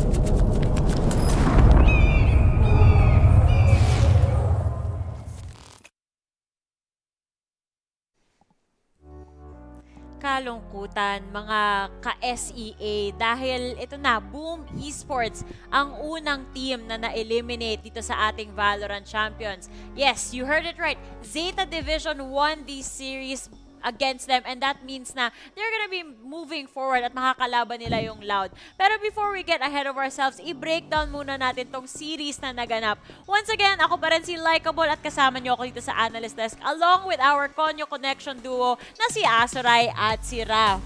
Ayan. Alam nyo, kanina chinek ko tong Twitter, no? Sabi ng Boom Esports, Laz is a shonen anime main character. Hindi kasi ako nanood ng Naruto. Pwede pa kayo-explain sa akin kung ano ibig sabihin nito? Basically, siya yung bida ng storya. He has what we call the plot armor. So kahit anong mangyari kay Laz dito, walang makakatalo sa kanya. In a sense, in a way. I don't want to talk. It's not like Boom was my favorite team or anything. You know what I mean? Hindi, kailangan nating pag-usapan, Raf. Trabaho natin to. Alam mo, tinanggal kasi ni Berserks yung wig. Oo nga, no? Baka yun yung... Yun yung ano niya. Source. Oo, dapat Doon yung lakas niya. Dapat si Berserks, magiging shoujo naman siya. Maybe he should have used real lives, you know? Aha! Dapat kasi nag-jet pa rin siya. De joke lang. Siyempre, mapabalik lang tayo dito. In all seriousness, ang galing talaga ni Laz. Oh yeah. Wala rin akong masabi na negative. In fact, kung ngayon pa lang kayo nag-tune in dito sa Valorant Champions natin, huwag nyo nang kalimutan na pangalan yan, si Laz. Someone to look out for on the side of Zeta Division. I mean, talking about Laz, I did talk about it in our pre-fracture talk. He's online going into this for Boom. Medyo delikado yun, man. Nag-mirror sila, tapos double duel. So they are gonna go all-out star power. And Laz, well, Laz did Laz things. How else are we supposed to explain it? Why would you do this to Boom, Laz? I will add though na... Ramdam ko yung lungkot sa boses ni Raf eh. I will add though na hindi lang si Laz ang bane of the existence for Boom. It has to also be Sugar Zero at si Deb. And I think more Sugar Zero than anything else. Yung one place of Fracture where he just pushed out of the smoke and basically got, I think, 2 or 3 kills was just a testament to how confident they were in this star power duel sa Fracture nga. And that's what we saw. You saw how the mirror match resonated sana na it's all about the aim game. Pero Japan, they just brought something different, man. Yeah, and speaking of Zeta, kung pag-uusapan natin, napapansin nyo ba ang galing nila mag-defend? Alam niyo kung bakit? Kasi ano si Defender.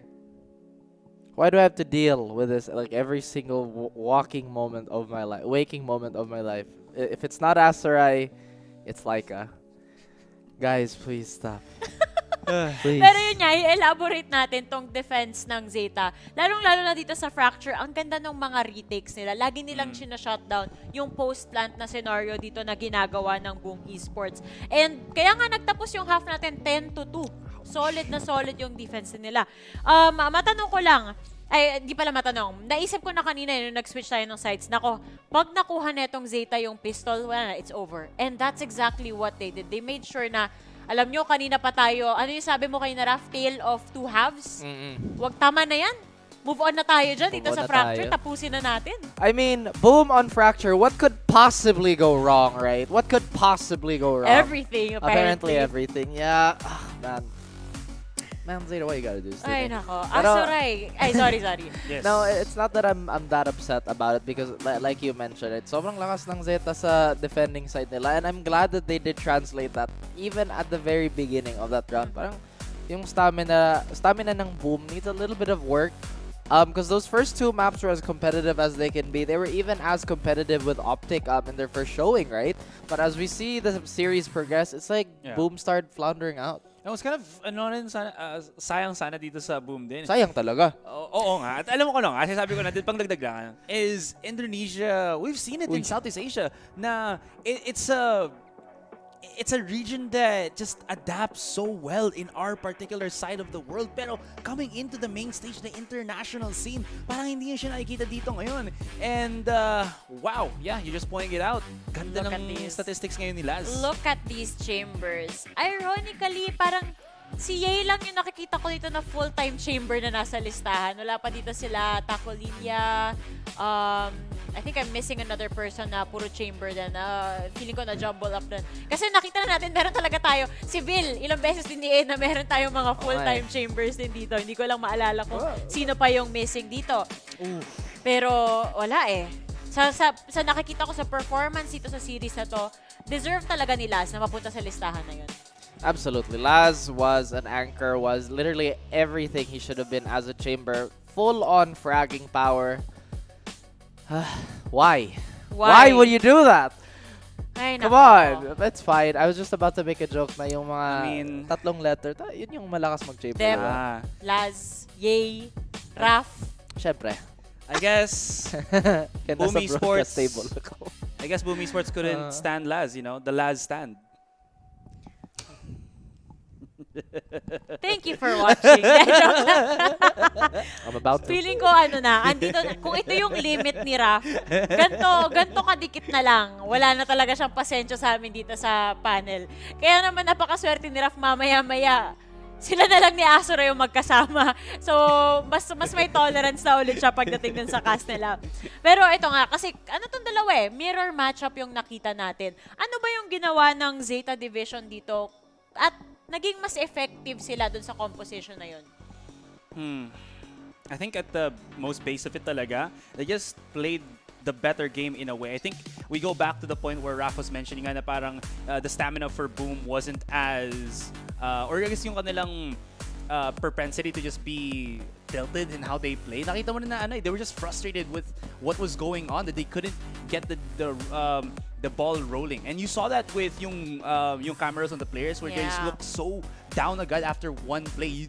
It felt like they couldn't really bounce back from that, and Zeta Division just fed on it more and more. And nakita mo na, and it ended in that first half 10-2 agad. Well, tingin ko pressure din yun eh. Isipin mo, ikaw, imagine if you're a player on Boom. We fought all the way through LCQ and we lost in the upper bracket. Because like, di ba, first opponent, Optic pa.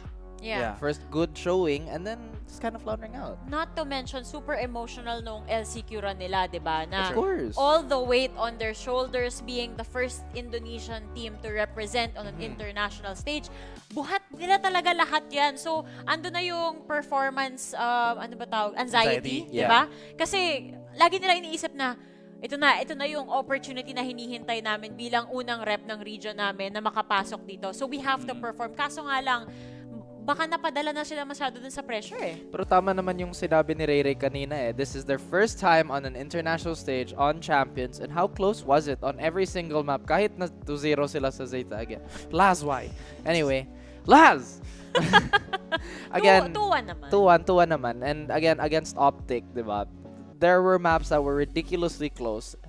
If they can somewhat refine all these edges and stick together as a team like they did on all our stages, then maybe we have still an upside for Boom Laika. Well, we hope to see them in future tournaments. But in the meantime, pakinggan natin kung ano nga ba ang sasabihin ni Sugar Zero all the way from Zeta Division.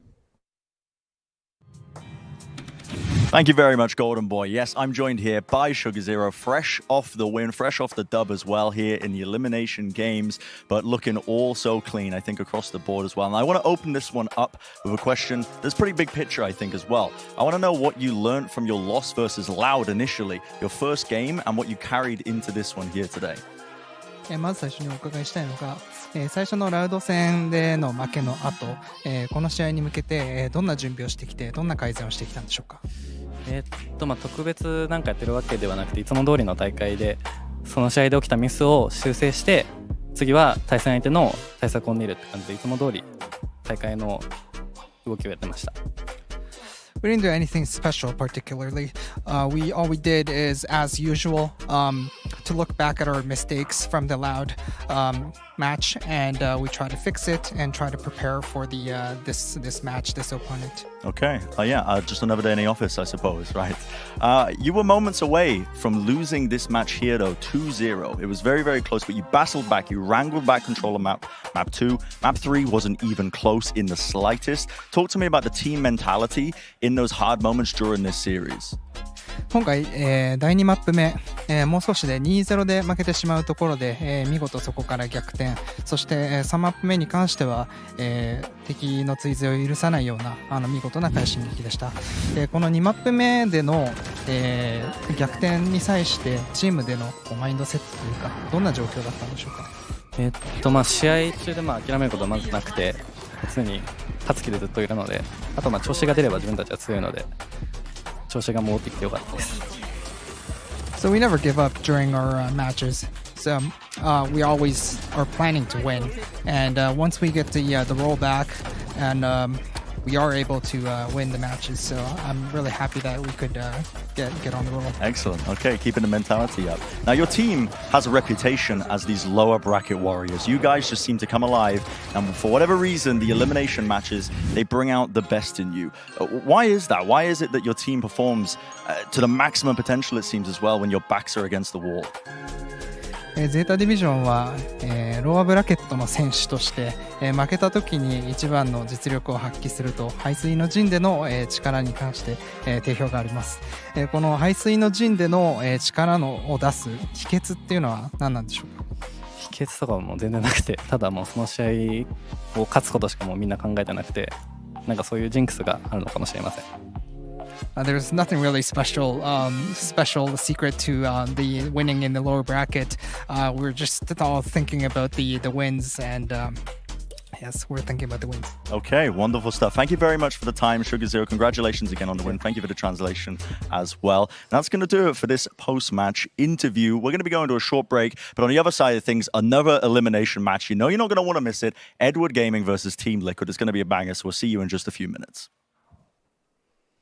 Nagkakamali ka dyan, tropa. Di pa tayo break. Nagbabalik tayo dito kay Golden Girl.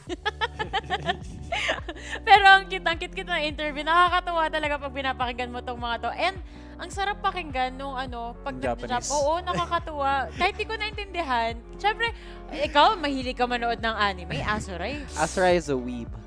Yeah, narinig ko, I was like, yes, I can understand some of the words. Really? Well, yeah, you know why? Because there was a translator. There was a translator. Obviously, before he started translating to English. Absolutely not. Look at this, all right? This is... Uy, bad boy. Anong basa may dyan? Japanese. What does that mean? Anong basa? This sarani mo They can't see it, obviously. Okay, kita ba? Ayan, yan. Wow. Say flex mo nga. It's... Ayan. Grabe si Asoray, no? Parang... This translates sarani mo kowe, alright? It's to go further beyond, bro. Pare, what time is it, Pare? It's Masyado tayong naki-carry away. Mas nahahype tayo hindi dapat tayo dyan nahahype. Dapat nahahype tayo sa next game natin. Siyempre. Guys, we are gonna be off for a quick break. When we return, it's gonna be Edward Gaming versus Team Liquid. So, wag nyo yang palalampasin.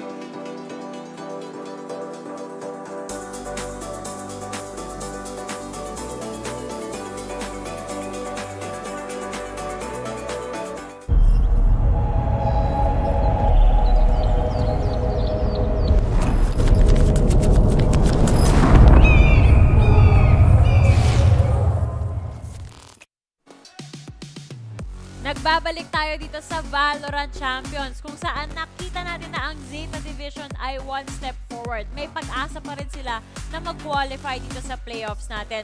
Pero papunta na tayo sa second series of the day. Ito na naman, dalawang teams na naman ang maglalaban para dun sa chance na makaabot pa nga dito sa playoffs ng Valorant Champions. Muli nyo ako kasama dito sa panel. Ako pa rin si Likeable and kasama ko ngayon, masasabi kong Budol Girls, ang ating mga marites ngayon dahil nabudol natin si Honey Glaze. Kami ni Ray Ray, nag-tag team kami. At ready na si Honey Glaze para sa pag-analyze ngayong araw na to. So, eto na, Team Liquid versus EDG ang paparating. Etong EDG, natalo sila ng Paper X, kaya sila napunta dito sa lower bracket. Ito namang Team Liquid, natalo sa Leviathan. So, mainit eh. Mainit kasi kung titingnan mo, Paper X, di ba, umusad sila. Pero natalo rin sila ng Leviathan. So, hindi ko alam kung paano kalalabasan ng laro na to. Lalong-lalo na kasi itong EDG, nakakuha pa ng isang mapa sa Paper X. So, mainit-init yung labanan. Pero, Ray, alam ko, malaking fan ka ng Team Liquid. So, bakit hindi natin simulan yung usapan sa kanila?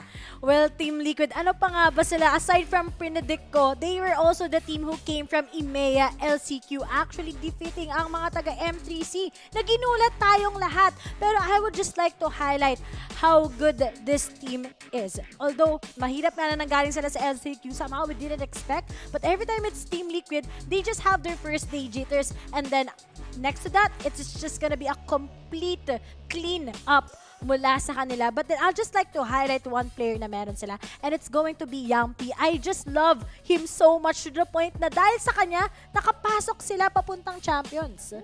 Kung papipiliin ka, Yampy o Laz? In terms of kapugian lang. In terms of kapugian. Siyempre kay Laz, pinipili pa ba yun? Type ko yung mukha talaga ni Laz. Bakit? Kasi kamukha niya si Sasuke. May reference, no? Alam nyo lagi kung ano yung priorities ni Ray kung saan siya nakatutok talaga. Alam nyo ba pag nagka-cast si Ray nire-request niya ba, pwede po ba pakilapit yung TV? Malabo po kasi yung mata ko. Pero akala nyo lang para mapanood yung laro. Hindi! Nagkakamali kayo. Nako, itong katabi ko, gusto ko malaman yung insights mo kasi iba yung gamit mo ngayon pangkuha ng notes eh. May bagong budol si atin yung Honey Glaze. So, kwentuhan mo naman kami. Anong masasabi mo dito sa Team Liquid? Ako sobrang na-enjoy na ako sa mga kakascroll up ko dito kasi sobrang dali na makahanap. Dati before, ano lang ako eh, puro page lang na to-turn over. But now, syempre pag-usapan natin to expand all of what Ate Ray said earlier for Team Liquid, masasabi kong napakalawak na naging progress nila ever since they started here in VCT. Since last year, makikita natin that they are really just one of the titans. Pero ngayong VCT rin sila, parang masasabi natin they are kinda shaky to the point na parang nagiging scrambled through yung kanilang mga nagiging individual plays, and then your team plays nila hindi nagiging coordinated. But for Edward Gaming, bago tayo pumasok bago natin i-ano kay Edward Gaming, they are also one of the super rookies for the side of FIL. Ayan, si Scream, nakikita natin sa screens natin ngayon. Screams. Rhymes with screens.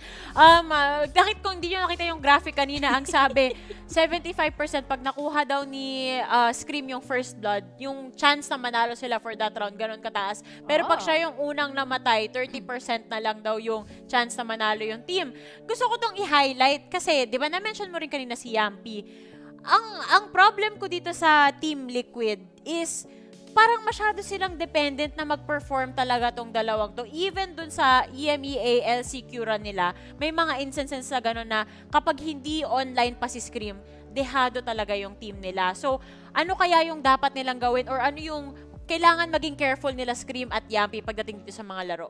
I think para sa akin, mas maganda pag si Scream, he's just gonna give up ang kanyang duelist. And I think it's better if he's gonna go for that flex. Kasi may iba tayong players na mas kayang mag-stand up kesa sa mismong roster ng Team Liquid as of now. Maganda na na-bring up mo yan kasi kanina na-interview silang magkapatid, no? Si Scream saka si Nevera. Ang sabi ni Nevera, give up niya yung chamber role kasi naniniwala siya na mas bagay kay Yampy tong role na to. Mas aggressive kasi tong si Yampy eh. So, baka yun na nga yung kailangan din na gawin ni Scream on their side, no? Pero sa ngayon, tingnan muna natin kung ano nga ba itong sasabihin ni Soulcast. Panoorin natin to. We knew what the match was going to be like, what the map's in the comments were, but unfortunately didn't go our way. And yeah, we'll see what we can do next match. I think what probably impacted it the most was the prep time that we had, because obviously we just played OCQ, so they had a lot of like data on us, and we didn't have much time. We had like 2 days before coming to Turkey to practice. I think the biggest like strength that we have is obviously firepower. So like if we get comfortable in the game and we start hitting our shots, then we become definitely like a real big threat.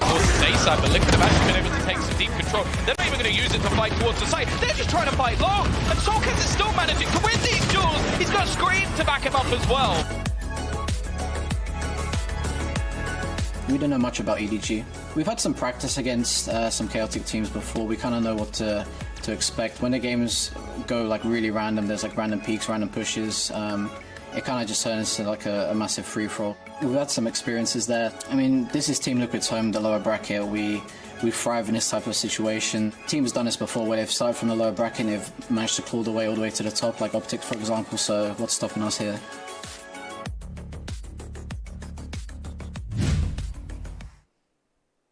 Yun na nga. May pa-teaser na naman tong si Tropang Soulcast. Watch out for Team Liquid, ano? Pero okay rin naman. Team Liquid, kilala na natin sila. Si Scream, ang tagal na natin naririnig yung pangalan na yan. So, pag-usapan naman natin yung kalaban nila. Fresh faces tong mga to dito sa ating international stage. Ito yung Edward Gaming.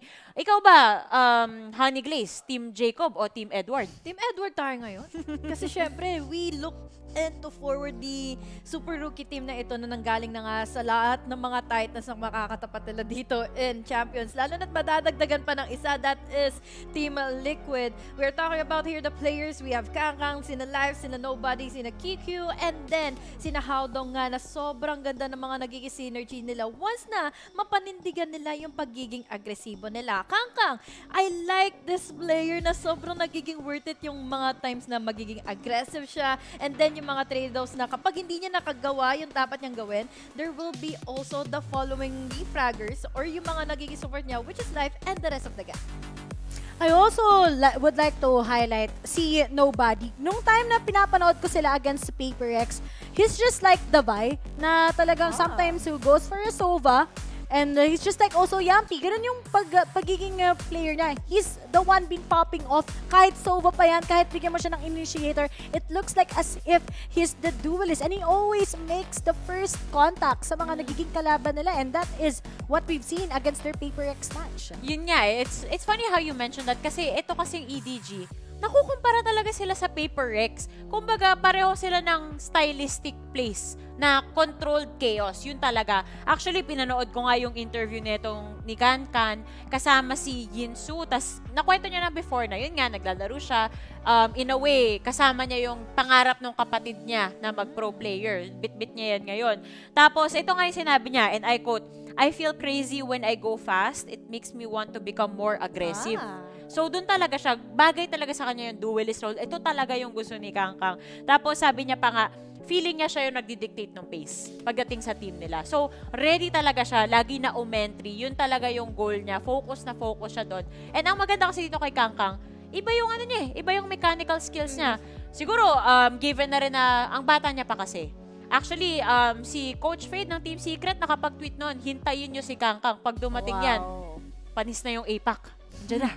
Parang gusto ko lang din na sabihin dito, if ganun pala yung impact ni Kangkang sa Edward, ganun din yung impact ni Scream pagdating sa Team Liquid. So, nakarely sa mga duelists nila this time around, yung magiging pacing ng games nila. And napakagandang i-highlight yan. Pero mo Scream versus Kangkang. An oldie but syempre a veteran versus a new one, di ba? Very fresh. A rookie. So, talagang sa kanila sila mag-handle kung ano man yung pagiging kalabasan ngayon in this series. So, masasabi mo ba na magiging dehado ang kung sino mang team na unang mamatayan ng duelist? Sa tingin ko, kasi sa Team Liquid, ganun parate. When si Scream is just gonna fall out, it's also the fall down of the team. Pero unless si Yampi yung magiging duelist nila, I think that somehow will change.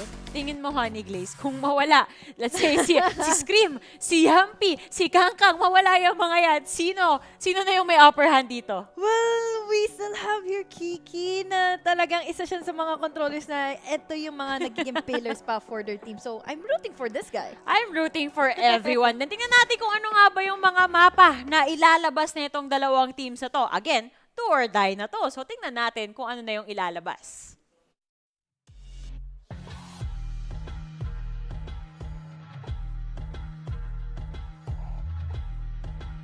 So we say goodbye to Haven and to Fracture for this one.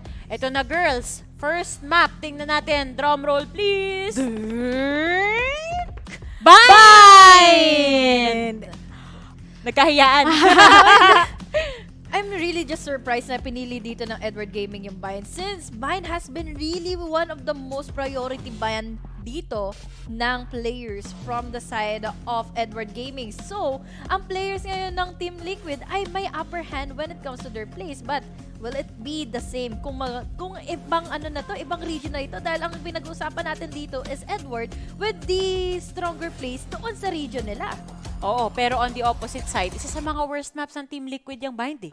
Yun lang yun. Yun yung gusto kong sabihin din, Laika. That is their worst map, but that is also a map that saved them. Diba? When they went up against M3C, natalo sila. Yes, but that was a 13-11 in favor of M3C. It's still a close one. And finally, nag-i-improve yung Team Liquid. Tarang confident na sila to actually take on Bind. And remember, even if sa Team Liquid hindi sila magaling gano sa Bind, let's not forget, Bind is the best map by EMEA teams. And we can still consider that as an upper hand for Team Liquid. Ay, tama ka dyan. Kumbaga, from that game sa LCQ nila, natututo na sila.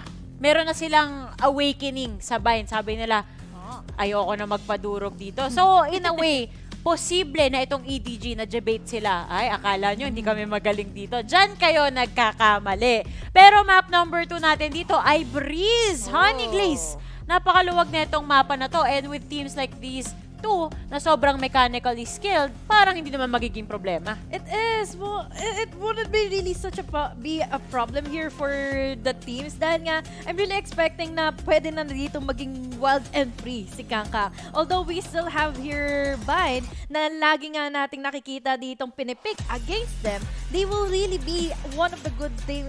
There will be really such a good time dito for EDG na mapatunayan na kakayanin nila dito one of the titans here for EMEA. Pero in Breeze kasi talaga masasabi natin na may upper level pa rin dito. Syempre, ang most concise or most tenured na team dito against sa Super Rookies. Alam mo, ang irony dito, if ang Bind ang worst map, masasabi natin ng Team Liquid, Breeze ang best map nila. Oh. Gusto ko yung point mo na Breeze yung kanilang best map. Kasi kapag dating sa Team Liquid, pagdating sa larger maps, they are much more prepared rather than, yung mga mas compact maps na pwedeng talunan sila ng Edward Gaming. And that is a good decision. So I really do think if Team Liquid will win the first map against Edward, I think it will be a clean 2-0. Ayan, yan yung maganda. Meron na tayong mga win conditions na pwedeng pag-usapan. Sa tingin mo, Honey Glaze, sino sa kanila yung underdog and ano yung magiging win condition para sa team na yon? I gotta say na, matagal na rin talaga in the scene dito ang Team Liquid. So I'm really rooting for EDG. Underdog They are the underdogs talaga dito for our matchup on this last series ng day na ito. Dahil nga, makikita natin that they are strong in their LCQ run, in their region run. Pero, pagdating naman sa mga international stages, parang hindi sila parang hindi talaga nag-cut off short yung kanilang mga nagiging percentage wins against the other teams. I still do think na ang Edward Gaming, they still need to find that identity. Sino nga ba ang Edward Gaming, di ba? Paano nga ba nila palalabasin yan here in VALORANT Champions? But as for Team Liquid, hanggang kailan ba nilang mariregain yung pagiging dark horse? Kasi kung ako tanggap ko na underdog ang Edward Gaming, pero tandaan natin na Team Liquid is a dark horse. They've been defeating a lot of teams, destroying nga yung mga LCQ dreams ng iba nilang nakalaban. Nako, kanino pa nga bang dreams ang sisirain netong Team Liquid? Posible ngang sa Edward Gaming pa. Pero we are gonna be off to a quick break. Pagbalik natin, guys, maglalakad na tong mga players natin sa stage. Magdi-drip check na tayo muli. So, see you then.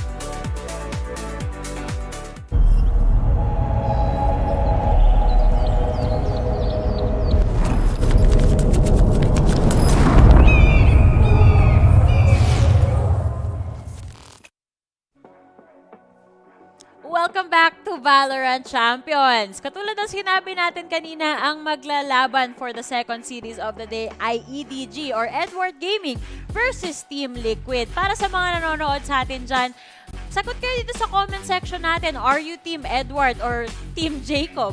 Pero sa ngayon, tingnan na nga natin yung drip check ng mga players na to as we welcome them on the main stage over at Istanbul.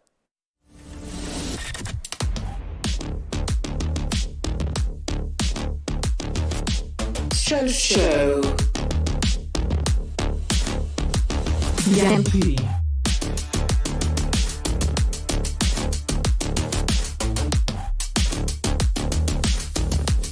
Hong Kong. Libera.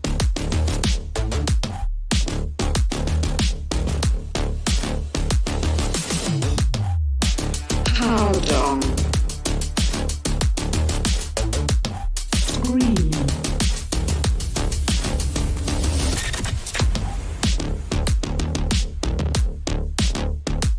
Nobody.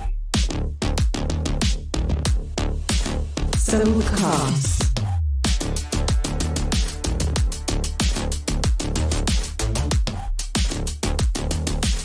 Life. Demassic.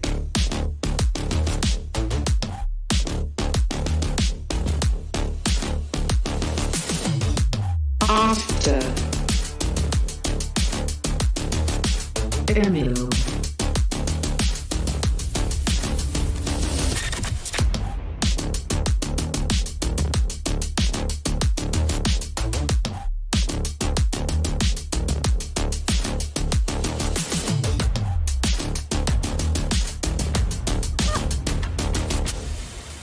Fist bump. Kakaiba tong mga players na nakikita natin. May pag-flex pa kanina tong si Kangtang. Idol ata si Azuray. Oo, sabi niya kapatid niya daw si Azuray talaga eh. Kaya may pag-flex. Pero sana nag-flex din si Scream. Gusto ko makita eh. Mukhang parang nagwo-workout. Kanina ko lang nalaman, tinuro sa akin nila Raf at ni Azuray na magkapatid pala si Scream at si Nevera. Oo, magkapatid Cool sila. naman. Ampon talaga si Nevera.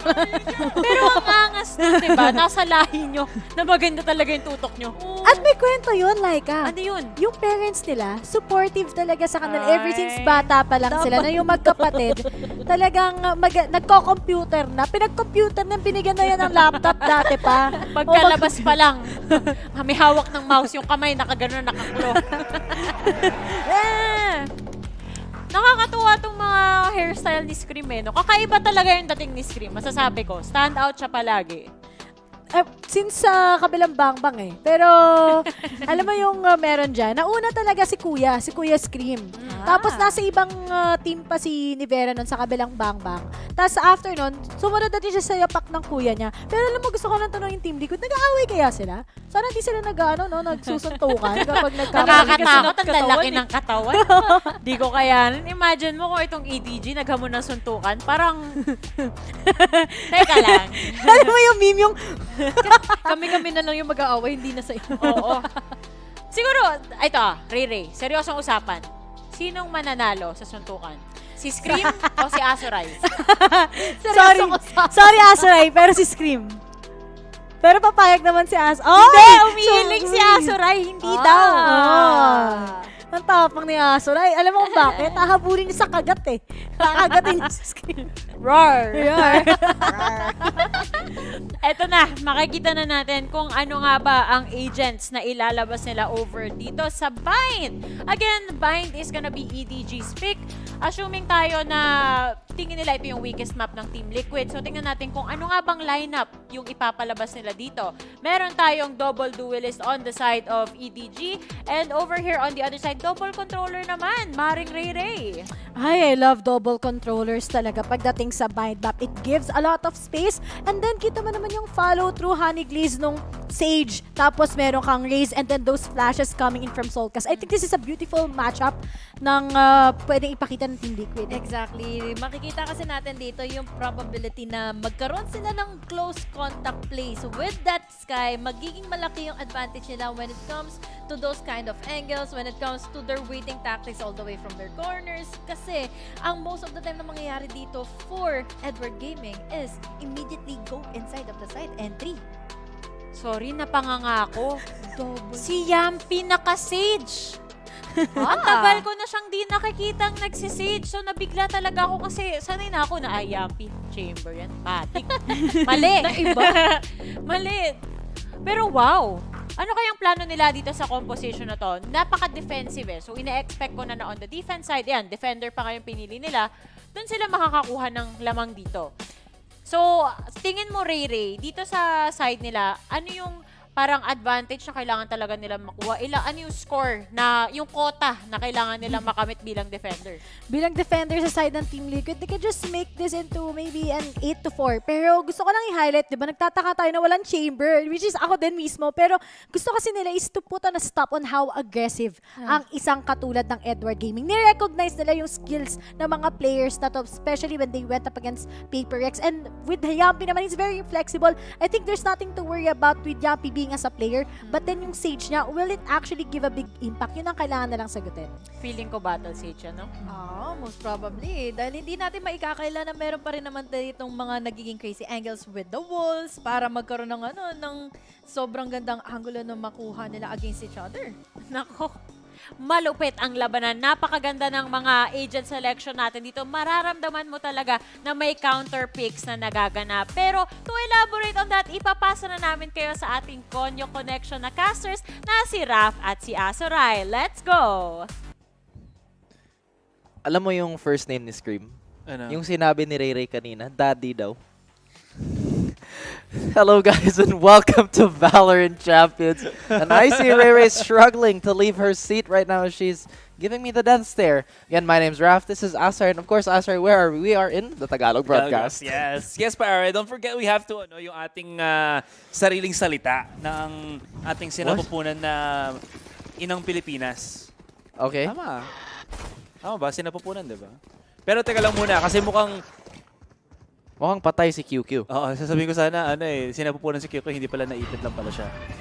Well, again, Edward Gaming and Team Liquid, I feel like this is a matchup that I feel like a lot of people would not expect to happen. But wow, Life and Kang actually fighting Soulcast and Dima Sick, respectively. Well, looks like EDG is off to a very, very strong start. Peek out from Yampi, or rather Divera dito sa backside natin ngayon. Trying to go for the wraparound. The taps with the Classic doing so much damage. Divera, Classic coordinator, leaving Kang along by himself. Pero Kang spots out another. Wall banks beautifully, and the brother tandem just dealt with by Kang who picks up the 4K dito sa pistol natin. EDG certainly off to, I would say, a pretty fantastic start as I mentioned. Pero mukhang delikado yun kanina, si Nivera. Parang, okay, nice. But I think this is already something that we should talk about, Astray. South Asia has, I feel like, a very unique meta. Yung map movement nila at yung priority sa map control, iba. Like, have you noticed, it's not necessarily aggressive B-long control on early pistol or aggressive shower control, but instead they go for a full market explode in round 1. That's aggressive rotation is what you can also decipher it on, no? Oo. It feels like that with how quickly parang nakuha sila agad ng pick, tapos biglang sugod na lang sila. Speaking of sugod na lang agad sila, Kang already just blasting through, gets the pick onto Hookah, follows up onto the side. The peek out from Dimasik just snuffed out by EDG. And see Eduardo now gets a nice little... Why would you do that? If, you know, Full Metal Alchemist. Eduardo. No! Yes! Shoutouts nga pala kay Laika na... Ano na pala si Sama Laika? naman ni Laika yung Part pinost aso. niya. Part dog pala si Laika. Rough. Okay. Okay, Asaray. Yeah, Soulcast Kaka-start lang natin. Very little to remain. Naumay na ako sa'yo. Salamat. Salamat daw. For what? Entertaining you? Yeah, entertain me, boy. Okay. Yeah, nice. Okay, diba? The Konyo Connection. I wonder kung mamamatay sila sa explosion ng spike. Sige nga. Dapat lang. Para at least, you know, they get that economy reset. And wow, Team Liquid. I feel like both of us, yung opinion natin sa Bind, it's not that high, honestly. I don't think I'm a big fan of Bind. We've talked about it many, many times. But, wow, Edward does look like... Sino kaya si Edward? No? But, like, can you imagine, like, I want to start my own esports org. What does EDG mean, Edward? Or, you know, EDG Edge. It's right there. But why Edward? Yeah. Who is Edward? Are you Edward? Are we all Edward? No. No, the philosophical implications of such questions, my friend. Wow. Anyways, well, the philosophical questions of this is, mararattle ba ang utak ng Team Liquid if they lose this particular round? This is their buy round na ngayon, Raph, and it seems like Kang already leading the charge, clears out Hookah, uses the utility just to get a little bit of that information, does have the Phantom in hand, and they're going to try to at least wrap around, try to push through Pocket, and then try to get the pickoffs onto the back of the site. Pero nagkakaproblema na onto dito ng Edward. They're just over-committing a little bit too much, and the smoke's not really stopping yung vision na nakita dito ng Team Liquid. And Nivera finds the last pick. That's going to be QQ, and akin to his name, mukhang mapapayak siya na onti doon. I don't know why they actually decided to full hit on A. Parang tama ka eh, walang stars or smokes. Nag-block vision sa Heaven or at least even try box just to make their lives easier kung gusto silang sumili. Pero si Kangkang, pero sige, go na lang. Let's just see what happens. And a pretty clean bonus on the side of Liquid. I think they lost one, I believe.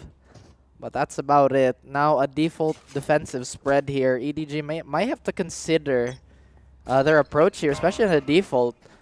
I don't agree with QQ being alone here. Kung wala siyang support, di mas lugi pa sila sa utility, diba? Tingnan mo si Yampi, wala siyang problema kumuha ng ult.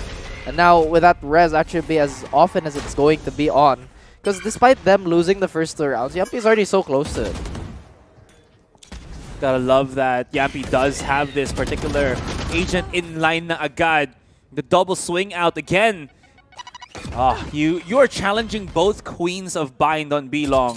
That is not a smart idea. So EDG spread themselves around the map, just trying to figure out a little bit of, I guess, pressure points, trying to see kung saan mahina dito ang Team Liquid. And it seems like they're going to readdress on B-Long. It's not a bad idea. They've already, let's say, baited out the paint shells. They've already baited one of the flashes dito ni Soulcast, but they're going to hit it a little bit later on. It's going to be up to, who is this, Kang para masimulan ang laban natin dito. There's already the util being thrown out immediately by Howdong. And si Soulcast right underneath. This is going to be timely. Si Scream, the headshot demon alongside Soulcast. His teammate is defending such valiantly on the B site. As it does settles 2 versus 1 na lang matitira. QQ still has some time. 1 star left in the chamber here, Raph. And he's trying to figure out kung hahabulin ba siya ng Team Liquid. But I guess his guess is as good as ours. Hindi mangyayari ito. There it is. But yeah, the I think is because Yampi is coming in for the flank onto Hookah. But Chichi, or sorry, excuse me, not Chichi, but QQ now putting the smoke inside of Tube. This is going to at least make them guess a little bit. Look at the utilities being thrown just to clear out every single corner as the pinch comes in from Nivera and Yampi. Oh, man. Beautiful shot. He doesn't know. I was about to say, if natalo si Nivera dun, then that could have been such a great play for QQ. Nakita mo, nag-smoke siya. Para sa cross, the anti-cross. I'm not actually sure how Yampi managed to go around that. Did he jump down? No, I don't think so. I think he elevated himself a bit on the box. On the box, right? Yeah. Still, I think EDG is competing very, very well against TL here. Despite a bit of an early mishap, I would suppose. Parang nakita natin na manipis talaga yung mga utility para sa side take. But actually, no, he didn't. He just kind of waited for it. Nag-dissipate na lang siguro yung smoke ni Astra, diba? Yeah. Don't leave him hanging, man. Uy, grabe, meron siyang tawag mo dun? Finger sleeves. Yeah, he has the finger sleeves. Yeah. I know those are finger sleeves, but yeah. Yeah, it's...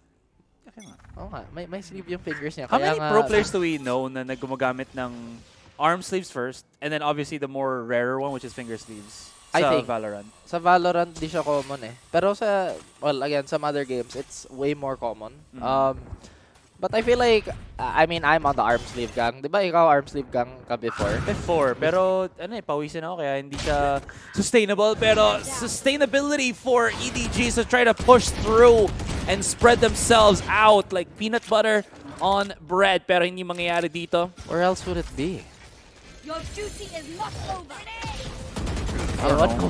Ewan ko. Anong trip mo sa peanut butter asay, pero... You just spread it on your tongue, di ba? Pwede naman yun. Just eat it as is. That's what some people do. That's what I do. That's not very healthy. Yeah, I know. It's like, what, 300 calories for like a teaspoon? But that's not what we're going to be talking about. The other report that we're going to be talking about is the 300-esque hold dito ngayon ng Team Liquid, but QQ with the Bulldog. Does get a couple of bites, but Scream. Fluent in aso ka pala. Parang si Kuya Vil lang, no? Okay, what does that mean? Rar. But look at the ult economy now. It is pretty even on both sides here, but Life is just way too close to that Blade Storm. Not having the best game, though. Not having the hottest of starts. But Kankang picking up the slack. Yampi already burning that res, so just a slight reset. And I'm not sure who this timeout is supposed to be for, but I would take a guess that it's EDG. Parang yung pacing nila hindi bagay sa Team Liquid, because we know TL, they're very good mechanically also. Syempre si Scream, they talk about his one tips. And Yampi, dude. Yampi, I think, has been my favorite player for Team Liquid overall. Just sobrang solid ng, I think, you know how, again, we talk about yung mga superstars playing on Duelist and everything, but Yampi just is able to do what he does even without picking yung Duelist na yun. He's one of those flex superstars. I guess so. I guess I know what you're trying to say, but I'm having a hard time like understanding my Hindi yung explanation ko kasi typically speaking yung flex role talaga yung main rifler natin eh. Pero yung main rifler sa Liquid si Scream, 'di ba? Hindi si Yampi. Yeah, it's Scream. It goes to show naman. Pero either or, right? You still do have like an amazing lineup from Team Liquid in terms of yung firepower na yun. For EDG, again, we don't have that much information then per se sa kanila because they came into this. You remember how nung pinag-usapan natin yung pagdating ng Vietnam in our region for Southeast Asia or APAC as a late scene 2021? Well, EDG is in that same boat pero 2022 for South Asia, right? That is true. Yeah, they came in incredibly late. Pero tingnan mo naman kung gano'n sila Hindi kabilis. late yung Vietnam Sila yung first old guard natin sa Valo, 'di ba? Yung server, sila yung pinakamalakas. They're super Sila late. ba yung late joiners natin? 2021, dude, or early 2022. Either way, kaya nga yung scene nila, if you see, it's a leg or two behind ours. I guess so. But either way, if you look at the comps though, Asay, parang uso na yung walang sentinel sa bind, no? The people either go double smoke or double controller in this case. It feels like it makes a lot of sense, diba? Kasi you'd want to just solidify na lang yung retake mo for the most part. And if you think about it then, Sentinel utility can just, against a team that knows the setup, can just, pre-fire or something. Kung yan, meron kang Raze, kung yan, meron kang Sova, you could just throw preemptively like a satchel or something just to break util. Yeah, but that would be another factor. At least there's a Sentinel pulling the utility when yung mga petchay natin, walang nahanap, poor petchay. Yeah, I guess, you get that double, what's the word about, double smoker para mas madali ang zone control mo for the most part. I mean, this makes it very easy para sa attacker to just clear out the site if any case. But you know what? Debate aside, it looks like it's still working for Team Liquid for the most end here as, they're gonna have a 5-man retake. Sorry, it was EDG pala that had the... What am I talking about now? Wala bigla Yung ako. utility, pero okay. Now we see the Rolling Thunder. Delayed, but Scream was nowhere to be found. Dimasik absolutely explodes. What? How did Scream not take any damage? But the trades are coming in. And now EDG, they have to hold on to the side. Ang dami nilang invest dito. Rolling Thunder, Nightfall. But nobody needs nothing as he uses his Vandal to just shred everybody. But QQ in a 1v2. Can he still do it? Yampi's not gonna let go of that. Nice. But a beautiful delay. Yampi's gonna have every sound cue. QQ winning this for EDG. Oh. What was I saying through? God, I lost my train of thought like in that going 4 a.m. things. It's just what is it? It's 12 a.m. things. 12 pa? Oh. But going back to my original point, I'm glad that there's a lot of variety with our agents. My Phoenix, my Sage. I remember when these two were almost like throw picks per se. It's so much more now. It's so much more than that now, to be honest. Pero yun na nga. Solid clutch from QQ. I was wondering nga kung meron siyang star na titira, and it actually was already set up for the spike itself. So walang magawa talaga dito other than just to hope that QQ got a little bit complacent, got a little bit, what's the word here, edgy.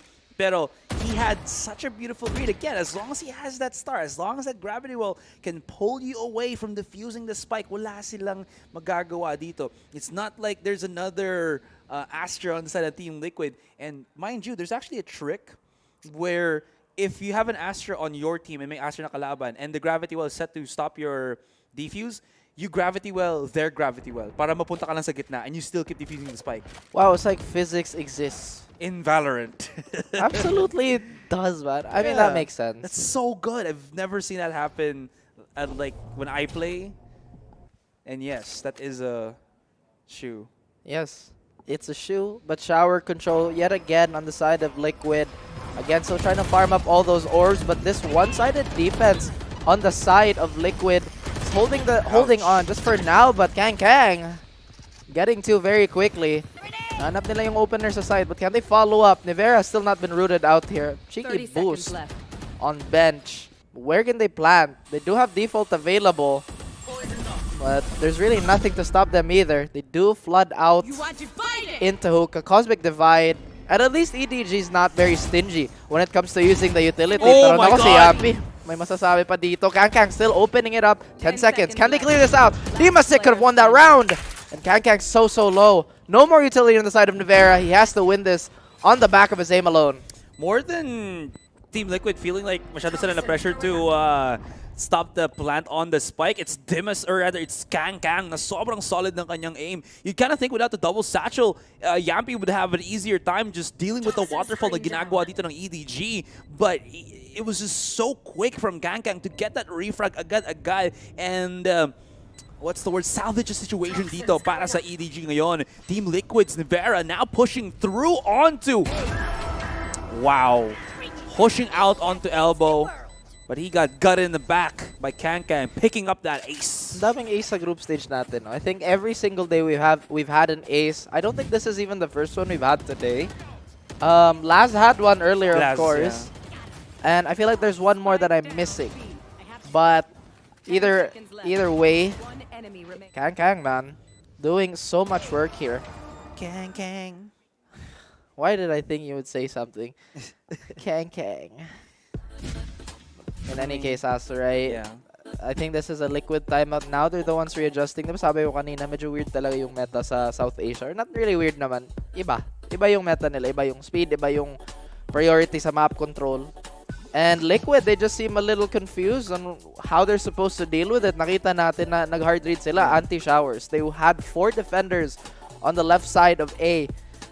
But not even that could stop them from getting into Teleporter and getting that round ultimately. EDG looking mighty impressive. That was so awkward din para kay...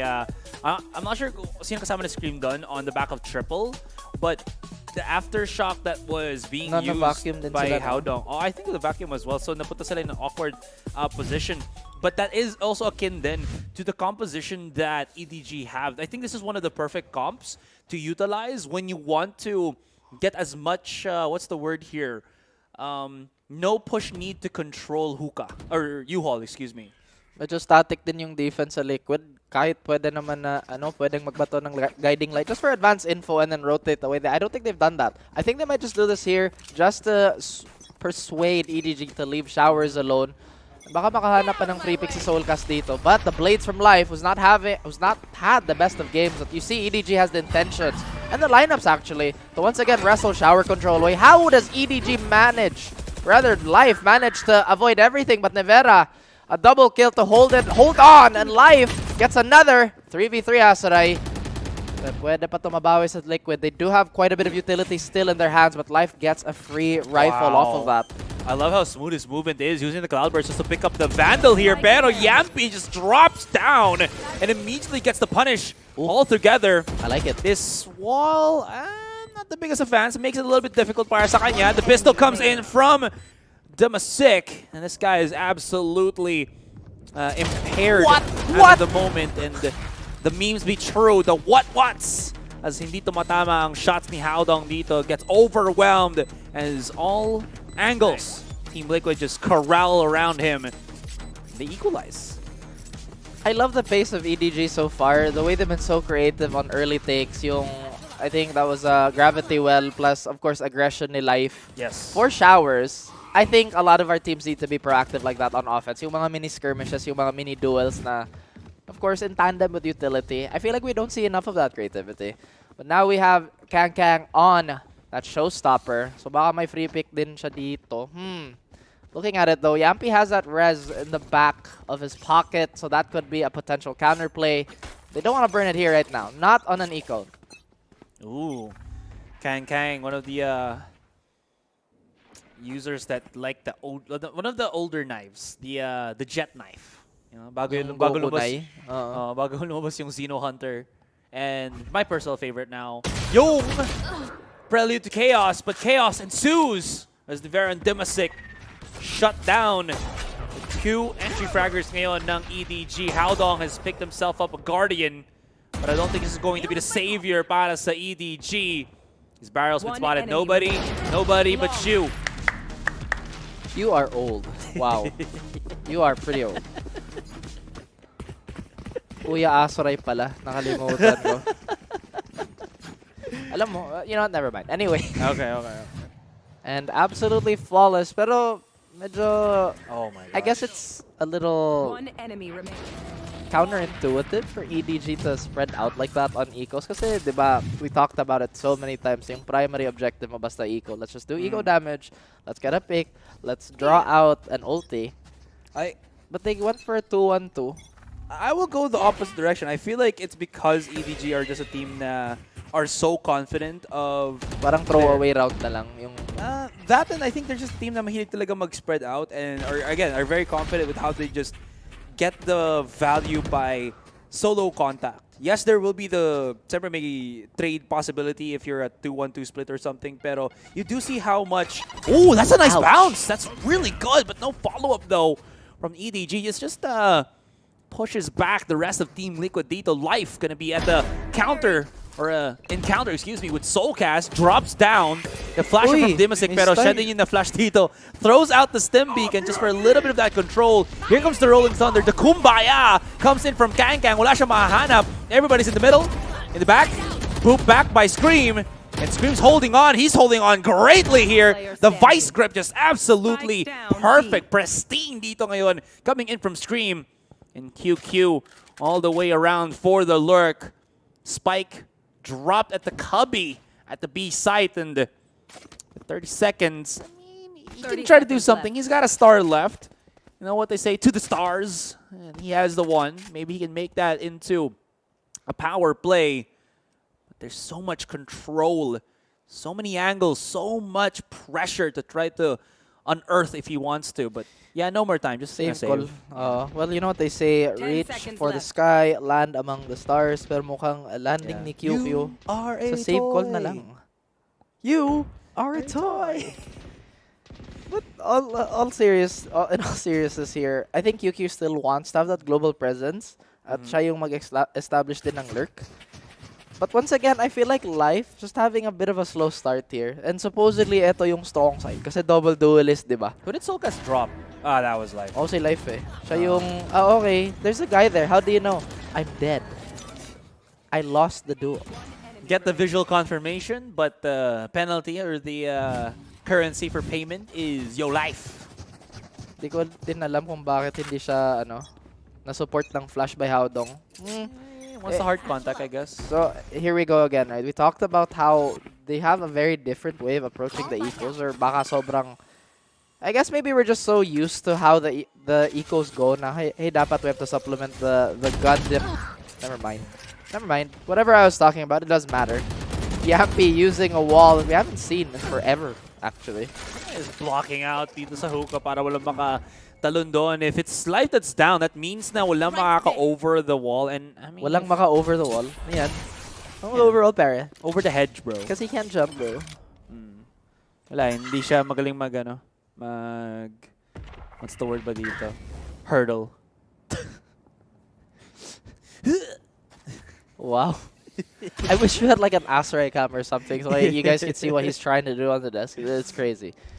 But now, as crazy as things be, I think this is QQ's saved Vandal. Again, Right maybe there. they should just try and set him up here. I think this is... Are they really going to orbital strike this? Yes, apparently they are. It's enough. Huh. Well, I don't know. I feel like that was a bit of overkill. But insurance is insurance naman. And we are getting closer to half. I mean, I guess it's a bully point na lang dito for Team Liquid. It's like, we got the orbital strike. We'll use it on a round that we don't really care because we don't respect you.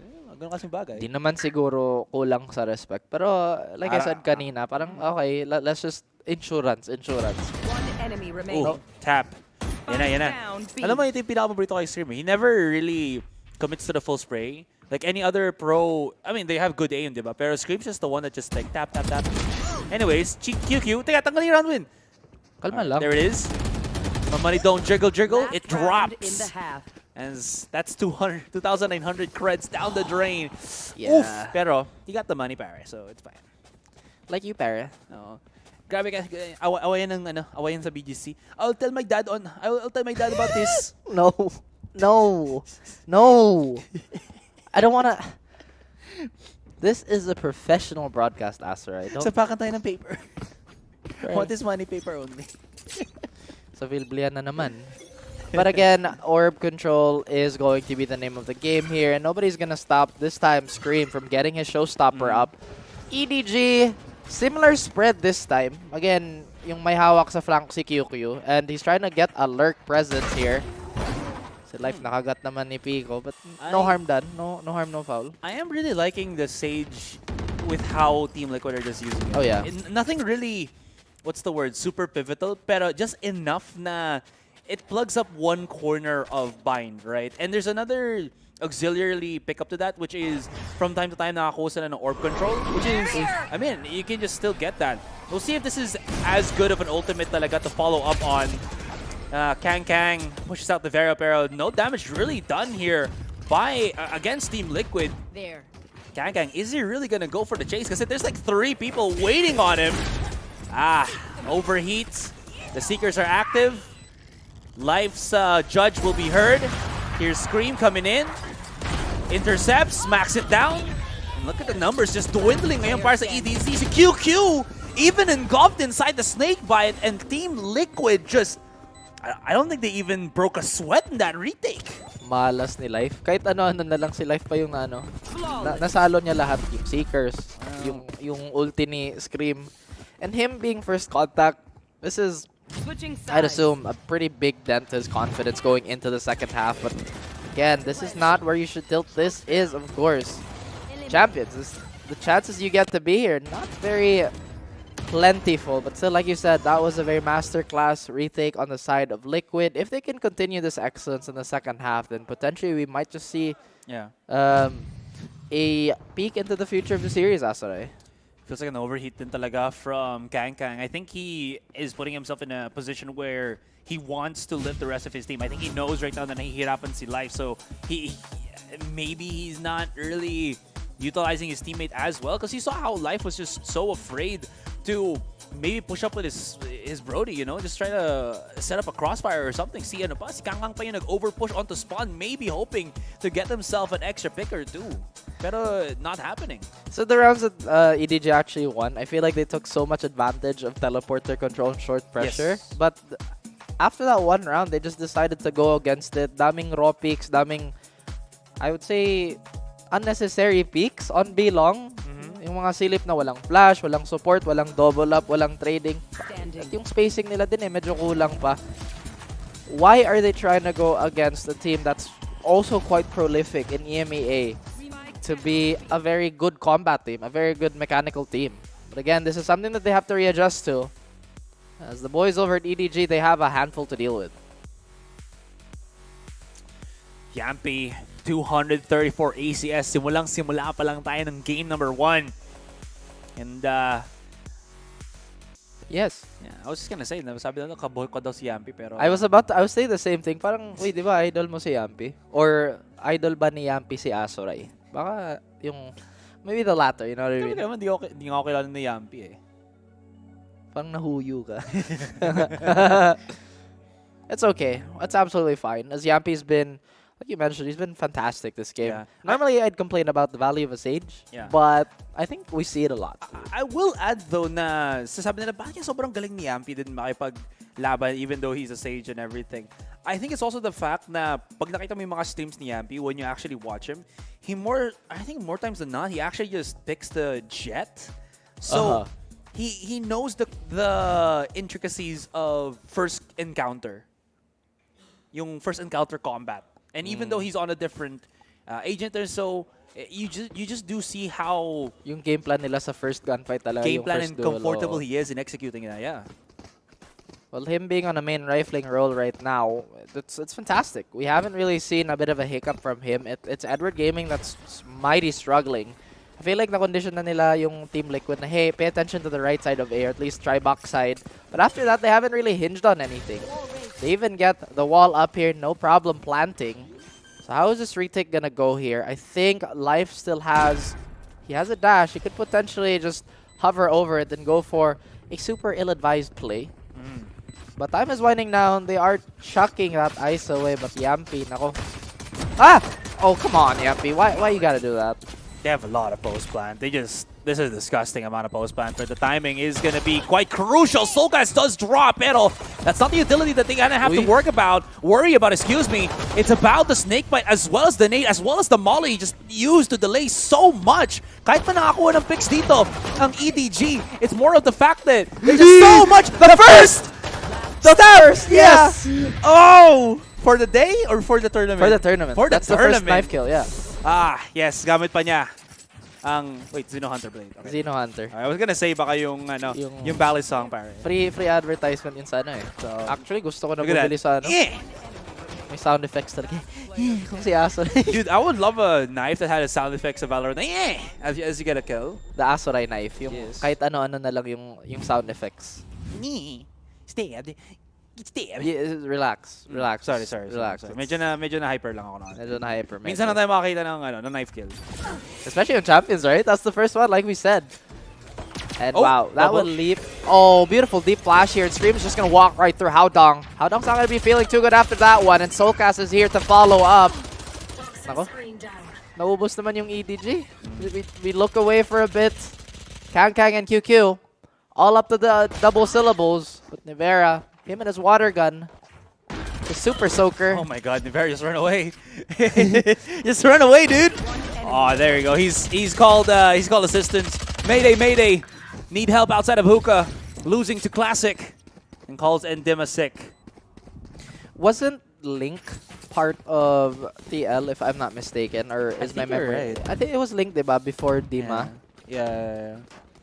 Well, certainly we've seen a lot of roster changes and adjustments going into this tournament. EDG, sila dapat yung mag-adjust dito. Life! I don't know, you seem kind of dead right now, but 2 kills and 13 deaths. I feel like it's hard to justify because, again, you're a Jet. You should be the one to get that space. Pero kahit yung space control ng EDG, medyo kulang yung executes nila. They have the idea. They had those mini skirmishes that were specifically designed for their duelist. Pero si Kangkang lang yung nag-benefit dun eh. Maybe it's because of the fact that Team Liquid do have the Sky in a sense because it allows them to more aggressively set up yung flash plays na ito with a lot more cohesion. Kasi nga, compared to the Breach, it goes back to the point na if she says blinded, that means that there is somebody right beside there. So yung may sound cue, no? Oh, you instinctively check every single corner. And ang magiging problema sa EDG is if they try to challenge that, it feels like they're not quick enough to actually try to do that. Oh, that's gonna bypass. Oh, nope. Okay. Nope, not at all. Found one, but nobody gonna be pushing through. Scream holding the front fort. Life na naman ang titing natin sa POV natin dito. But Scream shut down by Kang. Life. There's Yampi. The tag, nothing. Actually connecting. And there you finally get a little bit of the highlights from Life. As that puts down Team Liquid got a guide into the 3-man digits. As, damn, announcer did mention it, 30 seconds left. Susugurin ba nila dito ngayon? Without Yampi as well as the double satchels of Scream, it's going to be a slow push, a slow charge onto the B site. Out in the open, exposed ng lahat of the firefights. Nobody Huh. It's a shot off.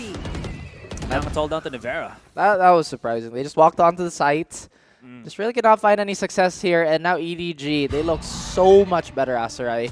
Nivera, I guess he's just going to go for that save call again. He's not really going to challenge anything. But what was Team Liquid doing this time? Parang sila naman yung nag-overheat. Daming, again, raw peaks. And just unnecessary dangers. Unnecessary risks they put themselves into. Scream is so close. Actually, he does have Showstopper. So maybe, just maybe, this could be the first piece of that offensive puzzle. Yeah. I honestly also will argue that that was just, again, just raw contact wins for EDG, where usually... contact talaga. Yeah, diba? So usually this is a team that thrives on that, and you saw that happen even with Paper Rex, even though they did get that L in a way. Teka lang muna, Team Liquid is already going for the setup right now with the walls and everything, with the slows and everything. Hindi pa sila nagpupush onto the site. Kang is inside the smoke. He does get spotted out. 1-for-1 trade, but that's huge from QQ. As now, it's going to be Demasik to try to flush him out. Kasi kung nandito si QQ, he might be able to look at the side itself through APC. Pero thankfully enough, they do have Yampi with that wall. Olivera, so aggressive, so damn aggressive. And they're not going to know. This delayed push from Demasik might actually spot out QQ ngayon. If he gets the kill, he'll have the orbital strike. Mamba out muna. Oh, look for the picks. Looks like it's going to be the latter. 2 versus 1. As Life again put on a pedestal. Can he perform? Demasik plays far because he got the orbital. And here it is from the heavens. He rains justice upon above. As Life tries to get this on his hands. He's going to have to 50-50 this. He will not know where Demasik is pointing himself at. But that shot so solid from Demasik. Muntikan pa si Demasik dun. I was like, okay, no way. No way. Panic na si Life eh. They had no more time, dude. I honestly thought that orbital strike was a little early. I feel like he could have delayed it just a few seconds, maybe get the half. At least at the half. But that was a crucial whiff by Life again. Again, parang si Life yung sinisisi natin. But, I mean, again, it's a double duelist comp. Yeah. I feel like double duelist, despite being a common sight today, I think. Yeah. This is the second time, diba? It is because of a few things then, specifically for Life, na he's always last contact, whether it's because nasa kabilang side siya. Alam mo yung tipo na naglalaro ka ng Valorant. Sabi, bakit kasi sila nag-push ng B? Parang ganun. Tapos pag yun naman yung point na challenge siya, he hasn't really won too many of the big fights. Yes, we go back to the point that he won that duel against Yampi, pero it was already around that Team Liquid were about to lose because of the fact na Kang did get the pick off onto Scream. Another thing din dito is, honestly, I think just Team Liquid banking on the fact na medyo natetense si Life, because you see how his aim is just, or his positioning or his commitment to yung firefights not as free-flowing as yung Team Liquid's. I really like the fact that they're trying out something that's full-on confidence, pero sa side ng EDG, I think the reason why Life is on B long, actually no, they do have a fade, so pwede naman mag-prowler sila. Safe check. They do have actually quite a bit of utility. Where is nobody actually doing the safe checks? I've never like felt it in this. Diba yung prowler niya parang again, it's a lot of questions that I think it's just those small things that could pass in other territories. We're in Champions. We're in Champions. There's really no excuse this time. We're in Champions. You should be absolutely at your peak. But again, we see that Molly lineup here just to deny a little bit of shower control. And now Liquid. I can't believe Scream just walked into this one. Kang is going to do a preemptive nade just to stop Yampi. I think Yampi is gone, but they get the plant down anyway. 4v5 situation, and Kang still gets that. Fearless is Scream! So risky. Well, it works out anyway. Yeah. Tamang ano lang. Tamang hula lang. But Soulcast, he has been hitting the nastiest shots today, Asarai. He has been so clean. But Scream, this is not going to last forever, buddy. Oh, God. I mean, he has the communication with Nivera, so he knows when to actually back away. That's their own Viper util. Even if they come out through here and spot out Scream, stuck on, what is it, Pocket? Oh, no, he's actually at APC, so the pinch is going to be much better. QQ, 3 versus 1. And Team Liquid now already at match point. I like that little bit of adjustment from Scream. Na he just absorbed the damage from the boombot para hindi ma-give away yung fact na meron sa judge. I actually thought that would have done way more damage. It's 75. on Pop. Pero may armor, no? Yung si Scream, so okay. I actually don't understand yung armor mitigation and damage. Eto walang mitigation yung armor. Extra HP number, lang right? talaga. Yeah. Anyways, 75 compared to the, what was it, 100, 125 from before? Oh god, yeah, you would just melt. But again, since he didn't have a rifle, yung judge niya, of course, the range is always gonna be on him. I feel like, again, this is not, I'm holding nothing against EDG. Right here. But I think this is the outcome we expected. Team Liquid is a juggernaut. They've been here forever. So tama lang na sila yung lamang dito. And again, they're not even overheating that bad. They're still playing within the respect of EDG that this is a team that powered through their LCQ. And I like how you point that out, man. Kasi diba, remember when we were listening dun sa interview with Scream and Nevera na their new coach, their coaches have been... Si Asuray no yung bagong coach sa Liquid. I wish, diba?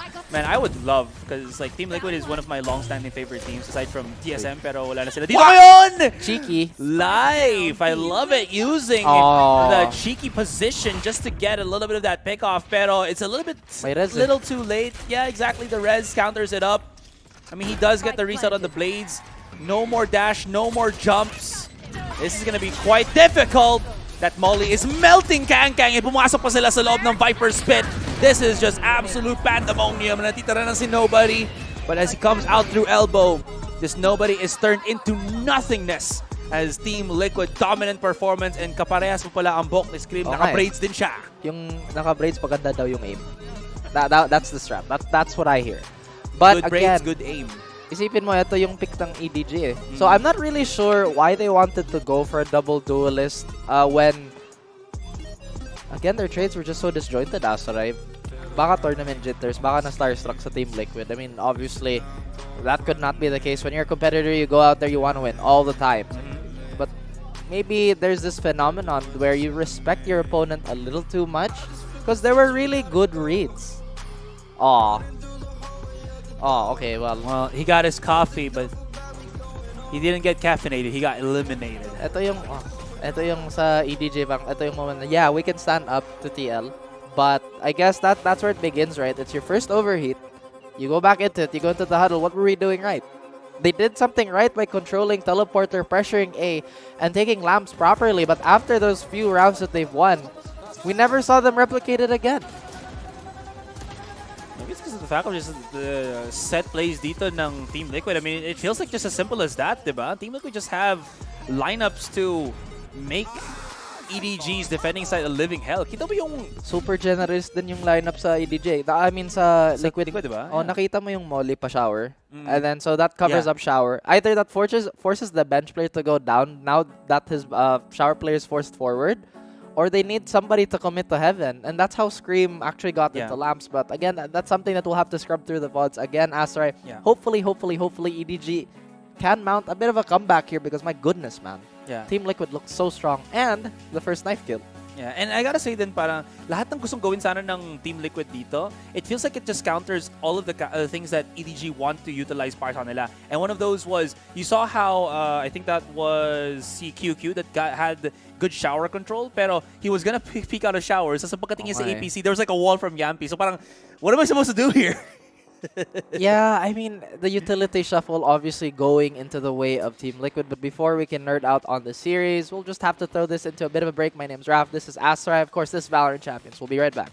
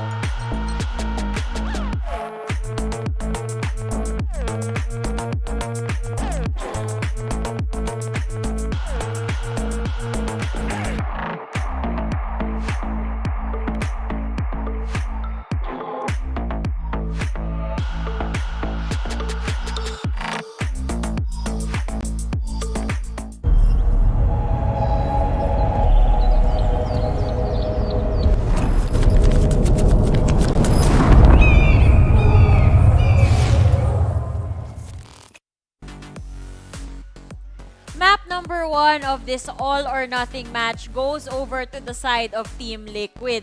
Game number 1 natin naganap dito sa Bind na pinaniniwalaan natin kanina na isa sa mga weakest maps ng Team Liquid. Pero ang sagot nila sa EDG, nako, debated kayo. Dapat hindi ito yung mapa na pinili nyo. I-breakdown natin lahat yan over here at the analyst desk. Kasama nyo pa rin ako, si Likeable, and of course, ang ating mga paboritong marites dito sa VALORANT Champions, si Rayray at si Honey Glaze. Nako po, parang malaki ang ngiti mo, Maring Rayray. Siyempre, Mare. Sabi ko, 8-4. Nung first half, alam mong mananalo yung Team Liquid. Ginampanan nga nila yun. Feeling ko kausap mo si Scream eh. Sabi ko, hey. Hey, may connection na, happy no? birthday. Hindi, sabi nga ni Raf kanina, may connection sila kasi may mga braids sila pare-pareho. Ay, ganun pala yun. So, Hair. dapat mag-braid ako parati para manalo Team Liquid. Ganun ba yun? May buff, may Rayray buff. Pero ito nga, tulad nga na sinabi natin, si Scream ang MVP dito sa side ng Team Liquid. And on the other side naman, andyan si Kangkang. Naku po, alam mo, I had high hopes for EDG. Sa totoo lang, gusto ko talaga silang makita pa. Gusto ko pa silang mapanood. Kasi bago lang sila dito eh. Kaso, Honey Glaze, kapos. Wala, like ay kasi na sobrang ganda ng potential nila lang pumasok sila dito in this year for VCT. But the problem is, syempre, yung mas thinner teams, yung mas experienced teams dito, alam kung paano sila ka-counterin. Nasabi nga dito ni Rayray, no, once na umabot tayo ng 8-4, it will be impossible for EDG para makahabol na lang din in the next few rounds in the second half. Kaya yun na lang din ang nangyari. Nagkaroon pa nga ng knife kill. And I like that you mentioned that, no? Kasi kanina, sinasabi rin to ni Rafton sa cast niya, may respeto talaga tong Team Liquid when it comes to EDG. Kita naman natin, tulad nga ng sinabi ko kanina, sanay na ako na si Yampy mag-chamber. Pero kitang-kita mo na respeto yung pick nila. Alam namin na aggressive tong EDG. So, pipigilan namin sila. We'll make them change the pace para pumabor sa amin. At yun talaga yung pinakita nila dito, kumaring Rayray. Ang ganda lang din talaga ng Team Liquid when they started to be good sa attacking side. I'm expecting kasi na mapapunish sila ng Edward Gaming under defending. Pero sobrang laki ng step up ni Scream. I'm not a big fan ng kanyang raise. Lalong-lalo na dito sa Bind. Pero laki ng improvement niya. Plus, Battle Sage nga naman talaga si Yampy. But I really would like to recognize si Dimasic. At ang ganda ng setup niya parate. And also ni Vera stepping up parate. Nakakabawa siya sa A-set kung nasa defending sila.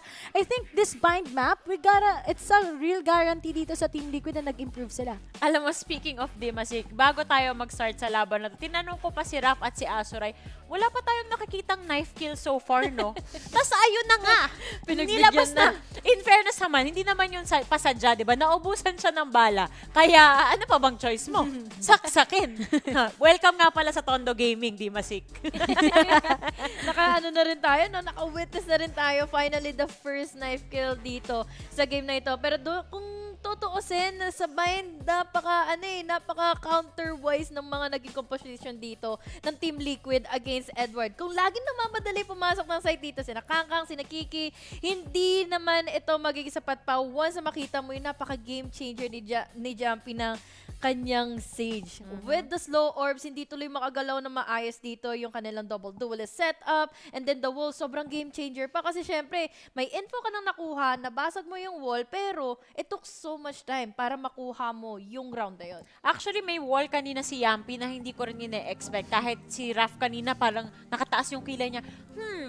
Paano kaya tong wall na to? And this is the wall dun sa may triple sa A side paglabas ng showers na may butas eh.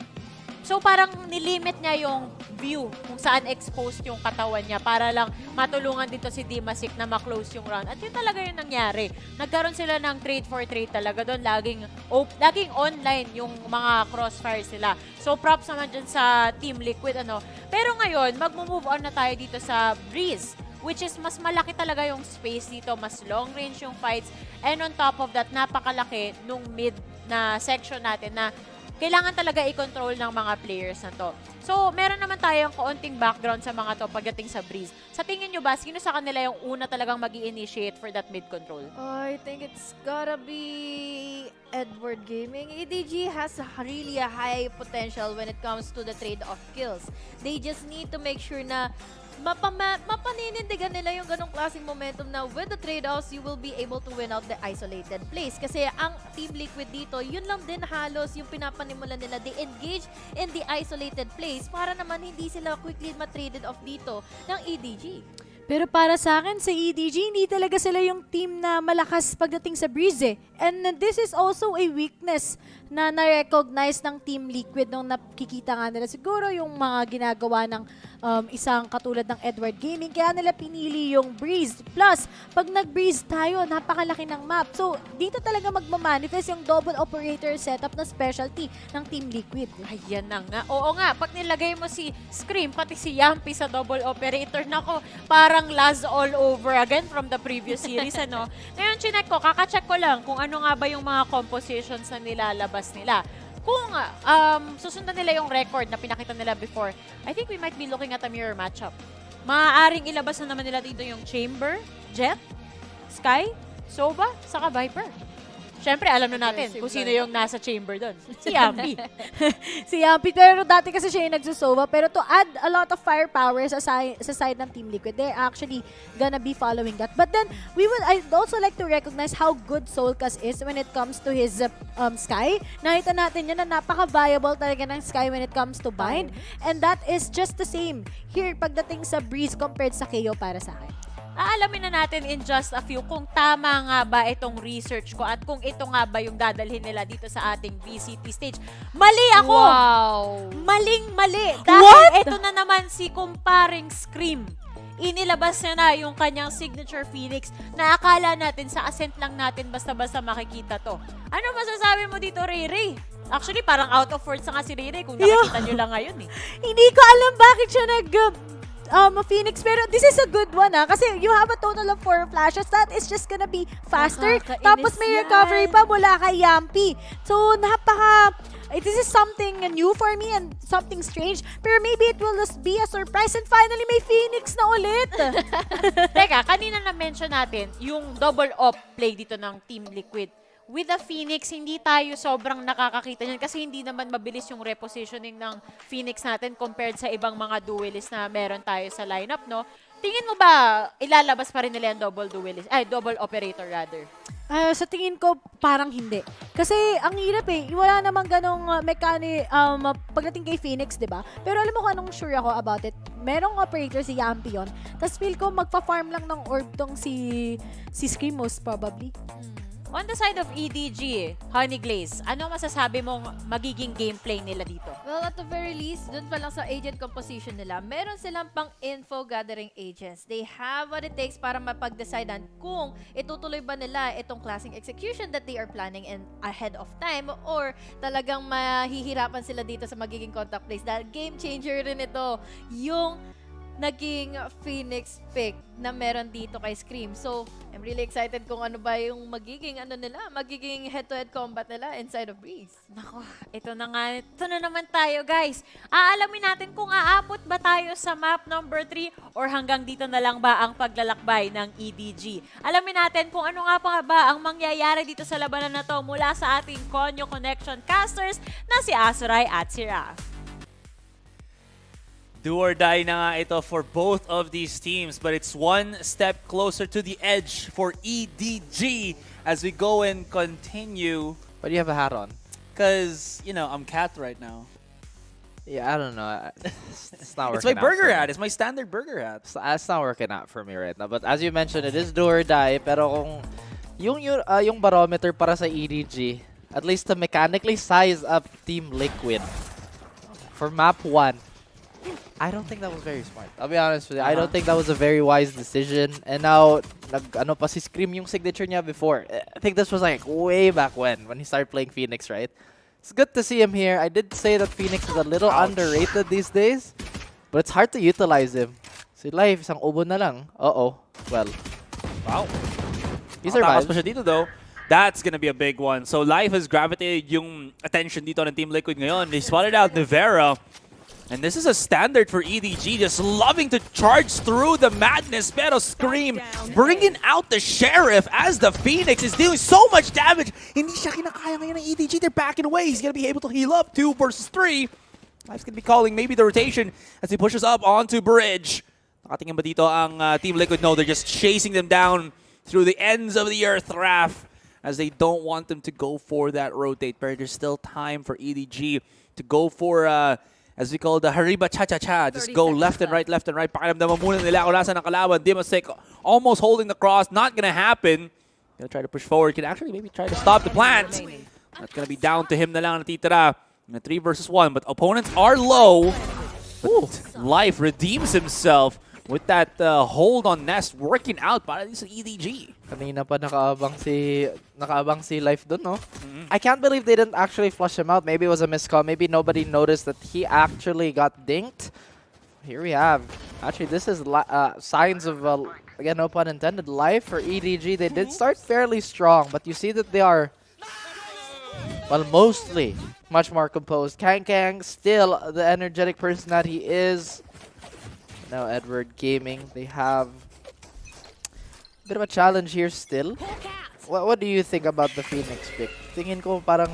Oh my God, Yampy! Yes. Give him the chamber. Yung opinion ko sa Phoenix, Yampy. Yampy! Yung ano, parang... It's such a nice name to just like shout. Parang, alam mo pag hype ka, Yampy! Yung hype ka? Oo. Oh. That's interesting smoke throw. Like bounce back siya. But yeah, I think akin to it, I do like the Phoenix right now. There is a fine line on how to make it work. But look, when it's Scream, the confidence man himself, Scream hits the first headshot though. Backs away, gets a little bit of that information, but finally EDG deals with it. On the cross they go, pero this is turning into much of an expensive endeavor. Here comes Dimasek onto the corner, gets a little bit of information, lines it up, not gonna connect. That spike's gonna explode. Life, is he out? He's safe, he's good. Safe. Bakit hindi nakatingin si Nivera? Okay, now here's the thing for Team Liquid. Yes, they did handily win that first map, pero dapat hindi sila maging kampante dito. EDG is still, well, again, a VALORANT Champions team. They're still here. They still have a lot to give. And Life, what a turnaround for him. Starting this off with a 5-0. Now, Team Liquid, I'm not entirely sure what their strategy is going to be here.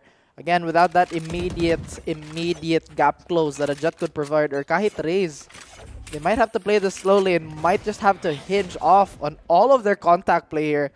Of course, Soulcast, he's going to be the lone initiator now as Dimasek trying to cross those doors, Asoray. Pero nasa spectator lobby na siya. Again, a hard hit here. Dire-diretso na yung EDG, but Yampy holding strong. Soulcast, as I mentioned, will get that trade. Has flash. He does have a flash here. 15 seconds to the 0 point. And he gives himself a little bit of space. And a bit of a shot onto Haodong. Kung maklatch to ni nobody, we will give your sahod to the audience, Asoray. Your sahod. Well, oh, wow. Oof. Okay, gets out. He's fine, but he's gonna double dip. You know, siya yung tipo na nasa party siya. Sayang. Siya yung magsasawsaw ulit ng potato chips siya sa, sa sawsawan. Sayang yun, yung sahod mo. I know you're so willing to give it away, diba? Playbook, rather not playbook, a play from the book of Kuya Vil. Can't really say Ate Taylor. Si Vil lang yun, siya yung, kasi, yung 6 digits sa atin eh. He is, per day, 6 digits per day. Per minute yan si Vil eh. Actually, per minute? When he starts talking, no? Ayun na, every word, no? May 6 digits yung binabayaran. Grabe talaga si Vil. Alam mo yung middle name ni Vil? Ano? Elon Musk daw eh. Why? It's just one word. Let's get back to the game. Elon Musk or Elon Musk? It's up for you to decide. Alright. But again, Yampy here, a very, very forward position, Asoray. Nobody really supporting him, so baka maging delikado to very, very quickly. Ay, nako. Ouch. He does get traded, as I mentioned, right? No support. Do they have a heal? It's Haodong. Does have that regrowth, so he's not going to be that too badly injured. How far is he going to go, though, with this Classic? They still have not taken orb control away from Team Liquid. If this was their primary directive, why did they go elbow first? I don't get it. Well, they wanted to push forward, pero I think na... Wala pang bleed si Life eh. I will say na medyo... What's the word ba dito? cautious or even borderline afraid ang EDG once the utility's been thrown out by Team Liquid. Well, right? Kasi it feels like sila dapat yung nagsaset yung utility nila rather than trying to play against the utility of their opponents. So here's the thing, right? The more time they spend with Life not having a gun, the more time they think about, oh, how do we get the orb? How is TL gonna respond to this? Now they finally got that. And Haodong, well, as soon as I say it, Haodong just playing with fire there. Life finally gets a Vandal, but at what cost? 4v5. We are looking at Scream to do something here, but it's 11 seconds. It's a little too late, especially with him getting that one. QQ, nobody, they try their best, but no matter what they do, all Team Liquid have to do is kind of just chill out and wait for the timer to go down. Like I said, EDG, if they wanted to go for that blade play, why did they delay so long? Why did they go elbow first? Kasi isipin mo kung mag-elbow first ka, yung gusto mo, first contact on Nest. You have somebody playing from bottom mid, but I don't get it. I'm not entirely sure what was going on there. And the problem is, Life survives. So that means na wala pa rin siyang ability to activate the blades. I'm not sure if he can even drop the weapon to someone else. I mean, maybe this time makakakuha sila ng easy, what do you call this? Easy orb. I mean, they do have yung shop orb to take just for them. But yeah, this is going to be a timeout for sure from EDG. So yun nga eh. There's a very safe option with taking the orb in shop. Yeah. Pwede naman din sila mag-bait out ng utility sa B. Meron naman silang Cloudburst. That's enough for one orb. Because that's the typical player, right? If you have a Jet that's one away from knives, that's standard protocol. Maybe they wanted to find a weapon and maybe use Life as a, once again, a glorified recon dart. Pero wala silang na-invest para sa Nest. Wala silang players sa bottom mid. Wala silang presence towards double doors. So EDJ feel like they have their playbook a little scrambled at the moment.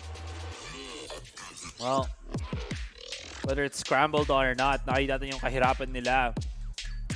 When we saw nga yung bind map, and it feels like it's the same issue over and over again. I think the thing that we saw from EDG, the thing that makes the new fans of EDG or people that admire EDG's play, how they got here out of yung East Asia, or sorry, the East Asia or South Asia? South Asia qualifier natin has been for the fact that East Asia, sorry, excuse me, thank you. Has been the fact na sobrang aggressive nila and it just works against teams. But this time, against Team Liquid that can do both, which is aggressive and very much, what's the word dito, strategical, it's not as clear-cut against EDG now. So maybe we're just seeing, you know, EDG not being able to read whatever Team Liquid has. If you're an EDG fan, this is absolutely frustrating. I'm not even going to sugarcoat it anymore. It's absolutely frustrating to see EDG, especially at this point in time. Yeah. I mean, of course, mahirap talaga na yung mapick nyo. Madudurog pa sila, diba? Again, in all honesty, they did get kind of rolled. But they have to keep it together. This is Champions again. They fought so hard in LCQ to be here. Oh my goodness, you heard that man's mic just peak forever. Yeah. But like I said, right, this is maybe just tough love for Edward Gaming because I feel like they do have potential. We saw so many clean set plays from them. And again, yung mga micro engagements sila, yung utility usage, para sa mga skirmish, ang sobrang ganda. I will say though din, Raf, dito na baka sabihin naman ng mga viewers natin, paano ba nagsasabi niya, 3-2 pa lang naman yan.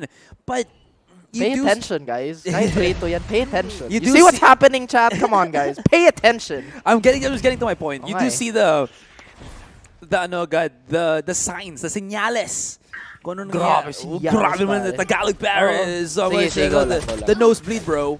Anyways, wow, you have yourself a free bodyguard with that run it back knee Scream. And here's also the thing that I really like about the curveball.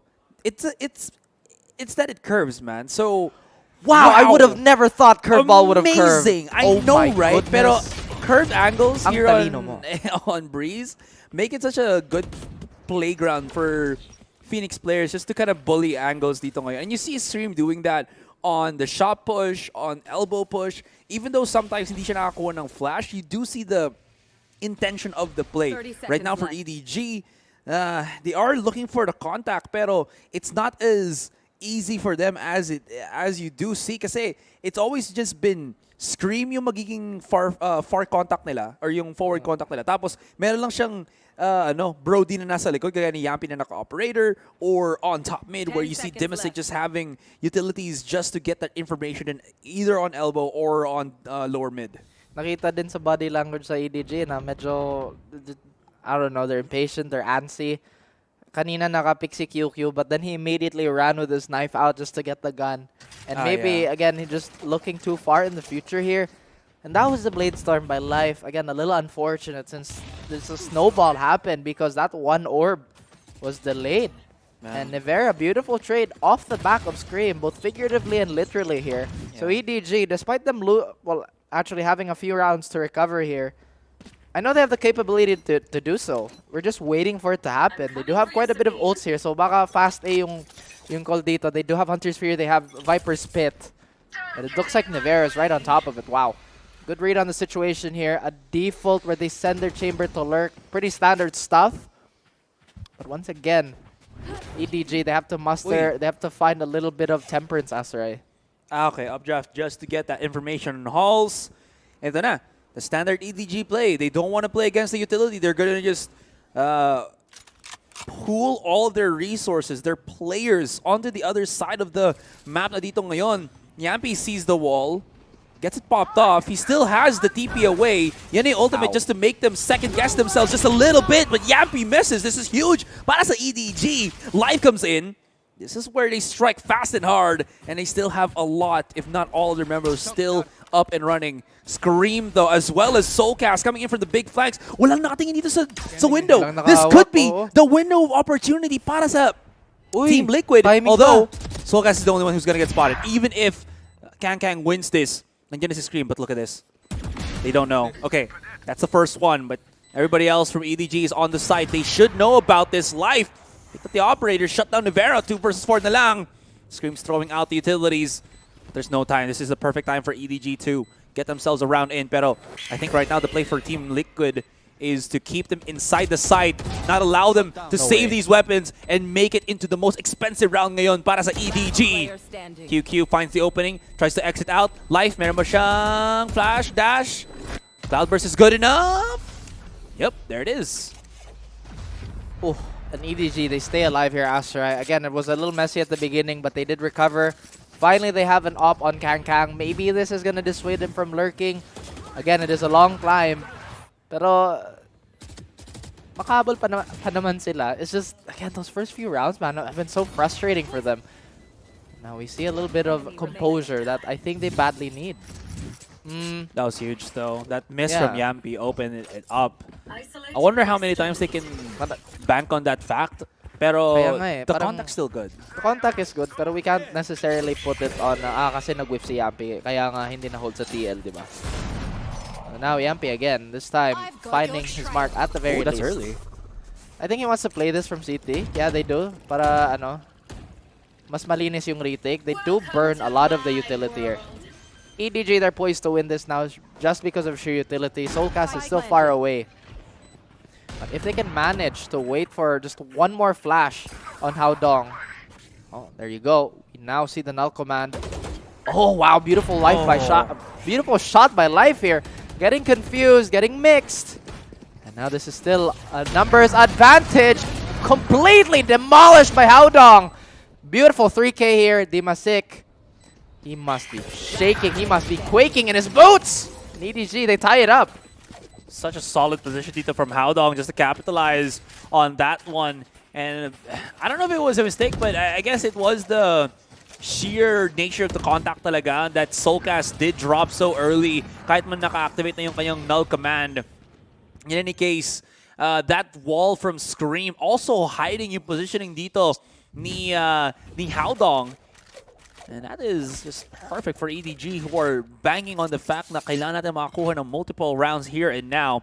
Team Liquid, though, because they did get those win streaks plus round loss bonus, meron pa silang ability to buy and even give Yampy an operator. Speaking of Yampy, he actually just charged down on mid. Who else can do this? Who else has the cojones dito, Raf? Para sugurin lang yung mid na yun, TP out, get the pick, and get the numbers advantage then It's all on to Yampy, but they do have Kang with the operator now peeking out onto A main.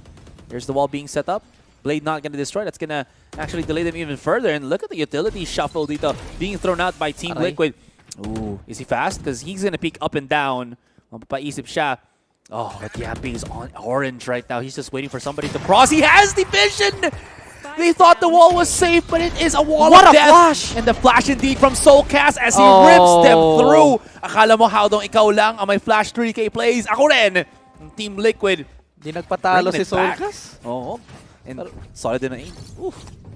Like I said, malaking bagay yung composure para sa EDG. Kasi things like that will happen. Yes, they won a few rounds, but now Team Liquid, they answer back. They answer back. EDG, they have to survive. That is their very first priority here. But Soulcast is not making this as easy as it is. And Soulcast's hype is all hell for that. And Scream, man with the braids. That's all you, bro. That's all you. Bakit na braid buff din si ano? Si Scream. Oh. Kasi naka-braids din si Ray. Naka-braids din na. Alam mo kasi pag binibraid yung buhok mo, ano parang kinoconstrict niya yung ulo para mas umano yung blood flow. So you get lightheaded. I'm about to faint. Hindi, it's the complete opposite. You get so much blood on your head that is it that na hyperactivate yung utak mo to think Isn't better. That how you get aneurysms though? I don't know. But Soulcast, he knows a thing or two. Dalawa naman yung nahanap ni Soulcast. +1, that's 3. Oh Yampy gets another. And can he do something about it? Gives Dima Sick a haircut, but Nevera, I like your cut, G. I like your cut, G. And Kang, I mean, it's Kang Kong, not King Kong for him at the moment. He's turned. What? Bakit ba? Bakit? Because he a vegetable, dude. He's turned into the nutrients for Team Liquid. So ibig sabihin, he is feeding. Is what you're trying to say. He's feeding. It's a more elaborate of him being nutrients for Team Liquid. Well, to be honest, Kang's not doing that bad. I just really think it's the macro here. I'm sorry, I was just playing around. Okay lang. Playing around. Well, Yampy, he has the luxury to just TP out here. The beauty of being a chamber player. QQ does have a bit of a flank. Nobody anticipated this on the side of Liquid, so baka maging problema to. But nope, Kang is back here again. He will get droned out. This could be enough attention for QQ to walk up. Sick. Yeah, he does get tickled just a little bit. He does have a recon vault. Just hit the shot, man. Not you, Scream. You've been doing that all day. That Molly's not close enough. Oh my goodness, QQ. Yeah, but they know. He's still there. QQ, if you close your eyes, they're not going to find you. I told you to close your eyes! Well, even Phoenix told him to close his eyes, but EDG right now popping off. A lot of fight still. Soulcast actually has that no command yet again, but Kang survives with the skin of his teeth.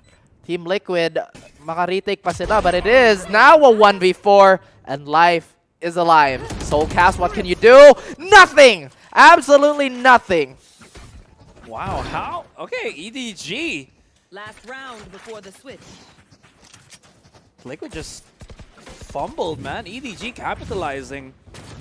Great hold on the angle, though, from QQ. Can't deny him the fact that he was just absolutely tearing it up.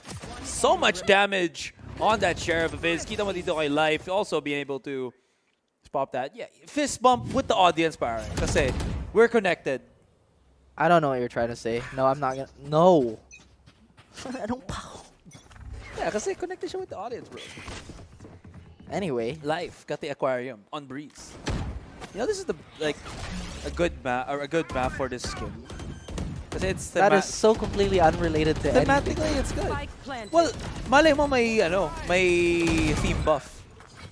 Okay, sorry. Kung may skin buff, may theme buff din. You want to play? Oh, wow. Play. Ay, sorry, that's the opposite. Oh, nga, sabi ko na. It's completely unrelated to anything we've been talking about. Sorry. Oh, okay. Kalma lang, ha? But now the double flash play coming in from Liquid. Dima Sick finds Kang. And Howdong! Oh, flash! It's so dirty! Where's the last player? It's QQ. No time. No lineup, too. I think wala siyang charge or fuel on the util, so hindi rin siya makakuha ng lineup because it Switching will deal sides. just super minimal damage compared to the combo. Tingin ko gusto niya mag-spam sa fence. Sana. Pero wala eh. Di siya nakagapang ng maayos. Nahanap naman siya ng liquid. Let's see the but replay it's what though. it is. I want to see the replay. I wanted to see the replay on QQ side. Because I wanted to see again kung meron siyang fuel or not. Whoa. What was that? Liquid is feeling it right now. EDG. I mean, not too much. You are in Breeze, and Breeze does have crustaceans, and a crab is a crustacean.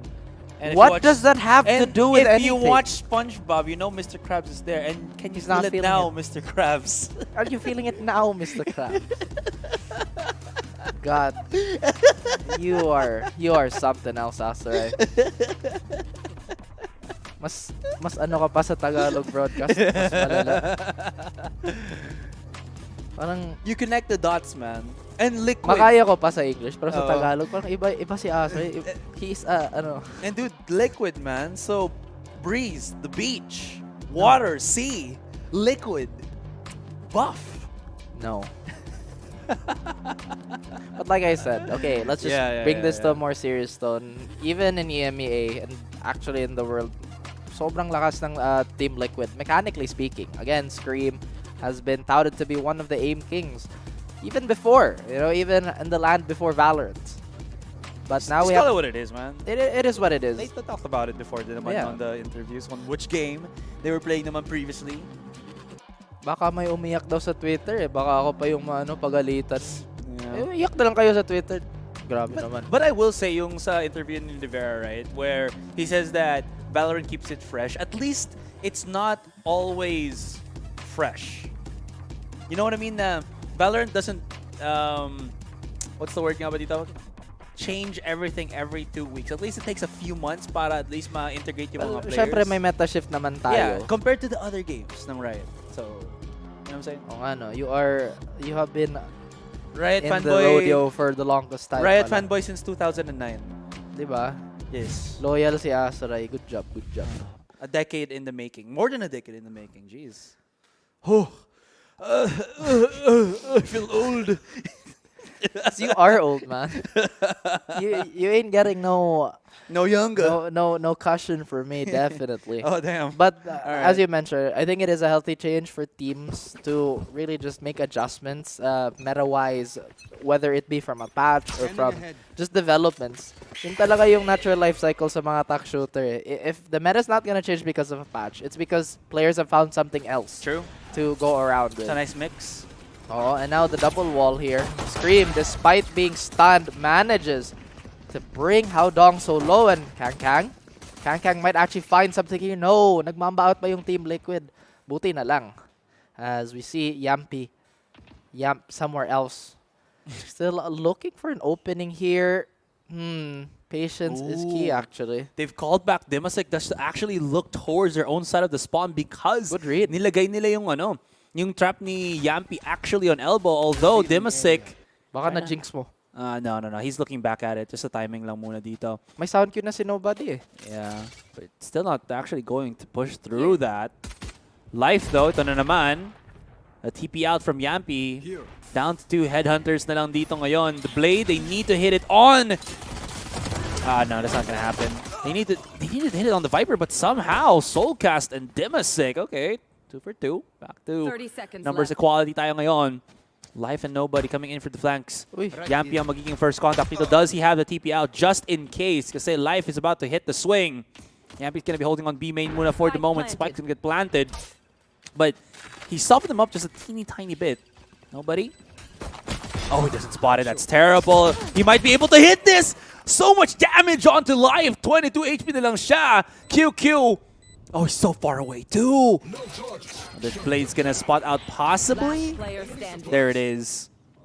Okay, but Soulcast. Oh, what a shot from Life. Oof. Yet another strong start by EDG. We would like to assume that this is going to be their 2-round swing. Yeah. Again, I think they might actually go for a full, maybe Marshall buy here just to negate the range of Team Liquid. I mean, Liquid has been fantastic on those Sheriffs. So this has to be something that's been lingering on the minds of EDG. But it's something that we'll have to see though. And I will say, ang solid ng pistol rounds talaga ng EDG. I think, is it me or like every single pistol round that we've seen, EDG has almost all won it. Well, how we check the Sana pistol round na lang palagi. Buong game, no? Kasama natin sa EDG. Wala eh. I mean, here's the thing, right? Again, EDG, I feel like they've had such a high expectations, which is honestly not even their fault, you know? Sorry, Akid. Speaking of Marshall, tingnan mo, nag-pick up si Soulcast ng sarili niya. Is it Marshall or? May guardian naman si Kang Kang din. Oh yeah, it's Marshall. It's not the Scout. Yes. Other game. Anyway, how did Life get tagged up? Was this because of Kang Kang's, or not Kang Kang, was this because of a Marshall? No, I think it's a Scream. Was it Scream? Yeah, 145 headshot damage. He's full shielded.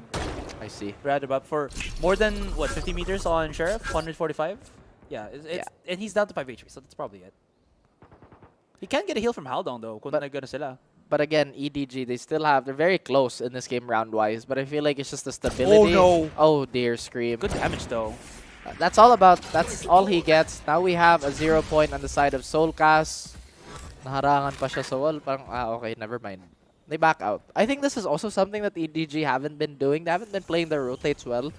If, makahanap na sila ng opening sa site, kahit may utility pa, dire-diretso na. Oh no. Okay, take a look muna. QQ is still at the back of things. He's called in the help of KK, sorry, Kang Kang.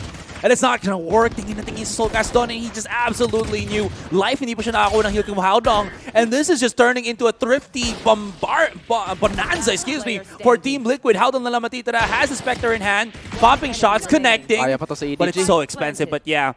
Kaya nga. Niveros is swinging! Headshot connection! And that is gonna be a thrifty round para sa Team Liquid. That's gonna break the economy of EDG. Lalo na nag-guardian pa si Kang Kang. But he does have enough for maybe a few rounds in his Headhunter here, so that range deficit's not gonna be that much of a problem. But how come that they let go of so much space in mid again? Baka hindi nila na-expect yung Liquid na, I guess, hey, we're on an eco, we don't have that much range. Plus, may call naman na sobrang early ng presence ng Liquid sa cave. I guess, more so than not, it's just the simplest of things lang talaga. They lack the oversight siguro against Team Liquid dito ngayon. The TP out. Kulang sa basa. Yeah. Oh, this is close. Oh no, just the one. No second. No sequel. No sequel. Did Kang Kang change his crosshair mid-game? I like that, and it works. Yeah. Do not be a serial crosshair changer, I wish someone like uses the nerd glasses crosshair. That'd be funny. Yeah. That's not funny. Scream just walking all over Kang Kang now. Ah man, it's not looking good for EDG. They had the advantage, but once again, Liquid like thieves in the night. Nabawi pa. Naagaw pa yung momentum actually. The spike planting. It's still on Scream. Okay, this could still actually not work para sa nila, by the way, because it's still 3 versus 2. May Vandals and nobody did. Oh yeah, that's true. It's also picked it up. But they're all stacked out the B main. I think they're just waiting, siguro, thinking the Soulcast would be aggressive enough to go for the wraparound. He does have one more flash in hand. What's on Scream's menu? Nothing other than just that. Oh, that recon dart's not gonna show anything. QQ, hayaan muna natin dito. They line up and Scream pinches it through. I love the reposition from Scream. Kita mo agad that he wanted a close position just to get that trade-off, and it actually works. Soulcast, sabi ko na medyo preemptive yung pag-spray niya, but it was because he wanted to get that crossfire working with the aim god, aim master Scream himself. You know. Baka hard hit yung call dito. May null command naman yung Team Liquid. And again, EDG, they haven't really been doing anything to stop. Di nila mapigilan yung hard hit din ng Team Liquid dito. Yeah. Again, just the mechanical matchup's not really working out, Asarai. It is just so hard to call what EDG can do here because they've been adjusting their mid control. Now it's a little more aggressive. Now they have a little more presence towards cave. But like I said, this is going to be so problematic. As soon as that thing drops, we are going to see the run it back. W key for Scream. Find some space. May mahanap ba siya dito na EDG player? Nope, not at all. It's actually Kang Kang turning the script around, fighting Yampy. Looks like we'll get that plan, but they're getting absolutely annihilated by Kang Kang. Scream holding the lurk muna for the moment. I think he hears the steps of Life. Oh. He's Yeah, okay, he's fine. He primed the dash. Pero Life, second chance at another go. Not gonna happen. Kang is heating up ngayon, Raph, as he hits the 3K. Life, a win against Scream dito. Ivera's gonna be inside his own util. How? But can't hit the follow-up onto Howdong. And yeah, absolutely, how did Howdong survive that? Well, it was a 5 versus 1. Medyo natensyonado dito si Nivera. And EDG trying to keep it as close as can be. Kang really has been the tip of the spear talaga. The initiator, the blader, not the blader, but just the heavy hitter talaga dito ngayon ng EDG. At least naka-adjust pa yung EDG and the round's not really favoring anybody. Well, Liquid, but not by a lot anymore. If they continue this, then Liquid is gonna have a bit of a time here. Not the best situation economy-wise, though. They still have Dimasik on Scream on Rifle, so they do have just a little bit of allowance para sa mga direct gunfight. Pero EDG, they know this. They should just be a little more patient on this hold. Oh, but now EDG thinks they're on a full buy. Oh, that's true. Who showed it? Okay, that was Dimasik and Scream who went on the Vandal muna ngayon. Life could have a really good time dito ngayon because look at Dimasik. He's a little bit out in the open and not really in a position to get any crossfires done. But, okay. If they hear the dash out, oh wow, that's timing! Oh! That, more than skill, that was just unfortunate timing against Life. That is so bad. That's just unfortunate. Any case, they know now na naipit nila dito si QQ. Not more than just mahal. It is expensive. No, I'm kidding. It is 2 versus 5. Did QQ not regen his... Oh, okay. Maybe he's trying to fake this, pero tatlong ulti yun para sa EDG or dalawa? No, he's gonna get wrapped around. Dimasik's gonna find him. They're clearing it. Oh, the bomb cut is there. But like you said, he's discovered at least my wall pa, but bulag na bulag si QQ. Oh my god. Good night. Howdong finds Yampy. Okay. He found Yampy, but Yampy shot him, is the problem here. See, this is why he couldn't kill him, because Yampy killed him first. Dude. Oh, the curveball flash on a Phoenix feels like a haymaker now. It's like, ooh, pag di mo na dodge, it's like, you're dead. Ano yung pwedeng adjustments dito para sa Edward Gaming? Tingin mo? Kasi ako, nahirapan na talaga, thinking about what EDG can do. Especially with a fairly default lineup like this. I think you pointed it out. Like, default lineup, not on just the agents, but default defensive setup then. Because Team Liquid are on a position where they're just testing out the defenses ngayon ng EDG. Di naman nag-overextend yung EDG sa defensive side eh. But that's the thing. I feel like they need to overextend. Kasi nakita mo yung positioning ni Life, it's so safe, but at the same time dangerous kasi siya na yung nag-hold sa mid. And him losing the battle against the Dimasik like that just kind of exposes yung mid-area agad. Kasi tingnan mo, nung nawala agad si Life, there was no more map control on mid for EDG because they were so spread out just to check every single corner dito against Team Liquid. I mean, talking about, again, EDG is still an absolute fantastic team, making them, or at least making it all the way to champions here. My goodness, Team Liquid proving to be a juggernaut to deal with. Yeah, this timeout is gonna wind down and we might just see a little bit of an adjustment on Edward Gaming. At the very least, they don't have that big of a deficit to work for. Yeah. 3 rounds lang. I will say though, it feels like there's 3 scenarios na makikita mo dito on Valorant for the most part, right? It's the overtime... Sayang yung Seekers talaga ni Howdong kanina. Overtime woes. Oh! I think he flashed himself. I think he hit the wall. The overtime woes, the sobrang laki ng gap, which is like let's say like a 12 to or 13 to 0, stuff like that. And yung other one naman, which is yung 789 syndrome, na doon ka na naman sa stock. I think EDG are in that position right now, and they really need, again, to get more map control. But I do like this. Look at the adjustment coming in from Nobody and Life. This is what we needed from that last round, and they're trying to readapt to that to this round. So it does go to show that EDG are willing to adapt, and they do have a clear-cut idea of which positions talaga wasn't working well for them on that last round. Yeah, but with this position, it just means they want to retake from tunnel. That's exactly what's happening here. QQ lang mag-isa dito, but can he survive? Actually, no. There's a lot of delaying that's being happening on the side of Liquid. What do they do here with the Hunter's Fury? But look at Yampy. Where is Yampy? If Yampy can find a pick here, open up mid, then this is gonna be such a free rotate. Kung magmamba out yung Liquid. Like I said, Yampy, the man of the hour, nobody gets it. Nobody gets a trade. That's what I... Could nobody beat the hero? Oh, absolutely not, apparently. And EDG, their woes continue. Sobrang malas nila sa timing. Di ba ang timing talaga? But Howdong could be a beast! And that, there he goes. That's huge. 2 members left.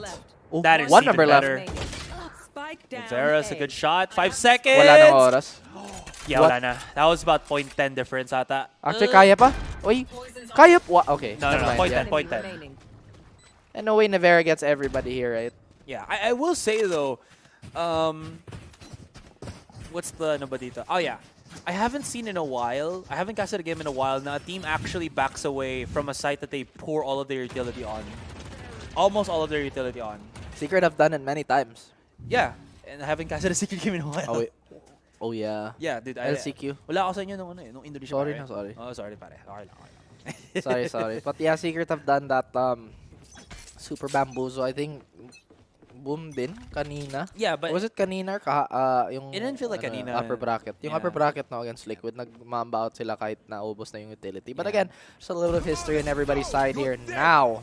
Yeah. But again, I just wanted to point it out because you do see yung willingness talaga to get that, readjust whatever they had just in case, diba? Thankfully enough, Scream was knocked down. Pero teka lang muna, Life popping shots through the smoke with the Vandal. Not really the smartest of decisions, as you saw. Liquid was just popping through. Down to 70 na lang siya dito ngayon, but he does again have to heal from Howdong. Although Howdong is so deep onto Cave. Medyo late yung recon bolt ni Dima. Sige, dapat sila sabay-sabay kay Scream. Yeah. And that I feel like that was a bit of a waste on a run it back Asoray. And again, they still have a lot of time, a lot of allowance here. If QQ's doing so much damage and Life is holding down M1. One enemy remaining. And Team Liquid absolutely getting liquefied. That's what we want to see. Now ito na, bumabawi ng EDG. We will not yield. We will not bow. I will not break. That's a good spot. Okay. What? What's up? Wala, okay. Yeah. Look at that. Team Liquid are... Okay. The same issue that we saw from Boom then, kanina. Just one by one peeking out through the smoke. And look at that. Scream so what are we doing? Asking, what are we doing? EDG though, they that was are... not it, bro. EDG though, they have quite a bit of allowance now, at least momentum-wise. Di pa naman reset points sa economy sa Liquid, I think, if my math is not off. So they do have one more gun round, but this is crucial. This is important. If panalo pa yung EDG dito, then maybe, just maybe, EDG have a chance of taking this map away from Liquid. Pang nag-exchange lang sila ng map pick, no? Kasi kanina yung bind, di ba EDG yun? Yeah.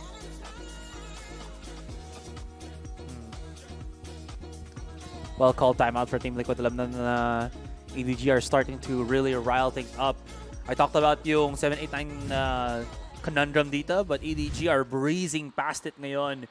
Rafa's nakaintindi na sila na kailangan nilang gawin. It's a lot more of, again, just making sure that they can cut off the rotation ng Team Liquid dito and know where actually Team Liquid is looking for that contact. Look at Life, such a contrast from what we saw then on that previous game. From bottom fragger to top fragger with 17 kills in these 19 rounds coming into round 20. Okay, so Liquid actually go the opposite route here. They go for a bit of a light buy para masecure na lang nila yung future rounds. And Kang gets a pick on Yampy. A pillar of Liquid, but not this time around.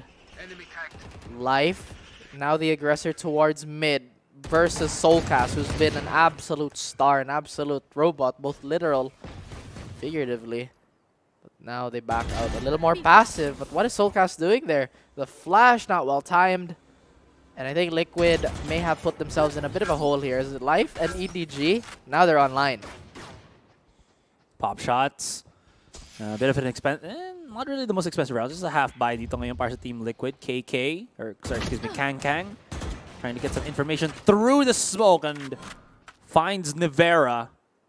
Life naman ngayon. Enemy remaining. There it is. As you mentioned, he's heating up. He's becoming the beast. Scream shuts it down. Picks up the Guardian.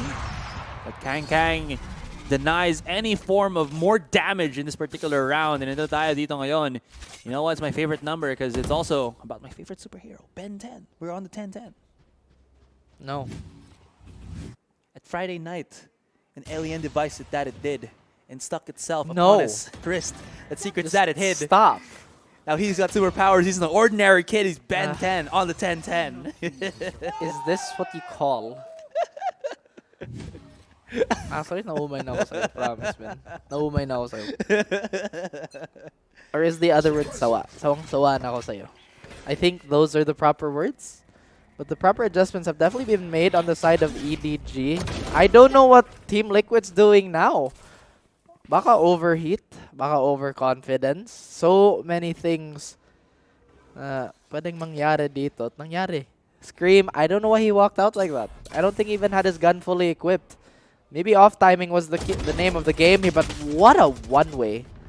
I like it. I like it a lot. Oh, but Nivera. That was Nivera's smoke.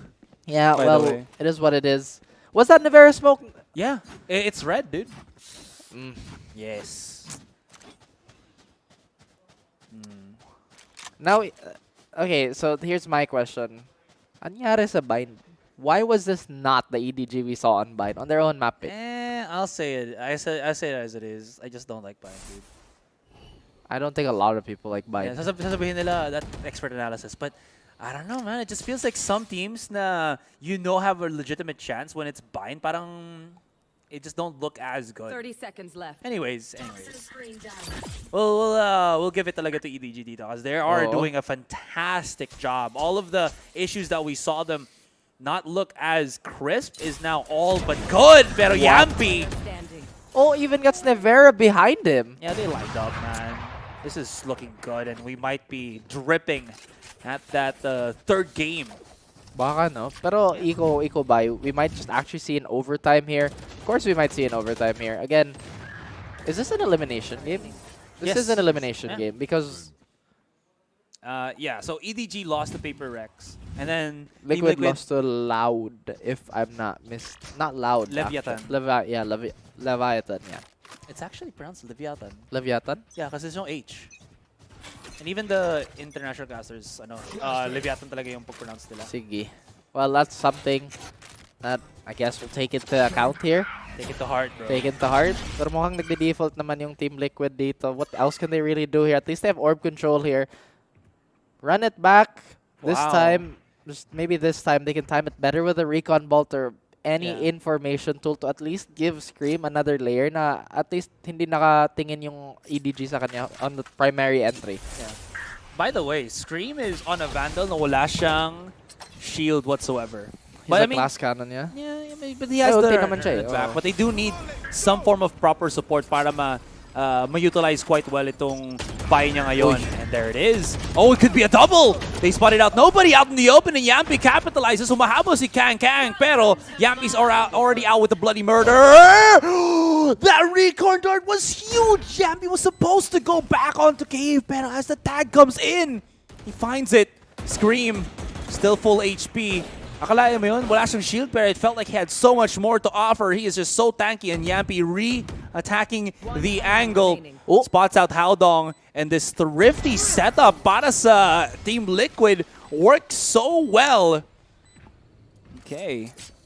Well, okay. So, yun yung kulang talaga sa Liquid, at least in those few rounds. Aside from the fantastic adjustments na ginawa sa EDG, at the very least, yung layering sa utility nila, naging maayos. Kasi sobrang gulo kanina eh. Scream just walked in for no reason, out of elbow. And now Yampy, wow, like you said, what a shot. I didn't even know that Kang was jumping midway. But now we have Team Liquid completely online again, question mark. EDG, they have to stay composed. They're so close of taking this to a map 3. But they have to remain composed. They cannot falter now. Dapat nag-iwas sila sa tilt, but now Kang still doing the same setup here, Asterai. Another elbow take. Actually, yung Liquid, every time they've been going to B, hasn't been working, yeah. Yeah, but this time, walang B utility to actually stop them. If you look at this, walang smoke onto B main. It's all about the contact. Scream. Uy! Spread out the flash. That was perfect. But meron pa nasa lower mid. There's also one. Oh, there's a 3-man crossfire right here. Kung force nila ngayon yung elbow, this is not gonna work para sa kanila. Nivera at least hits one of the shots, but it's all but crumble down. Dimasik na lang ang matitira. Actually, no, Yampy's still alive somewhere on A main, but that spike is spotted out in the open. Oh no, now they know where Yampy is. Mag-isa na lang si Dimasik here on mid. They need the help, but Yampy is here to assist. The timing is going to be crucial. Dimasik finds the one first. It's the shot. 1 versus 2. Teka lang muna, Howdong nasa double doors pa dito. Does not have the flash just yet. Pero mag-double up sila. And Yampy does not have a rifle. He needs to isolate this. Is he going to push through this? Is the balls ready? There it is. He's playing. It's not going to kill him. And they don't know, but look at that positioning. Onti-onti na lang, Yampy finds one. Oh, no. The back away. He knows both of them are there. Pero inuubos niya lahat the headhunter niya just to clear out the Seekers. He's found the Vandal. 11 seconds. Here or now. Charge it in or mag-match point ng EDG. No way we go to map 3, right? But EDG, they push it to the limit and they finally hit match point. Liquid are sweating. Oh my goodness, Asteroid. Whatever judgment that was put upon EDG, they seem to be righting their wrongs as quickly as they're making this comeback. But now Liquid, what can Liquid do? Oh my goodness. I thought Howdong was dead there for sure. He was suppressed. He was flashed. Kahit ano-ano na lang nangyari kay Howdong, but still he manages to hold on literally for the entirety of the round. And EDG, they're showing up. Oh, man. Uy. Pero si Scream, mukhang kalma lang, bro. Chill lang. Men that braid together stay together. Ah, is that what they say? Yes, that's what they say. That was a gamble para sa EDG. In the sense that there was nothing really on A main, or sorry, excuse me, B main to help with a full-blown push ng Team Liquid. But somehow Team Liquid navigated through elbow, wanted to fight through that, and there was a 3-man crossfire na hindi nila mapunish against EDG. Tingin ko yung B sa Team Liquid ang hina ngayon eh. So, ano yan? Sabihin niya mag-A na tayo ulit. I mean, what's been working? What's been the winning play for Liquid? It really has been the A hits. Yung bridge control nila at, of course, in tandem with the mid control that they've been literally abusing against EDG. But why are they so stubborn? Bakit nagde-default pa sila para elbow split? We'll just have to see the adjustments that they're gonna make here. Yep. Yampy on that tour de force plus a Marshall. So wala siyang pang short range dito. Life has those blades just in case. Just in case. Nobody also has that that Hunter's Fury. So pwede naman siya pag set up for retakes or early info. Oh wow, what a dart actually. And now I think Dima might actually prep for an A fake here. It does look that way. But Yampy again on elbow. Set up sila para A fake. Do they pull the attention of EDG? Pero mukhang chill lang din yung EDG eh. Okay. Nice fake. Nice try. Look at that wall though. Alright. Okay. We'll see how this goes. Kang. Oh, he actually found Soulcast. Picks up a Phantom. Pero teka lang muna. Scream and Dimasik have opened up, teared a hole onto B. Scream backs away. 2 players have operators. This is... That's difficult. I mean, it's a risk because Scream is low, has no utility. Okay, we'll see how this goes. Yep, you're absolutely right.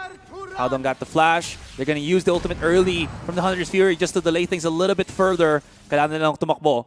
There's going to be 1 flank coming in from Life. 3 angles of attack dito ngayon. That's good. That's the first one. Oh! Found another. Yampy is hot. Scream is hot. And Yampy is just blistering, smoldering. And we go into overtime ngayon, Raf. And that is exactly where we're going. EDG. They had it. They had it. They could taste it, Asteroid. They were about to take it. Man. Trades. Sabi mo pa kanina naka-double up yung Team Liquid. So parang medyo lugi sila dito sa post-plant defense, but that's not what we saw. And I was just thinking, Scream, notoriously known to be an amazing rifler, but that's all we know about him. Now his off-wing skills look to be as polished. Team Liquid is boiling.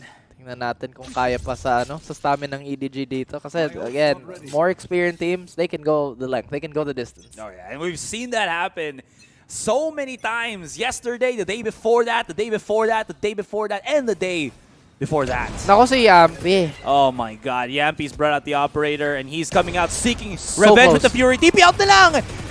Yampy's sickness, man. He loves to stay in his position just to threaten Okay them. lang. Pero teka lang muna, Team Liquid is actually all hunkered down. Beautiful flash. Naluluto dito si Haldong. Toxicity is the key to our city. As si Kangkang na lang ang matitira. Coming in onto mid, Vera finds him. The brothers, get kill for kill. 13, one more. And EDG's hopes and dreams and tournament life is all gonna be a distant dream, a star that has faded, that has been extinguished. Pareso tayo Hindi, kasi Team Liquid, parang may ano din sila dito eh. Medyo kampante. Like, so many rounds, they could have already taken that lead and won it. But again, guys, the mental factor of, again, the tournament setting, my nerves. Again, you're on Champions, LAN pa. And I mean, again, the easy fact na they don't see what we see. Of course, spectators. of course. Siyempre, nakita natin lahat. Meron naman sa'yo, oh, ba't nag-pick siya? Tatlo naman dun eh. How would he know there's 3 people there? Exactly. Come on, guys. Overview tayo. May X-ray pa. May X-ray. Oh, that's a flash. Buti pa si Kangkang nag-TP out, di ba? Si Yampy parang, may E pala ako, no? But Scream! Where does he find this? Di pa siya tapos, pero Kangkang is here with righteous vengeance on that operator of his life. Makakatingin mo na siya dito sa mid. He's gonna be expending yung kanyang dash just because he's a little bit afraid of that one. 4 versus 4. Buhay pa si Vera. Vera, where is he going? Oh, he's just gonna be on shop. Iniwan si Dimisic dito. Dimisic is gonna get pushed out, pero that's a wall that at least allows him to reposition away. There's the pinch.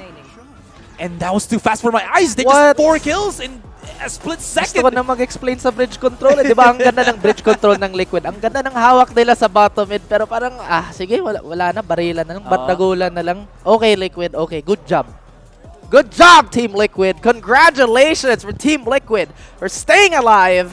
But that is unfortunately not the same story for the boys over at EDG Asoray. EDG kept it close. Sorry. Hindi pala siya finger sleeve in a way. That's, what's the word about it? That's something for finger pains. Yung nasa ano ni Kangkang. Look at that. Emotional moment ngayon Tama para naman, sa... finger sleeve naman talaga yun eh. It's not for this. Hindi siya pang padulas eh. Parang sa ano. Yeah. Grip, di ba? No, it's for something about hand pains. Hindi siya for grip eh. Basta compression, yun na yun. Anyway, sorry. Back to the more important things. EDG, very emotional loss para sa kanila. As you can see, Kangkang frustrated and stuff. He was so good. Like, with the operators and everything, he was matching up to what Team Liquid were pushing at them. Even Life got his mushroom. He got his second life, man. Okay, nakita ko din na kung bakit hindi sila hindi sila makagapang ng maayos or makahit ng B ng maayos. Usually, when you go for a B hit, you have a jet or a raise. At the bare minimum, to immediately close the gap between you and Pillar. And now there's 2 ways the Cubby player has to look. There's 2 ways the Cave player has to look. Yeah. Especially kung hindi makaduelo yung backside player nyo. And now with them going for the bridge control, while a Phoenix can run on that side for free, na may Viper wall nakasuporta sa kanya. So, like I said, right, it's the mobility that was really lacking for that B hit, for those god-awful elbow takes. But those cave hits, everything fell into place for Liquid, but we have to, of course, give credit to EDG. Super last minute. But they're still here. They competed, and they got as far as they did. Check this metric out. Diba nakita natin yung thrifty na yun ng Liquid, and that's probably one of the more noticeable or notable thrifties na nakita natin for this particular series. EDG was the one that actually had more thrifty wins in Breeze than Team Liquid. Pero it felt like the quality of that one just really shifted the pace because after that, na-rattle yung EDG. Their economy, or I guess their approach to the map, was somewhat altered because of that play. And you saw that in one of the highlights. Yampy just able to get the punish. And hindi pinakita ng highlight. If you were watching or if you saw that moment, it was also Dimasic's dart that allowed Yampy to transition to another kill from the retreat dun sa bridge. So really good how do you say this? Capitalization of opportunities sa binabato dito ng utilities ng Team Liquid. Yung layering din sa yung mga bihit nila, sobrang gulo. Yung naka-ulti si Scream tapos walang recon dart. So parang, okay, he ulted, he got shot, and then he got darted out. It's like, why would you do that in that order? It just doesn't make sense, right? But again, with all the things that have happened, that have transpired, at the very least, we saw, again, the light. The Team Liquid was like, you know what, we're Team Liquid. We'll finish this off. Kahit overtime, panalo pa din sila. And again, that's the confidence we like to see from all our teams. Absolutely agree. And that would just mean, again, Team Liquid are still into it, guys. They, who are they actually gonna fight tomorrow, if ever? Man, I'm looking at it real quick. It is going to be Paper Rex.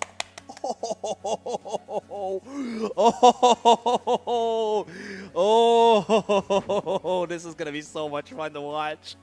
I'm giddy. Sayang Giddy. hindi rematch yung EDG at Paper X. Oh my gosh, I want to see this. This is gonna be so much fun to watch. No. Well, all right. Anyways, we're gonna go on a break now, and again, it is gonna be a short night for us. When we come back, it's gonna be the panel na lang, and then you know what? Let's just go to the panel na. I'm just, you know, what's na oras ko?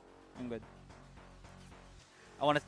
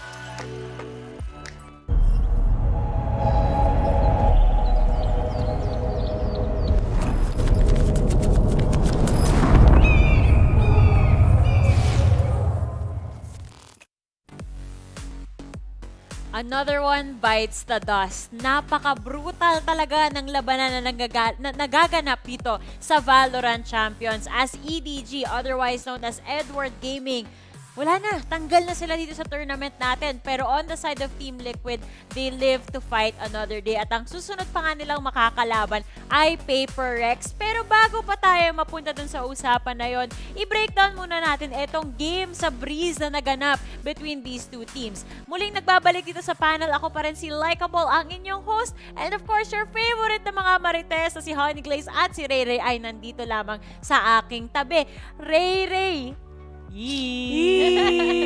I'm happy. Worth it pala yung blue tsaka white ko ngayon kasi Team Liquid.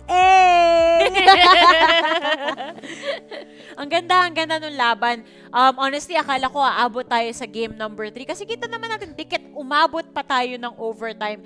Pero ano ba yung na-figure out dito ng Team Liquid at na-shift ulit nila yung momentum bandang dulo? May mga tendencies kasi dito ang Edward Gaming Laika na may ma-miss out silang angle, lalo na yung napaka-importante na hold take ditong ginagawa lagi ni Yampy. Kaya naman nagkakaroon lagi ng diversion plays and entries dito ang Team Liquid. Kaya nag-fall through. Doon na lang din nabutasan dito ng Team Liquid yung nagiging strong point ng Edward Gaming. Kaya nahirapan silang i-comeback yun. At saka for the side naman ng Team Liquid, ang nakita ko sa kanila is medyo pagdating na sa crucial moments nag-aasin sila, which is usual mistake nila. Pero buti na lang nung nag-overtime, sa wakas nagising sila that, hey guys, you know, we should just play yung disciplined Team Liquid. Ay, Diyos ko, kung pag-uusapan lang natin yung overtime, yung huling round, with a snap of your fingers, natapos. Ayun, no, kita natin sa highlights. Bigla-bigla na lang natapos yung game. Napanganga na lang kanina si Honey Glaze na, ha? What? Tapos na? Oo. Sabi naman ni Ray Ray, ang bilis ng trades. Yun na yung nangyari. Pero very good on the side of Team Liquid. Kanina akala natin ang kondisyon on the side of PPGL, patayin dapat nila si Scream, patayin dapat nila si Yampy. Pero sino ba naman mag-aakala na si Soulcast pa nga ang magpe-perform dito sa game na to? Parang si Soul yung naging soul talaga ng team to actually uplift. Although medyo skeptical ako nung una with his KO kasi I'd prefer him with the Sky. Buti na lang nagampanan din kagad ni Scream yung nawawalang onting flashes, 'di ba? Na mas curvy, kaya nga curveball, 'di ba? Kanina nasabi nila yung mga casters natin yan kaya nga curveball, 'di ba? May curve. Pero totoo 'yan. Yan yung sinasabi natin kanina na pag-usapan namin nila Raf at Azoray sa previous panel, yung flexibility versus comfort pick.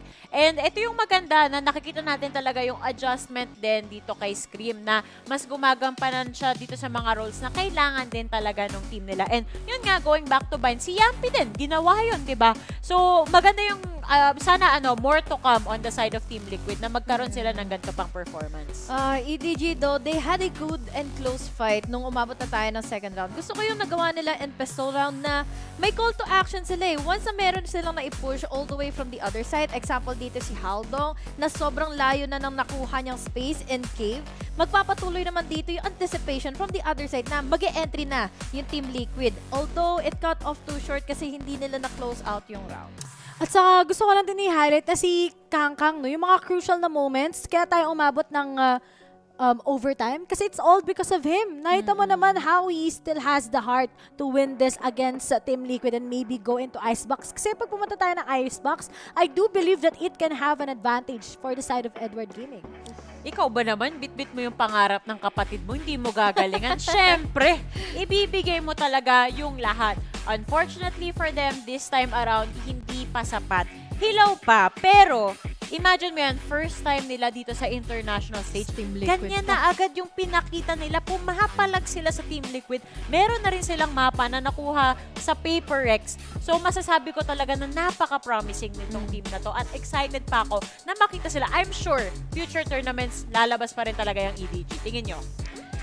Para sa akin, yung EDG, I think, pagdating next year, maybe sa mga future tournaments, kailangan maging prepared ang SEA or APAC in general. Dahil itong team na to, although hindi pa natin nakita yung identity nila, but if they just put more on their book, I think they can be able to execute it better. Dagdagan ko pa dito, like na meron din ditong isang analyst named Waltis, yung analyst mismo ng Sentinel na iba klase yung nakikita niyang potential in Edward Gaming. So, as the time goes by, panigurado naman na pag umabot pa dito sa pagkakataon na makasama at makasabak ulit ang Edward Gaming to another tournament here in VCT, magpo-progress pa yun, makikita natin yung improvement dito pa nga lang sa Champions eh. Tama ka dyan, Honey Glaze. Pero again, props dun sa kalaban nila, sila nanalo eh. Bakit ba tayo nagpo-focus sa EDG? Hindi, syempre kasi nga, gusto na pa natin makita na mag-improve talaga tong team na to. At to make it far in this tournament. Pero sa ngayon, ito namang Team Liquid, ang ganda nung performance nila. Pero sa tingin nyo, enough na ba tong pinakita nila today pag nakaharap na nila yung Paper X? Ay, sa tingin ko, mahihirapan sila against Paper X. Kahit predict ko si Team Liquid who can actually win Champions, I will recognize na may upper hand ang Paper X sa kanila. Kasi yung Paper X, they start good, they end good. Diba? Talagang mahirap lang italunan ng mga teams from LATAM. Pero at the same time naman, yung Team Liquid, kung ganito naman din sila kabilis umadapt sa mga katulad ng Edward Gaming who has also the same pace as Paper X, sa tingin ko, kaya pa rin nilang talunan ang Paper X in a way. Gusto ko yung sinabi niya doon na na meron silang comparison between Paper X and Edward Gaming. So in case na parang hindi man or rather hindi naging flawless yung game na ito, yung series na ito for Team Liquid na ang tenor team na ito eh, ilang beses na siyang nandito sa scene. So bakit parang hirap na hirap pa rin silang tapusin yung Breeze kanina in our second game. So I'm looking forward for Paper X and Team Liquid talaga bukas sa bukas. Kinakabahan na rin ako para sa kanila. Pero ito, ang player na hindi na kinakabahan, makakahinga sila for a short moment lang. Kasi eliminations pa rin naman ang next na series na makakaharap nila. Pero for now, pakinggan natin kung ano nga ba ang sasabihin ni Scream. Thank you so much, Insu. I always feel like with this jacket, you know, I just stand out so much. I'm here, of course, with the Icon Scream. How you feeling, man, after that game? Icon, yeah, man, you were so nice. What can I say, you know? I'm feeling great, man. I'm feeling great, you know? Yeah. First game in, like, first win in, like, it felt good, but that's what we needed, I feel like, you know, coming into this tournament, you know? Yeah. To get that momentum going. Yeah, of course, of course. I mean, hey, well, speaking of momentum, you decided to bust out the Phoenix again, which is always fun to watch. And this time it was successful, so yay, it worked out for you. You played Phoenix quite a bit back in the day. What? I know that there were some updates to the agent and stuff. What changed from then to now, though? Like Phoenix's effectiveness that has, you know, kind of given you the confidence to be able to pick that agent. Yeah, I mean, I think, as you said, like, since the update, I feel like Phoenix had a pretty big buff, to be honest. I feel like people don't recognize it as they should, right? Yeah. I think today I didn't have my best game with Phoenix, but still, like, I really enjoyed this agent. I think it's a very good duelist to play. Yeah. I don't play operator, so I think it's good for me as well. And yeah, it's just like a comfortable pick, basically. Fair. Do you... Okay, I need to know this. Is this your idea, or is Emil cool with it? Like, whose idea is it to bust out the Phoenix? I mean, I'm the captain right now, so okay. I do whatever I want, right? But like, yeah, it's a bit, you know, we have some talks with the coach, with the Emil, you know, like with our analysts as well. Yeah, I think, you know, since the buff, as I said, I think we would, you know, we thought it was be good to change a little bit, you know, change some things, and I enjoy Phoenix as well, so that's a comfortable pick, basically. Yeah, well, you know, let's get some thoughts, though, on Edward Gaming. I mean, this team, you know, came out of the gate swinging against you guys, but obviously you guys were able to stand true here. Your thoughts on the team, you know, their future as well, just like any, I guess, words of wisdom from your long career to them? I mean, honestly, I heard a lot of stuff about them, so it was a bit scary coming into the game, you know, like, I heard they were really good. And I'm happy we beat them, you know, like, they're very young players, they're hitting some really nice headshots, and, you know, I wish them the best for the next tournaments, basically, yeah. Yeah, no, of course. Okay, so here's the thing. In the region, in EMEA, right, you know, obviously, FPX, you know, they walked away, Masters champs, right? Everyone's talking about them. Okay, Papa, let's relax for a second. And then we got Fnatic, you know, obviously, Boaster's twerking everywhere, so everyone's always talking about him. Do you feel like people aren't putting enough respect on the Team Liquid name? Everyone loves Boaster, man. Love to my guy. But actually, I don't feel this. You know, I'm not the kind of guy to go read the comments online. I feel like we're a good team. We have shown, like, in the past 2 years, you know, that we're kind of consistent. We qualify for events, even though we haven't won anything yet. But I think it will come, you know, it will come. We needed, like, that evolution going, and yeah. Do you feel like this is the event where it will come, finally? Yeah, I mean, like, Do you feel it? I think honestly, the first game we played really bad. Like that was not our level, you know. Yeah. Like also losing all the pistols, losing all the bonus rounds. You guys are allergic to them. Like the momentum was not there, you know. Yeah. So getting this win today feels feels very very good. You know, the boys are very happy, and I'm very proud. So yeah, we're gonna try to qualify for playoffs, man. Hell yeah, man. Well, congratulations, Scream. Always a pleasure to talk to you, my brother. Always. Finally glad we got to finally make this happen. All right, Yin, so you heard it over here. Let's send it back over to you guys to close out the show for this short day. Feels nice. Salamat, Golden Boy. Tagalog Hinsu. Pero nakakatawa tong si Scream, ha? Pala desisyon. Pala desisyon. Gusto ko mag-Phoenix. Wala silang choice. Sundin nila. Sila mag-adjust sa akin. Yun pala yun. Sure ba talagang pinag-isipan nila? Parang kanina lang ata pinag-isipan ng Team Liquid. Sabi na, feel ko mag-Phoenix ngayon. Wala na lang nagawa lahat. Sabi, sige si Captain na lang. Sige, bahala na siya. Ano ba magagawa namin? I-trade off na lang namin, no? Pero yun nga, di ba? Ina-expect natin kasi nasanay tayo sa mga lineup sila dati na double op, nag-Phoenix. Di wala, isa lang op. Pinakaba tuloy tayo, no? Oo, syempre masakit yun. Pag natalo Team Liquid, wala na yung prediction ko. Malas talaga. Pero, hindi sila natalo. So, tingnan nga natin kung ano na ba yung updated brackets natin dito. Dahil magkakaalaman na meron na tayong mga kapatid dito na natanggal na dito sa tournament natin. Napaka-brutal talaga nitong Valorant Champions, ano? At makikita natin na meron pa rin tayong mga upcoming matches kung saan puro eliminations na. Ang natitira na lang na hindi pa eliminations ay yung na-postpone na game natin between Fun plus Phoenix and Exit. So, abangan nyo yun, guys. Kung hindi ako nagkakamali, sana maging okay lahat dito sa side ng Fun plus Phoenix kasi hindi sila nakapaglaro today dahil unwell daw yung feeling nila. So, get well soon sa inyo and hopefully bukas makita na natin sila maglaban. Pero, from that same bracket, makikita natin tong Crew versus Sursia. Tapos, meron pa tayong Furia versus Fnatic. Mainit yung labanan, guys. Kaya, wag yung papalampasin kahit anong araw natin dito sa Valorant Champions. Kasi, parte to ng story Diba? Every single day may panibagong laro. Nakakatakot na yung mga following matches natin sa mga susunod na araw dahil eliminations na. Magkakaroon tayo ng mga paalam moments and episodes dito for our teams. Pero really excited to see the battle between Paper Rex na lagi nga natin ditong binibigyan ng highlights. Pero syempre, thank you pa rin dito sa Boom Esports for representing in APAC. Oo, maraming salamat talaga. Hay, hopefully, makakita pa tayo ng more Indonesian teams na makapasok. Sana tayong mga Pinoy makabalik next year. Pero, syempre, I'm getting way too ahead of myself. Sa ngayon, focus muna tayo dito sa nasa harapan natin. At sa ngayon, maghanda tayo sa mga aksyon na paparating. This has been Likeable, your host for VCT Champions. Kasama ko pa rin, of course, si Ray at si Honey Glaze. And gusto lang namin sabihin na maraming salamat sa mga nanonood. At huwag nyo kaming iiwan sa mga susunod na araw at puyatan tayo together. Thank you and good night. Let's bring out our first two teams fighting for a shot at survival. Here's Zeta and Boom. But Laz still with the up, still healthy, getting past the Hunter's Fury, getting past Famous, and getting past Flipsider. From 5 to 2 to 0. 11-11. The collapse from Zeta nets them the loss. The only member of Zeta still sitting at his seat. Flipsider goes down.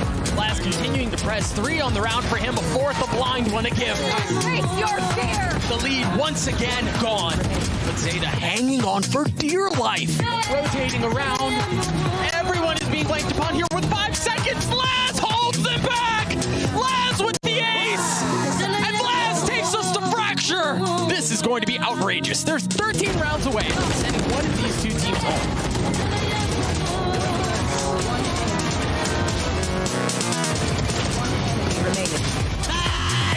It's a roller coaster.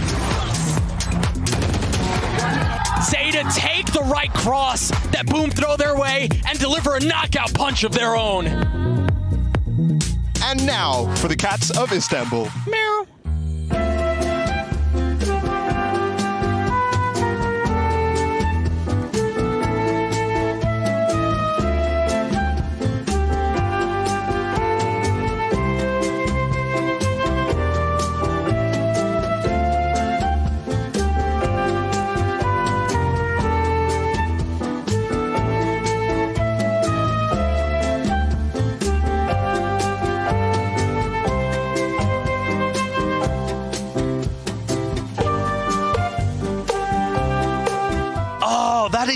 disgusting. I mean, that looks just like you. I saw a cat just like that out in the streets. And now back to your regularly scheduled programming.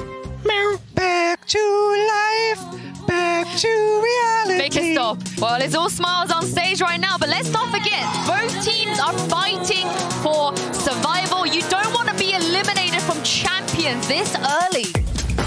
But the timing, once more, this guy is just elite. Welcome to Champions. Oh my word. Who trained you?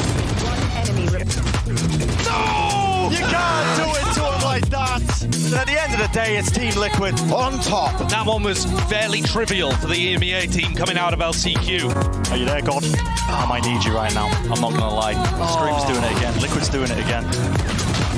On a flash peek from Soulcast, he knows what a second is. Make it a third. Bravo's over the top, he is revealed. Yeah, that's fantastic with that dart. Lights him up, Soulcast. This guy is unleashed right now.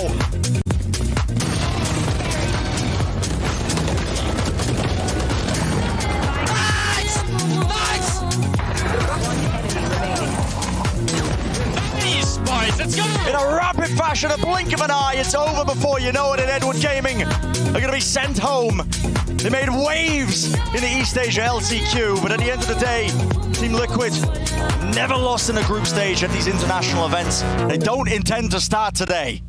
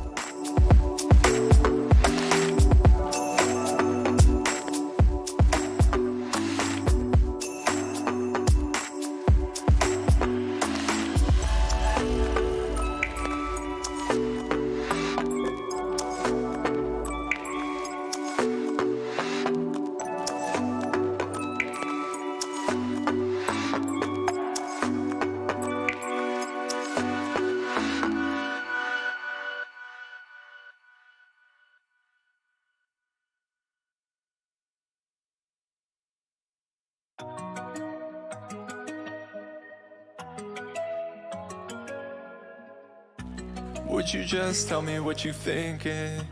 Keep me from feeling like I'm sinking. All these emotions, yeah, they mixing. How do we end up here? Cause I can't read your mind, just talks to me like all the time. And yeah, you keep that energy. Yeah, you keep that energy. I can't read your mind, just talks to me like all the time. And yeah, you keep that energy.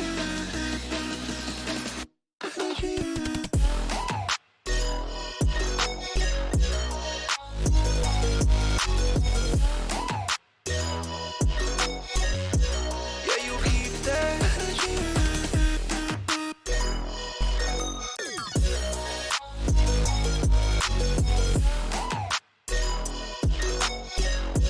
Yeah, you keep that energy. I thought you had my back and you bailed. You let yourself go, you said sail. I still got your paint on my nails. Always playing games that shit got stale. Cause I can't read your mind, just talks to me like all the time. And yeah, you keep that energy. Yeah, you keep that energy. I can't read your mind, just talks to me like all the time. And yeah, you keep that energy.